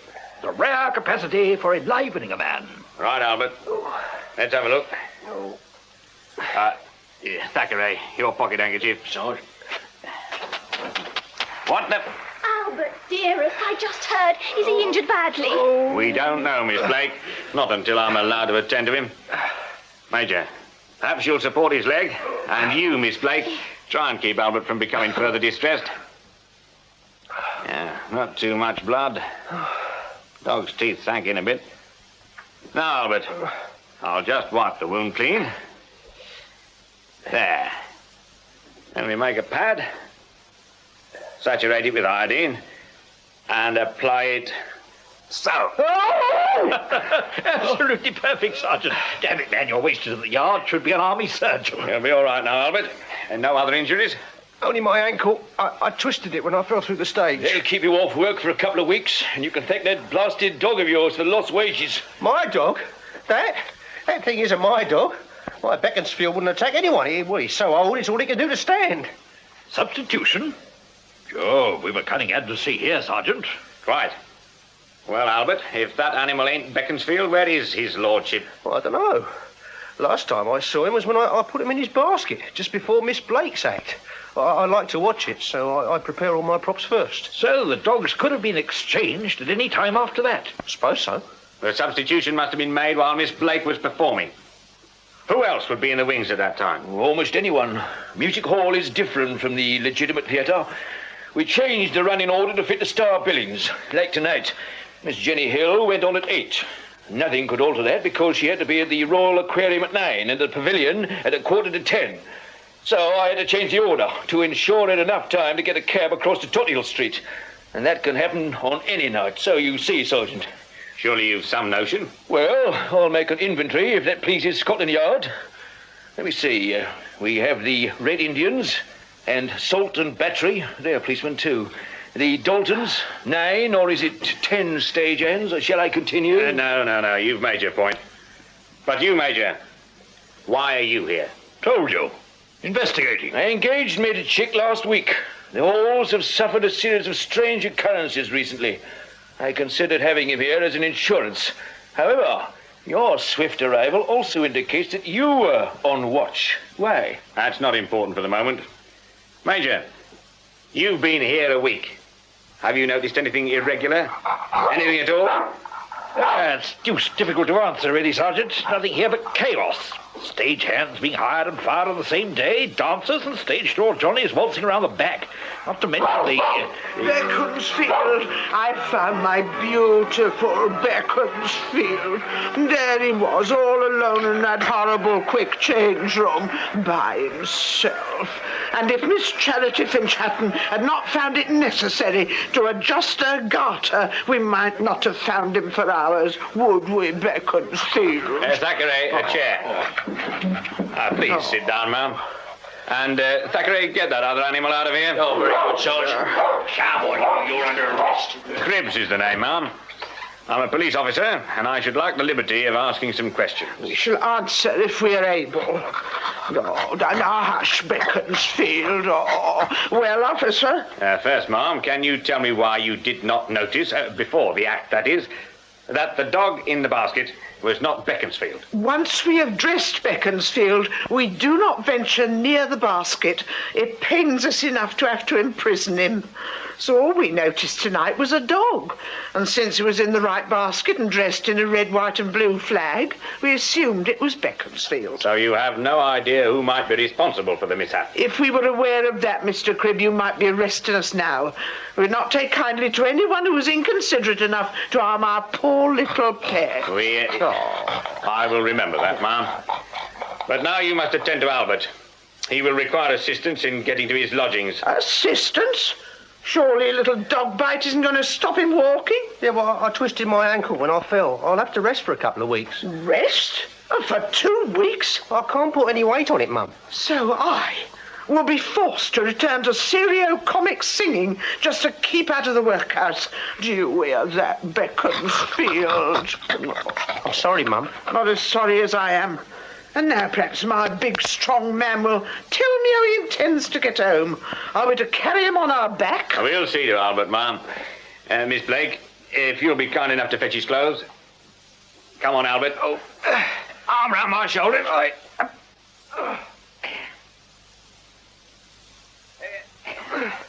Now, Albert. On to the bed with you. Oh, that's better. Oh, I'm grateful to you, Mr. Cribb. And now, if you'd be kind enough to light the gas. Of course. Thank you.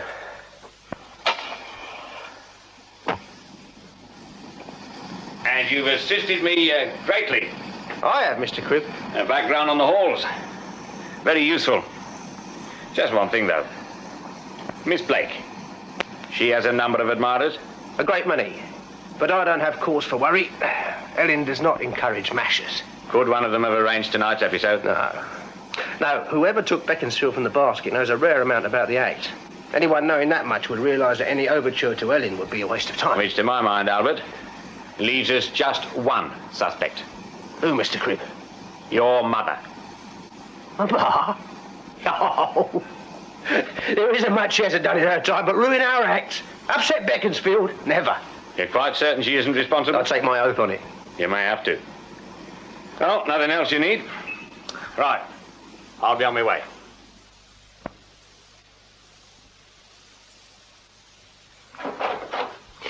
Evening, Sarge. Midnight oil, Thackeray? Oh, well, Sarge, it's just to... Your face. It's as long as Big Ben. Means you want to speak your mind. You have my permission. Well, Sergeant, this musical stuff.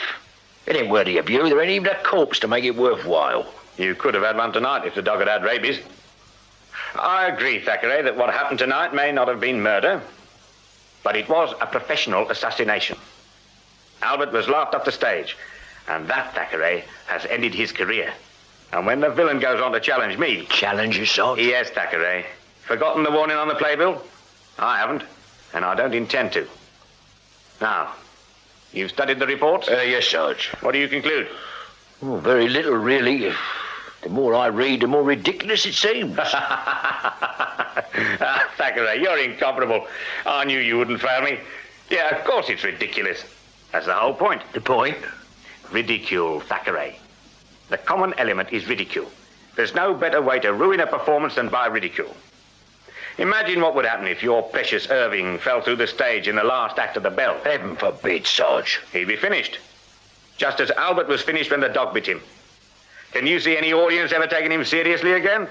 As soon as he shows his face, you'll get barking and growling all over the theatre. You mean someone planned to make laughing stocks of these performers?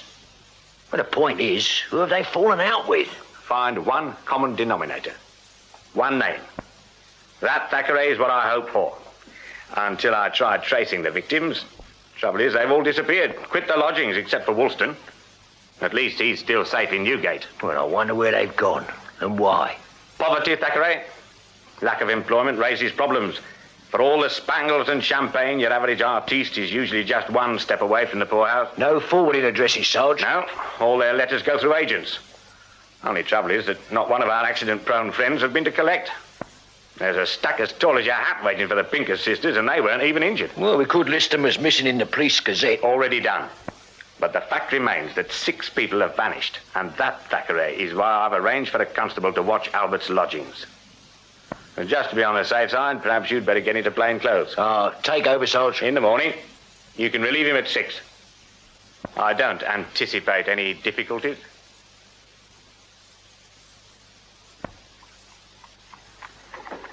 He'll go.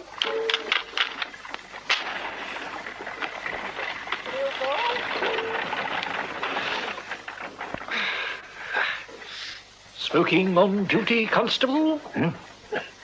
Oh, Major Chick. Blimey, so you startled me. I didn't expect to see you here. Why not? Investigations have to go on. Noticed anything? No, quiet as the grave, except for the milk. Honest, Major, I'm tempted to ask you to hold the fort. I'm starving. Oh, I'd hold on if I... Well, that four-wheeler's stopping. It's on. Do you know either of them, Major? No. Tall fellas. Could almost be twins. Reminds me of undertakers. And no, they've gone into Albert's. Got your bracelets handy, Thackeray? My what? Handcuffs, man. Can't take chances with obvious villains. Oh, well, sir, my instructions were just to observe. Instructions are not orders, Thackeray. How about Sergeant Cribb said... Hey, they're coming out again. What's that they're dragging? Trunk. Heavy, too. Oh, poor Albert. What? Knew they were assassins the minute I set eyes on them. Well, Constable, I don't know what Scotland Yard's going to do, but I'm going to pursue those damn scoundrels all the way to the continent if necessary. Thought something like this might happen. Made preparations. Cab standing by in Brook Street. Room for you if you want. I'm obliged. Good man. I'll climb aboard. And you, Thackeray, wait in case the blighters separate. Then you follow. Otherwise, see you at the end of the road. Major, wait. Albert, he's come out. Blimey. Hey, you! Albert, stop! God, now what? Hey, Major Chick! Hey, wait for me! Don't worry, Thackeray. I'll report to you later. Must be off. Don't want to lose him. Report later. That's what he said, Sergeant. But at least Albert didn't end up in the trunk. He's alive. Was alive? Whether he still is debatable. And I thought you had brains. Well, I'm sorry, Sergeant, but you did say observe. And I didn't want to give the game away. All right, Thackeray. Come in. Major Chick. Yes, I said I'd report. Take it Thackeray has told you what happened. Sorry I had to leave you, Constable. But he was well ahead, didn't want to lose him. Did you? Lose him? Oh, never. Never knew a hansom that couldn't catch a growler. Followed them halfway across town. Ended up in Kensington Palace Gardens, place called Phil Beach House. Saw Albert and his escorts go in. Didn't know what to do, so talked to a gardener. Found out the place is owned by Butterley. Sir Douglas Butterley, millionaire, made a pile from gin. Decent chap for all that. What does he want Albert for? Well, he doesn't. House is run as a home. A home? Yes, for music hall performers on hard times. He's got about 20 there at the moment. All down on their luck.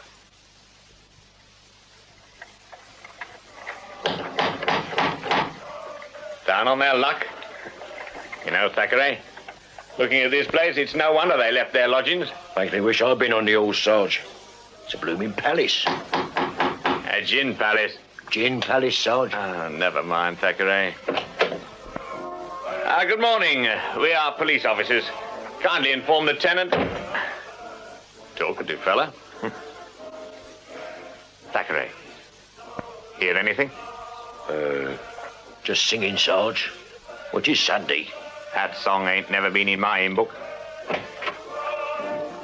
Mistress says you can come in now. Ah, thank you. Come along, Thackeray.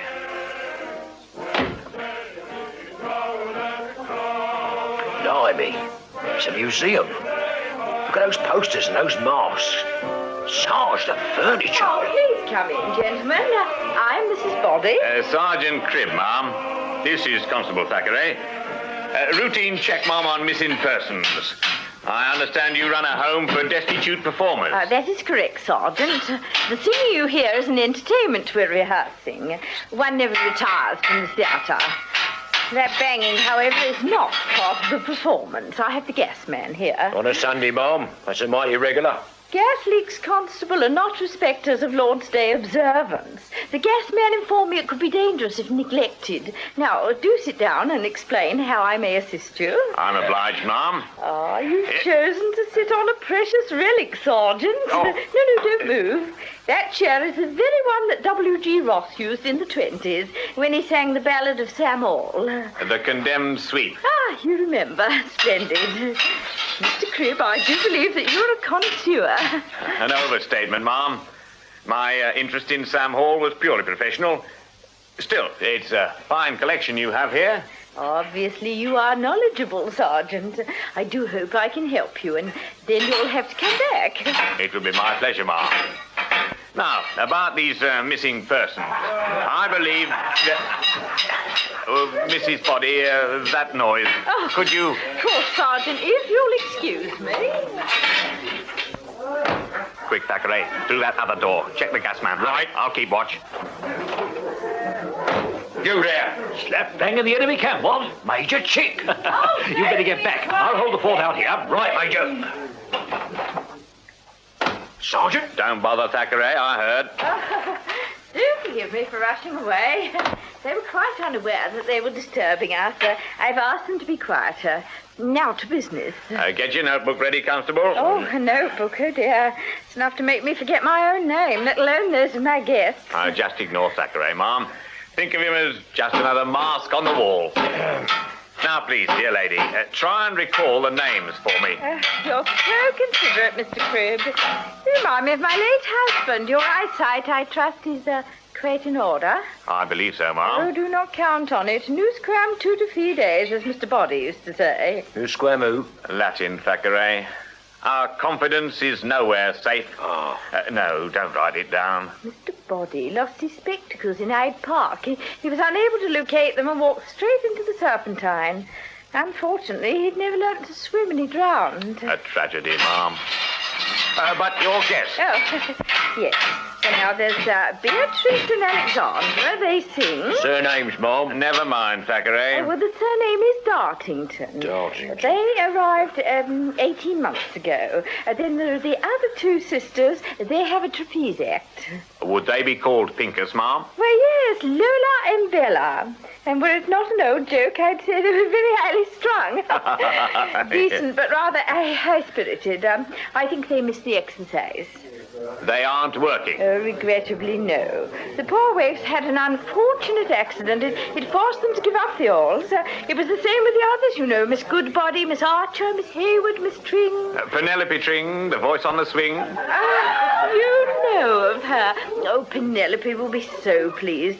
She had an unendurable experience, but we're trying to laugh her out of it. That makes 8 ladies. Who are the others? Well, there's Miss Harriet Morris, a song and dance artiste, and a new guest who arrived after luncheon. I confess I don't even know her name, but she is the mother of the strong man. He came here this morning. He'd been savaged by his bulldog. That would be Albert. May I ask who brought him here? Why, the undertakers, of course. Who else? But he ain't dead. I saw him. Obviously, you haven't heard of the undertakers. George and Bert Smee. They were one of the most whimsical towns in London until, well, they had an accident 2 months ago. Accident, ma'am? It was most disconcerting. They accidentally got locked up in their own coffins. They've never been the same since. And how did you hear about Albert, ma'am? Through a personal acquaintance of our benefactor. Sir Douglas Butterley? Yes, he's bedridden, but he had many friends who are associated with our philanthropy. Anonymously, of course. I see. But you reached Albert uncommon fast. Mr. Cribb, you ask such suspicious questions. I merely inquired how you obtained Albert's address, ma'am. Well, where else, Sergeant, but from his agent? You know, Mr. Cribb, I have something upstairs that I know will interest you. My sitting room. It's a perfect replica of a box at the Alhambra, as it was before it lost its license. Some other time, perhaps, ma'am. Yes. Well, perhaps when you wish to interrogate me in greater detail. Now, for my other male guests, we have nearly the entire Alhambra Orchestra. They wouldn't be on my list. Would you have an Italian barrel dancer, Bellotti? Yes. Splendid. That's one of your list. How about a comedian, Sam Fake? Yes, he's here. In fact, that was his voice you heard singing just now. Excellent. Perhaps we could go and see him. Oh, no, I'm afraid not. You see, Sergeant, they insist on their rehearsals being kept quite private. Why are they rehearsing, Mrs. Body? Why, for their return to the stage, of course. It's their life. Of all the cheap treasure that God Hello? there's one that I love. Who's that? That's Fagin again now. Oh, listen to him, Sergeant. He's so beautifully resonant. They seem to consider it extraordinarily funny, Ma'am. Very popular, as you know. Very popular. It's going on, I thought so. With a creaking old back and twisted old I never remember him being so funny. It's the only thing I know, that recitation. Oh, excuse me, gentlemen. I fear they're getting beyond themselves again.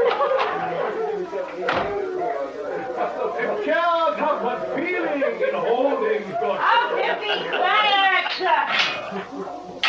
Honest, Sarge, I hope Major Chick knows what he's doing. Uncommon dangerous playing with gas pipes.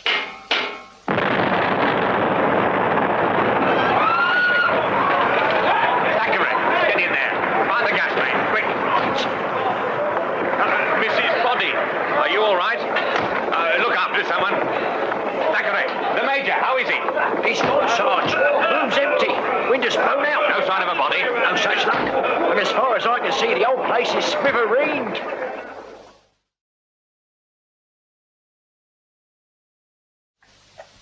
As far as you can see. Well, Thackeray, as far as I can see, the explosion must have addled your brains. Well, it seems likely, Sarge. That every music hall artiste of note decides simply to quit, causes accidents to themselves, just so they can get into Phil Beach House? It's a life of luxury, Sarge. Anyway, this ain't our kind of case. Albert's happy. There ain't a corpse in sight. So you'd like to leave it all to me? Very well, Thackeray. We'll part on good terms. Suppose I should have laid on a corpse or two before I interrupted your educational classes? Educational classes, Sarge? They are part of your normal duties. Yeah. Well, I've been thinking, Sarge, my theory, maybe it could do with more investigation. Possibly. It might even be correct. But certain things still bother me. Like who sent us that playbill warning us about Albert's accident? Why did the other accidents happen in different theatres, on different nights, with no two of the victims doing the same act? And why don't our friends in Phil Beach House collect their mail? And what was going on in that rehearsal room, Sarge? What did everybody find so funny in Fagin's monologue? I don't know, Thackeray. But I assure you, I mean to find out.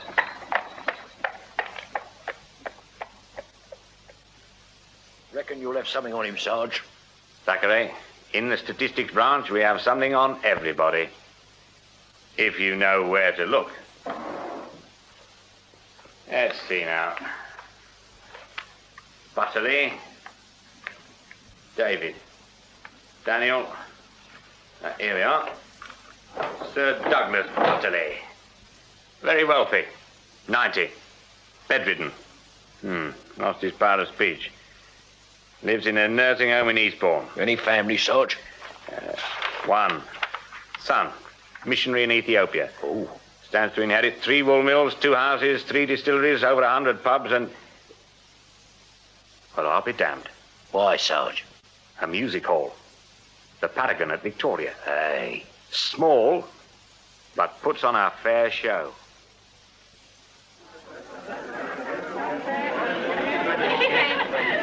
Fair show's right, Sarge. There's more entertainment out here on the promenade. I mean, some of these girls are... Extremely fetching, Thackeray. Even to me as a guardian of public morals. That one there, in the green gown. A paragon at the Paragon, wouldn't you say? I suppose so, Sarge. What? It's Miss Blake, Albert's young lady. Wonder why she's here. Let's find out, Thackeray. Good evening, Miss Blake. I fear you have the advantage of me, sir. Oh, Mr. Cribb and Constable Thackeray, what are you doing here? Enjoying the performance, miss. And now, may I ask you the self-same question? My father manages this hall. Oh, I thought the manager's name was Plunkett, miss. So is mine. Blake is just a stage name. I wouldn't get many billings as Ellen Plunkett, romantic vocalist, now would I? But be honest, tell me why you're really here. Look, miss, we only get 2 days off a month. They try to ensure that each man gets at least one Sunday, so if a copper uses the other day to visit a music hall, I'd say it was a tribute to the performer. Or that he suspects the possibility of an accident. Yes, miss. Have you heard whether Albert is contented in his new lodgings? New lodgings, Sergeant? Why, yes, miss. He's moved to a retreat for performers in Kensington. Not Phil Beach House. But I thought you were protecting him. We are, miss. And I assure you he's most comfortable. Thackeray, your handkerchief. Don't tear it, Sarge. There, miss. Forgive me, but he said nothing of this. Oh, he will, miss. Now, are we to have the pleasure of hearing you perform? No, Constable. I do not sing in my father's hall. I'm here just to attend to his business. Bookings, tickets, accounts. But the interval's almost over. You will excuse me, I have work to do. But we will see you again, miss. Perhaps we might look in tomorrow night. I shall watch out for you. You may care to go backstage. Now, I believe I am required. Good night, gentlemen. Good night. Good night, miss. Yes? Special delivery, miss. Mr. Plunkett said you were fine. Recognise him, Thackeray? Very well. Put it there, please. Certainly, miss. It's the Undertaker, Sarge. I know them anywhere. Yes, Thackeray, the Undertakers. Now, why should they want to deliver Beaconsfield's basket here? You know, Constable, I believe tomorrow night should prove most interesting.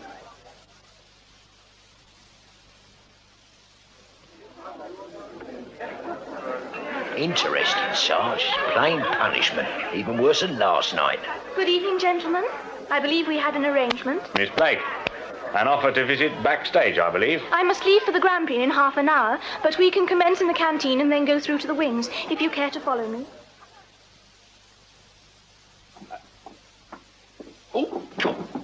Careful, Thackeray. Quite an array, miss. Props. Everything that adds to our illusions. Now, if you'll pass through here, I'm sorry, it is rather dim. Rip, are you all right? I believe so, miss. But I've lost my shoe. I wonder. Is there a lamp? Just wait there. I'll get a candle. Thackeray, here. These barrels, can you see what's inscribed on them? Yeah, just about. Giovanni Bellotti. But that's that barrel dancer, Sarge. He's not on the bill here. No, and neither is Albert. Here we are. It's all right, miss. I've located the shoe. Good. This way, then. The girls' dressing rooms are up here. Good blimey. I see it surprises you. You see them on stage in their tinsel. You probably cannot imagine them dressed in these rags and their lodgings.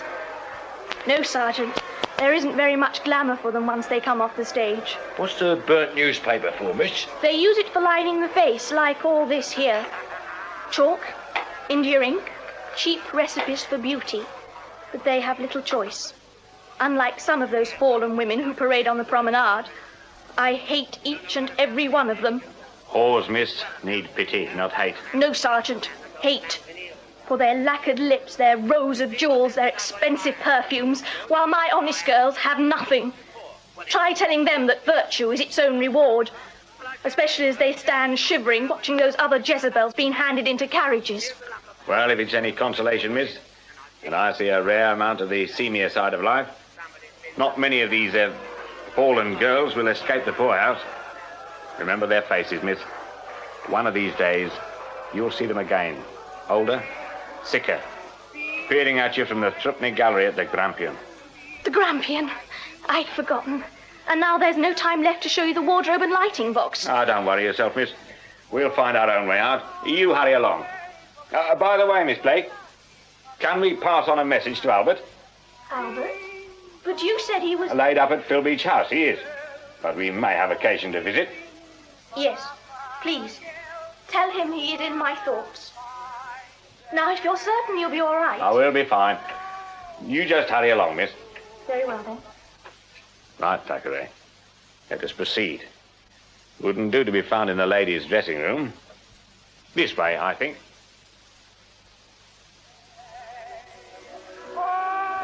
I reckon we must be right under the stage here, Sarge.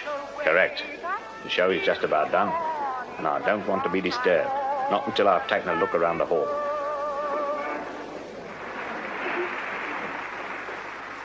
Now, what do you conclude? I'm not sure, Sarge. But Belotti's barrels, Beckenfield's basket, and the Undertaker's, well, there could be a connection with Phil Beach House. A brilliant deduction, Thackeray. Yeah. What other evidence do you want? Mrs. Body in a tutu? Of course there's a connection.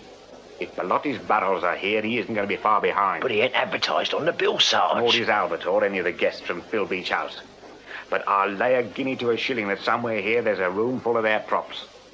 And I want to know where and why. Maybe we ought to go upstairs, Sarge. Watch the end of the performance. Could be another accident while we're down here. Most unlikely. Anyway, there's a perfectly capable man watching. Oh, another CID man, Sarge. Oh, for heaven's sake, Thackeray. Playing third violin in the orchestra. Surely you must have spotted him. Orchestra? Not Major Chick. As large as life. Thackeray, you're yawning. Sorry, Sarge. Just that it's dark. Too much beer, more like. But since we are likely to be here for a while, you can stretch out and sleep it off. It could be a very long night.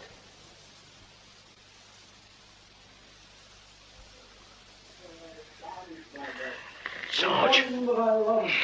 Sarge. Wake up. Wake up. Huh? Listen. What? Yeah. Sounds like Fagin. Come on, Thackeray. Let's get up top and see why he's performing in the middle of the night. Blimey, Sarge. Look. Careful, Thackeray. We don't want to be observed. Sarge! The girl in the cane-bottom chair. She's naked. And Sarge, the chorus. Oh, blimey. Look in the wings, Thackeray. Another Olympian. And equally naked. God save us, Sarge. It's Albert's mum.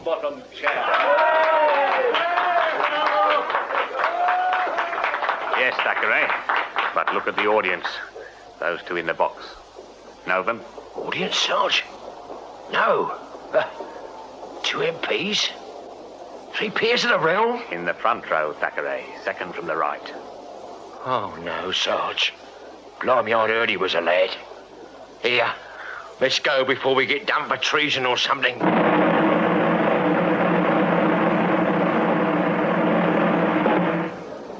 No. Look on stage. A sword swallower. I wonder if his throat is healed.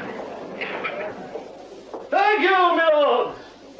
Now, for my first trick, and for your delectation, my charming assistant, Miss Lola.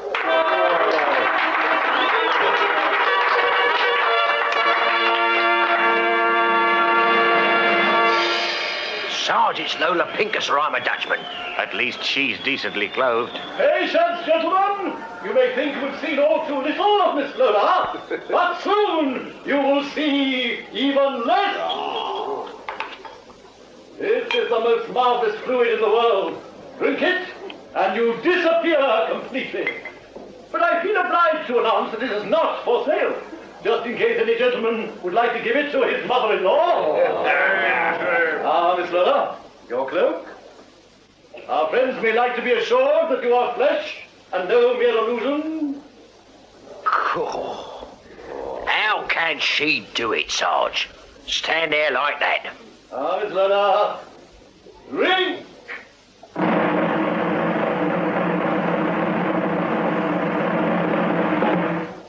Watch closely, gentlemen, to see it, to believe. I passed my cloak before her. Now you see her. Now you don't.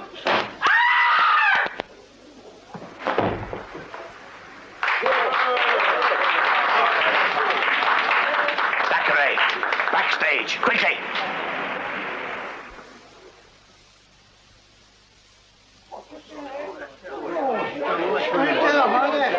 Come on. Out the way. Please. Quiet. You.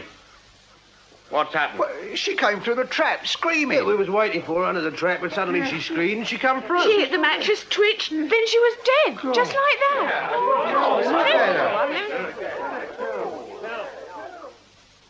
Just like that, Mr. Plunkett. Now, I'm no scientist, but when a healthy girl dies in a matter of seconds, well, sir, I think of poison. When I note her pupils are dilated and her cheeks have a blue tinge, I consider prussic acid. So if I'm right, and you try and lick what's in this glass, I reckon there'll be 2 corpses for post-mortem. Sergeant, the audience, they know nothing of this. So, Mr. Plunkett? There's no reason why they should. Discretion, Mr. Cribb, is worth something. If you're suggesting anything, Mr. Plunkett, I must warn you that bribery is a criminal offence. I have a duty and every right to ask for your cooperation. That does not mean that I intend to stop this performance, though I have serious doubts. Doubts? But it's a private show. Of the sort you'd normally find in some penny gaff in Cairo. But that ain't my concern. Not yet. Now, Virgo, the conjurer who worked with the deceased, where is he? In his dressing room. He was somewhat upset. And the deceased's sister, Miss Bella? Oh, God, I'd forgotten about her. She must be in the balcony. If she comes here and Thackeray, discovers what... Get up there and break the news to Miss Bella. Sergeant. You. Find a dust sheet. Place it over the body. And Thackeray, talk to Virgo and anyone else who might be able to assist. I must get back to the yard.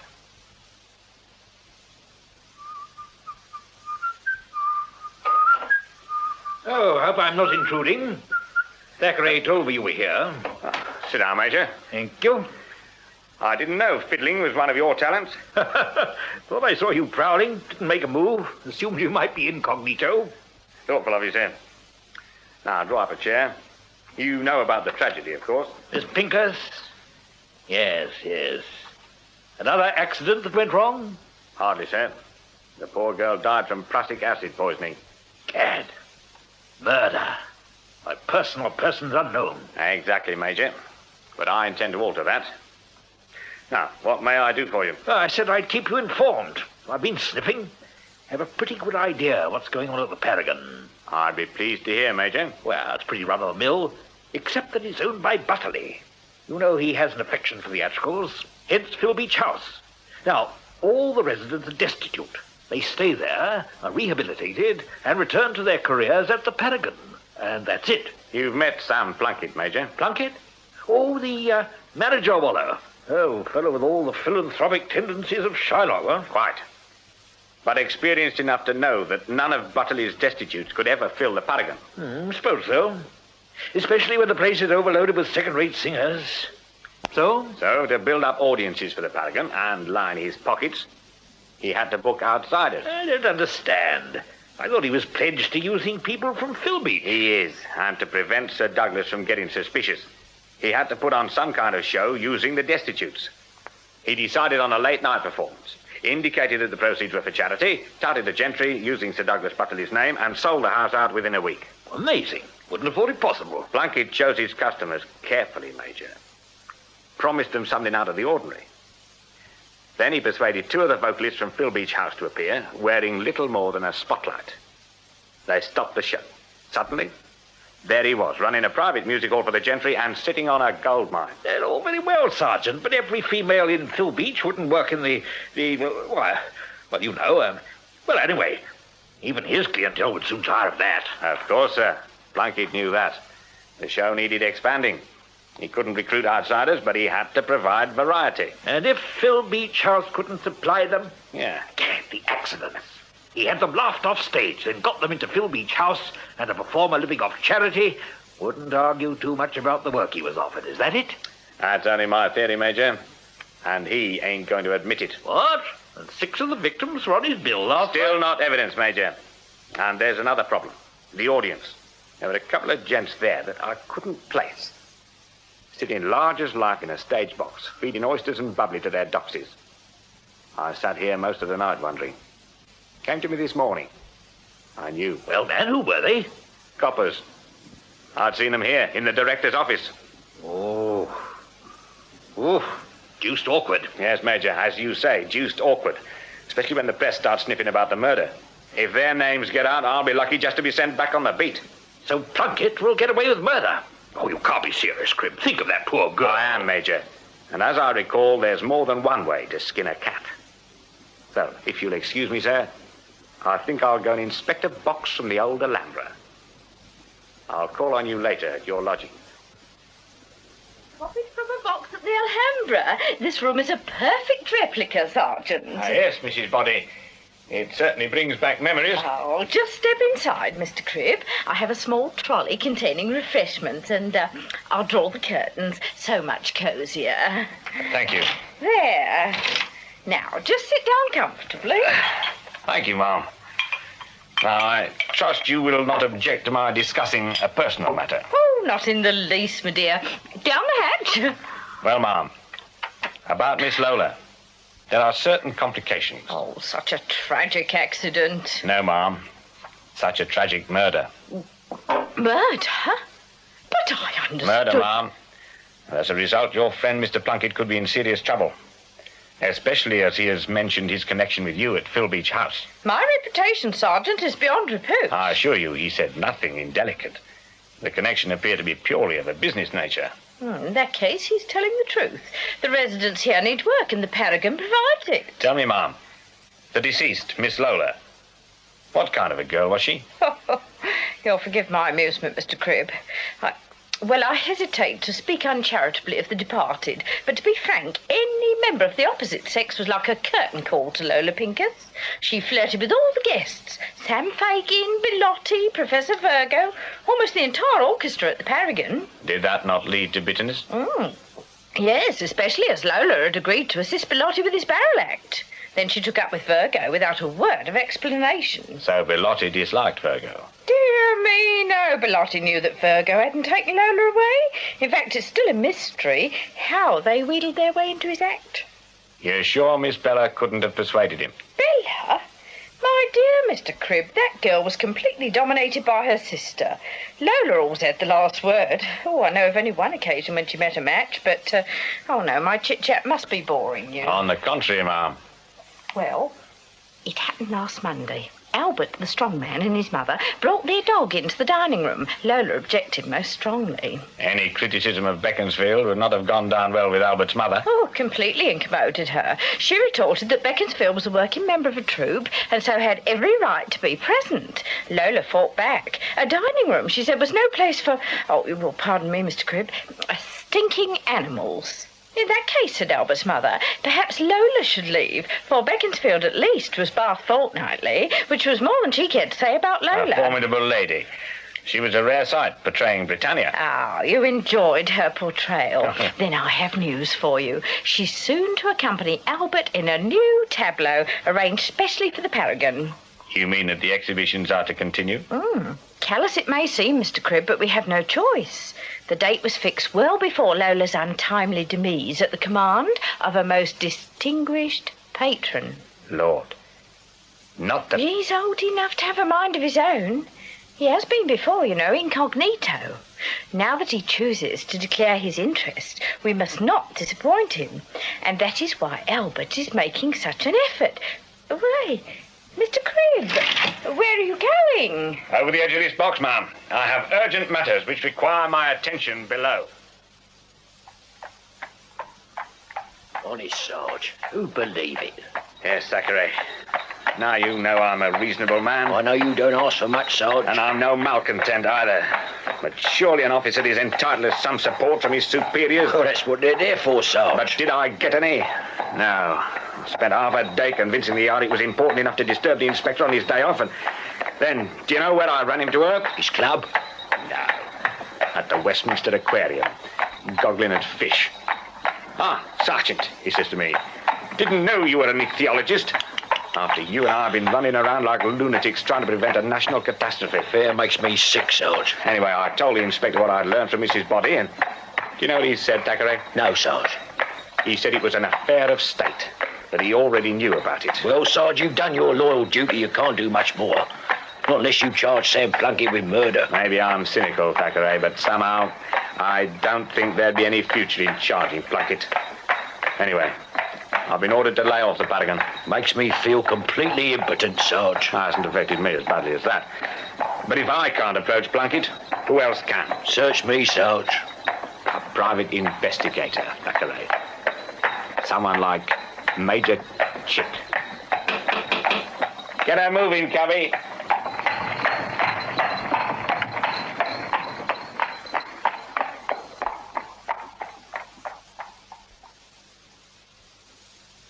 But damn me, Sergeant, what'll happen at the Paragon on Tuesday if there's a murderer loose? That, sir, is up to you. Oh, damn it, man. Right. I'm an officer, oath of loyalty and so forth, at your disposal. Now, that, Major, is uncommon generous. Now, strategy. A map. I see you have one here. Let me see. Kensington. Here we are. Phil Beach House. I suggest we mark it. Thackeray, the stopper from that bottle behind you will do. Right, you are, Sergeant. An appropriate emblem, Sergeant, but I hardly think the prussic acid fumes will aid our deliberations. Prussic acid? Blimey, he's right. May I ask, sir, why a bottle of prussic acid? Oh, don't worry, Sergeant. I know what you're thinking. No, I wouldn't keep that in view. Not if I'd done in the Pincus girl. Matter of fact, I got it at Phil Beach House. Phil Beach House? Yes, our late Mr. Body was a bit of a scientist. There's a shed in the garden full of chemicals. Noticed it when I was doing the gas pipes. So any one of the guests could have used it? Oh, absolutely. Shed wasn't locked. Anyway, I thought about it. Went around this morning and brought it back here. Possible evidence. Evidence, sir? Yes. You see those lines? There, on the inside of the bottle. Now, they indicate the various levels of the acid as it was used. Glass is uncommon clear between the last mark and what's left. 3 inches, Sergeant. The last person to help themselves took a deucedly large amount. A valuable find, Major. Here, Thackeray, you better take care of it. Sarge. Now, Major, to work. I suggest we deploy our forces according to platoon strength on 2 sectors. The platoon with the greatest number concentrating on that point where the enemy appears to be in full strength. Excellent. You know, Cribb, you're wasted at the yard. Could have done with you at the Khyber. Greatest strength? Yes. Cribb, you and the constable had better take Phil Beach House while I attack the Paragon. Brilliant, Major. Any questions? One. Sam Plunkett. What do I tell him? That, sir, is up to you. All I want to know is whether Plunkett had a motive for murder. Good heavens, man, you can't suspect Plunkett. You have another theory? Well, it's perfectly obvious who killed Lola. Mrs. Body. She had access to the acid. She detested the girl. Obviously, she knew Lola had seduced Professor Virgo, and Mrs. Body was excessively partial to. Didn't think she had one particular favourite? Of course she did. There's one type that rarely appeals to her. Men with obvious weaknesses. So her motive was jealousy? Had to be. Then how did she administer the poison? She wasn't at the Paragon. You've only her word. All the residents were at the Paragon, so she's her own alibi. Nope. I believe she saw the residents off, then took a cab to the hall. She knew the order of the acts, so was in a right position to put the poison in Lola's goblet, and back she came. A crime of passion arranged for dramatic effect. Typical of these theatrical morals. I'll grant you it's plausible, Major, but I still want to hear about Plunkett's links with the deceased. As you will, Sergeant. Oh, do I say I'm from the yard? Better not, sir. It could be construed as impersonation. Just suggest you're trying to settle Miss Lola's estate. Now, we should deploy. We can rendezvous outside Phil Beach House at 2. Are you ready, Thackeray? Well, I'm really baffled, Sarge. But I put all my money on Plunkett, but with the Major's theory, hey, which you back? Thackeray, you disappoint me. The answer, my dear fellow, is neither. Neither? No. I know who killed Lola and why. But I need evidence. And that, Thackeray, is why I hope the Major will act as a catalyst, start a panic. Anyway, we'll see what we shall see.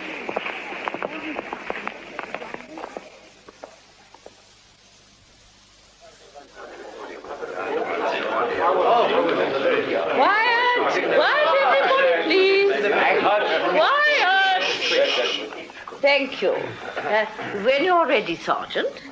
Thank you, ma'am. Ladies and gentlemen, I'm obliged you all were able to respond to my call for assistance in the sudden decease of, if Miss Bella will forgive me, of one of your number. Now, I have no wish to alarm... Sergeant, I've got to talk to you very urgently about something.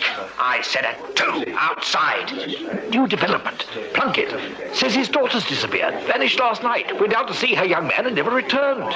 He came here to see Albert. Albert? Our weightlifting friend here. He's Ellen Blake's young man. Ellen Blake?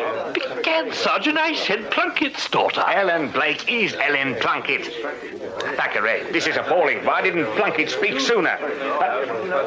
Ladies and gentlemen, your attention again, please. You now know that a lady well known to you is missing. She may be in this house. While my colleagues search, I must insist... Insist, Sergeant? May I remind you that I am responsible for what goes on in Phil Beach House? And I, ma'am, am responsible for the girl's safety. So all of you will please adjourn to the rehearsal room. Unless, of course, someone here can throw some light on the affair. No? Very well.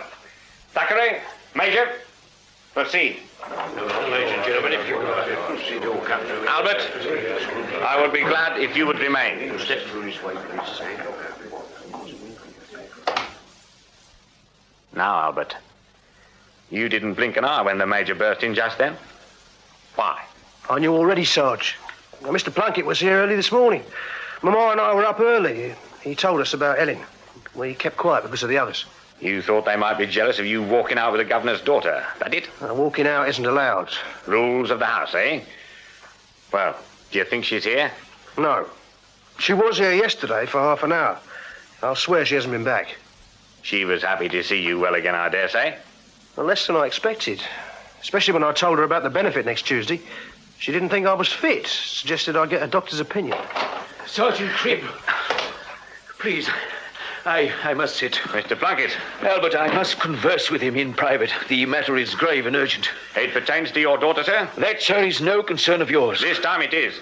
Yes, you may speak with Albert, but in my presence. I believe that your daughter's disappearance is connected with the murder of Miss Pincus. What? My daughter connected with Lola? You believe that? I believe it so strongly, sir, that I demand to hear. Demand? Demand? Well, I'll report you. You may report me to my inspector, to the chief superintendent, or the director of criminal investigations himself. But I say this. Your charity, that penny gap peep show may be out of reach of the law, but killers of women are not. Well? Very well. I have no choice. But before you do, Mr. Plunkett, I warn you I have little sympathy for you. I went to a deal of trouble to piece together how you stocked your music hall, and I have enough evidence to paper the walls of the Paragon with charge sheets. Yes, but sir... Unfortunately for me, those walls are well protected. But it's a strange world, because whether you want it or no, you'll need my help to find Miss Ellen. Right. Where is it? What? The ransom letter. That's why you're here, isn't it? Here, Albert. You read it. Dearest Papa, I have been abducted. To effect my release, you must place £500 in banknotes and a valise. At midnight tonight, Albert must carry the valise and place it in the centre of the stage at the Paragon. Then he must leave. If this is done, I shall be released within the hour. Otherwise, I shall not be seen again. I am mortally afraid, so do not fail me. Your loving Ellen. Now you know why I had no wish to tell you, Sergeant. I may have condemned her already. I doubt that, sir. But what do you intend to do? Pay, of course. What else? And you, Albert? I'm willing. Good man. You have the money, Mr. Plunkett? I will have, after tonight's performance. Capital. And I will provide the valise. Then each of us will have contributed something. Oh, Albert, just one thing. I'd like to borrow Beaconsfield. Beaconsfield, Sergeant? He'll come to no harm, I assure you. Now, I'll tell you what we're going to do.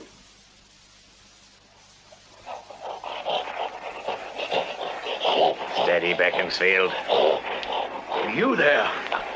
This way. Lost it, fog. Can't see a thing. Where are the others? Others? Yes. Thought you'd have the place ringed with uniformed police. Oh, no, Mr. Plunkett, sir. Very unwise. I'd scare them off. Is that the money? Yes. It's all there. Excellent. Well, I'll make it 3 minutes to go. Oh, I'd be obliged if you'd do me a kindness, sir. Kindness? Beaconsfield here is uncommon frisky. Plainly wants a brisk walk. Perhaps you'd oblige. Oh, certainly, certainly. By the time you return, Albert will have delivered the money, and we can sit back and wait for Miss Ellen. Right now, Albert, on your way with the shekels. Very well. Come along then, Beaconsfield. Shouldn't take him long, Sarge. Couple of minutes. And if he's not back soon, I'll get after him.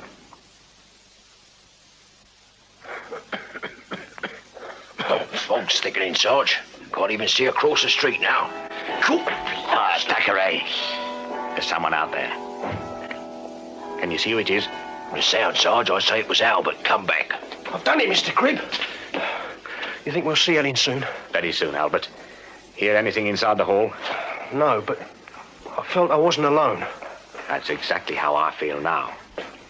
There, Thackeray, quick, grab him. Gotcha. Come on, you. Have a look at you. Right. Let's see who we've got. Stay still. Ah, not you. Let go, Thackeray. It's the Major. Oh, Thackeray, you confounded imbecile. You're breaking my arm. May I ask, Major, what you're doing out in weather like this? Following a suspect, damn it, all the way from Phil Beach House to here. It was me, Major. I saw you when I left the house. You? You mean I tramped halfway across London? Calm down, Major. Albert is assisting me.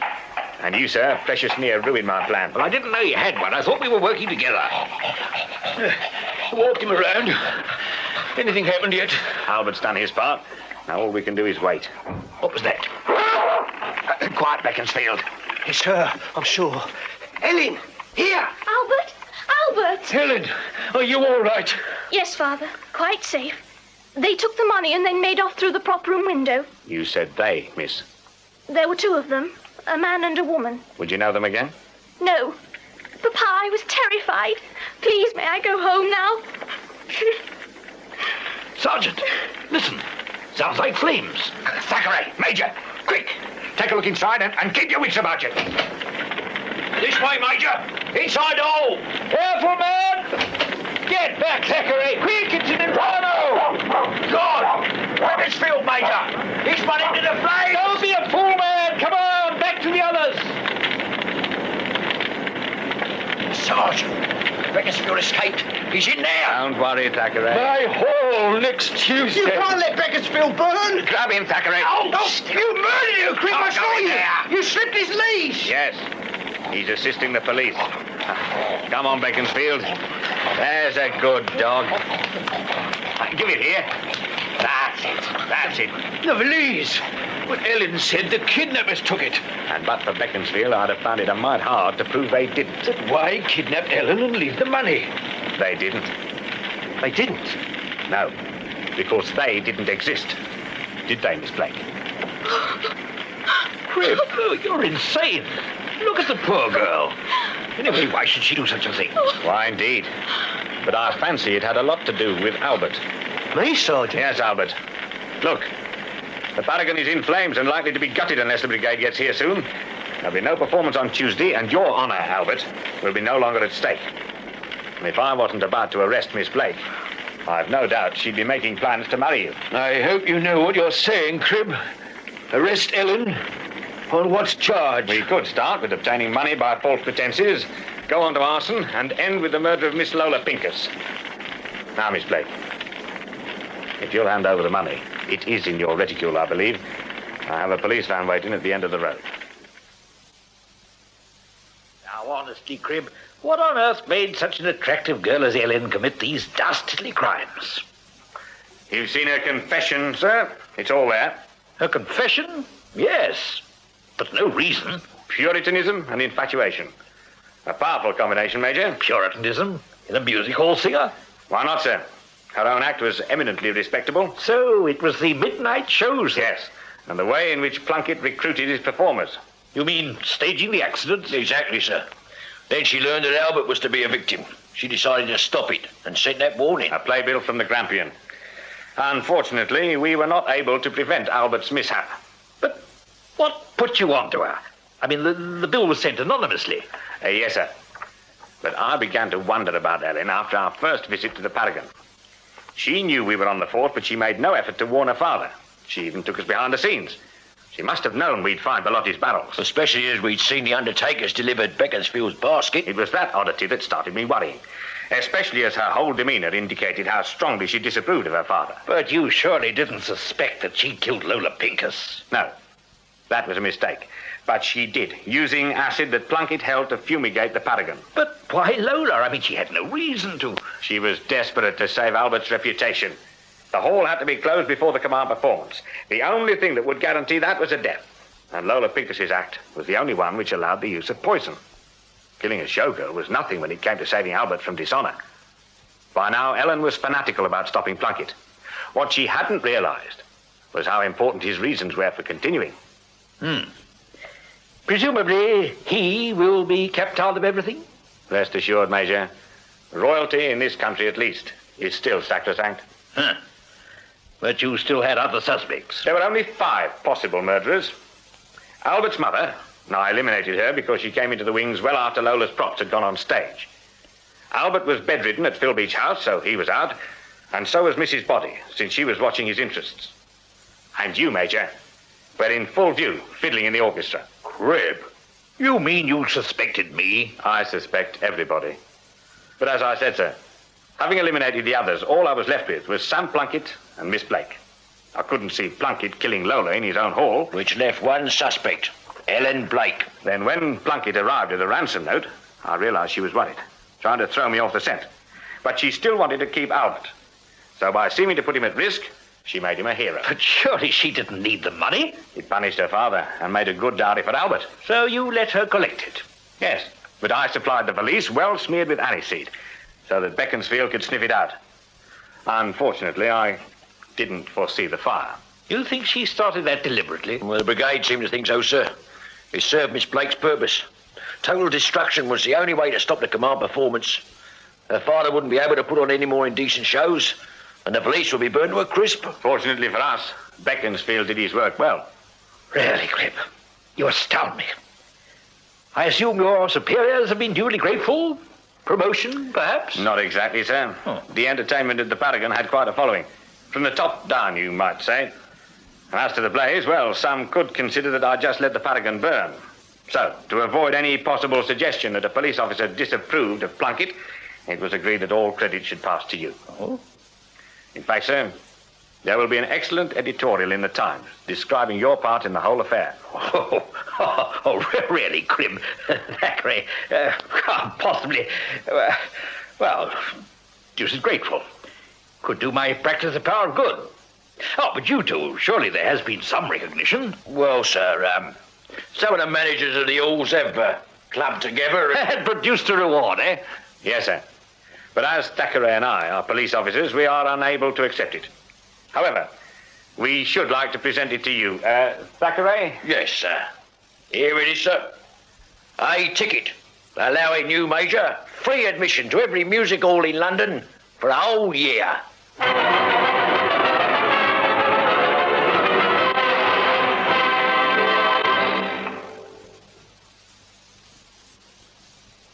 Abracadabra by Peter Lovesey was dramatized for radio by Geoffrey M. Matthews.